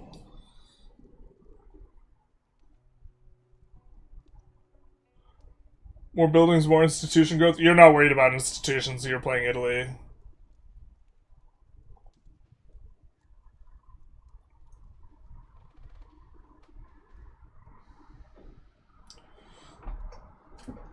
You super don't care, I don't think. Or you're just getting institutions no matter what. If they add terrain vegetation changes, do you think adding provinces to the ocean, like Netherlands and Venice, will be possible? I think probably not.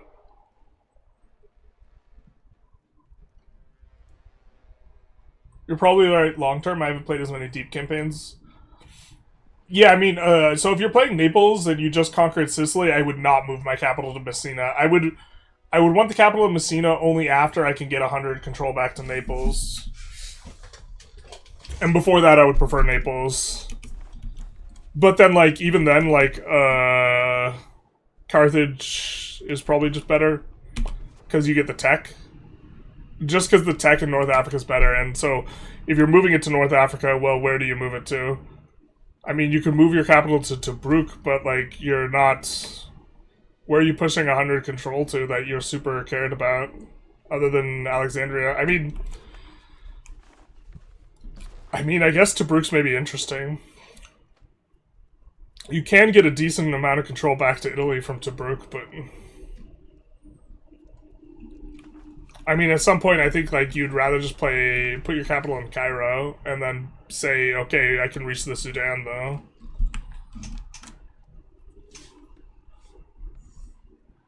You could increase market access with buildings now? Oh, okay. Yeah. How much does that change things?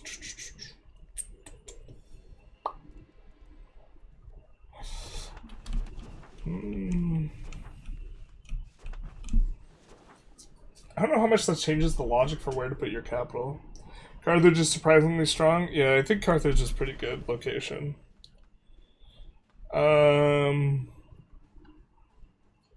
I'd bite on the idea that this place is just better, though. I think I'm fine with that, too.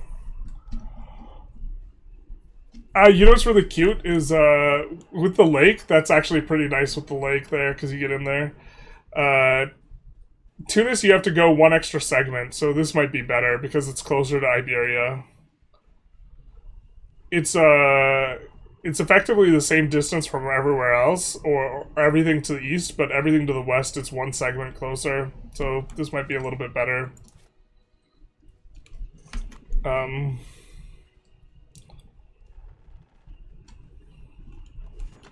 Because you only need about, I think you want like 50 to 70 harbor capacity, like kind of as a minimum threshold. 50 is just going to take a little bit longer to reduce your exit cost to 0, but it's definitely doable.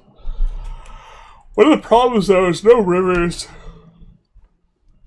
No rivers down here, but, like, I don't know, you push out 1, 2, 3, 4, and 5, and you're, like, in this segment, and so... 1... So this segment's free. 2.5, 5, 7.5, 10. And then... I don't know how much this segment will be. Rome doesn't have harbor capacity. I mean, there's harbor capacity here. Well, let's call it 15 proximity to get over to here. Pretty solid. Like, with 85 procs, definitely everything that's a city is going to have 100 control. Right? Well, 85 times 0.7...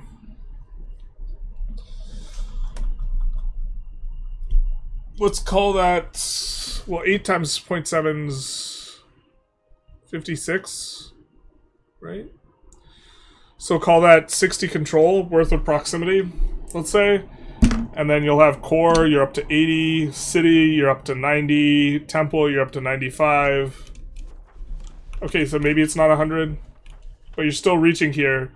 From this location, again, you have free 2.5, 5, 7.5, 12, or 7.5, yeah, 12, so 87.5. You're still having, like, in this entire scrum, right? 95 to 100 control. Has someone done a World Conquest yet? Yeah. Connor Vic 3 has, and the Playmaker has. Both starting as barless, I believe. Kubai really interesting with the lake changes? Yeah. Damn, if Rome is bad, why did the Romans never change the empire? Or wait. Womp womp. Shots fired, bang bang. I mean, harbor capacity is real important. The thing is you'll just go through this harbor instead, but even then it's not that great. Kind of a little bit of a dead zone. For the proximity. Although if you have the Roman bonuses, you just have roads that make everything free, so you just kind of don't care about anything. Biz can form Roman Empire now? Yeah, they can. I would show you in my game, but things seem to be happening. Dardanelles is a vibe, though. Oh, they're a subject of Serbia? What about these guys? Oh, dude, Serbia's popping off.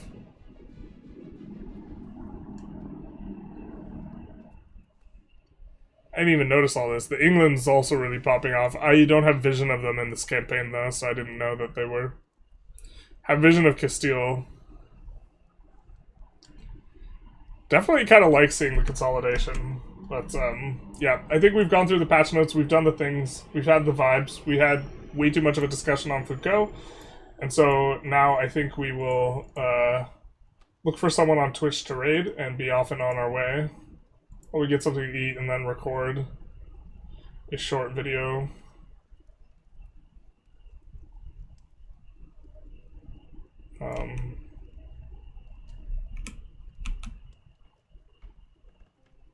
See who's streaming the category. Got Budget Monk, who's big.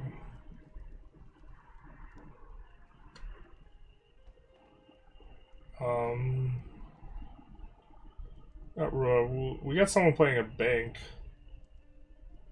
People always ask for bank content. Let's raid them. This is also a Vic 3 enjoyer. We've raided his Vic 3 streams before, if I recall correctly. Okay, so we'll also send the link to the YouTubers in case they want to join. Alongside the Twitchers, although of course we do know that they are mortal enemies.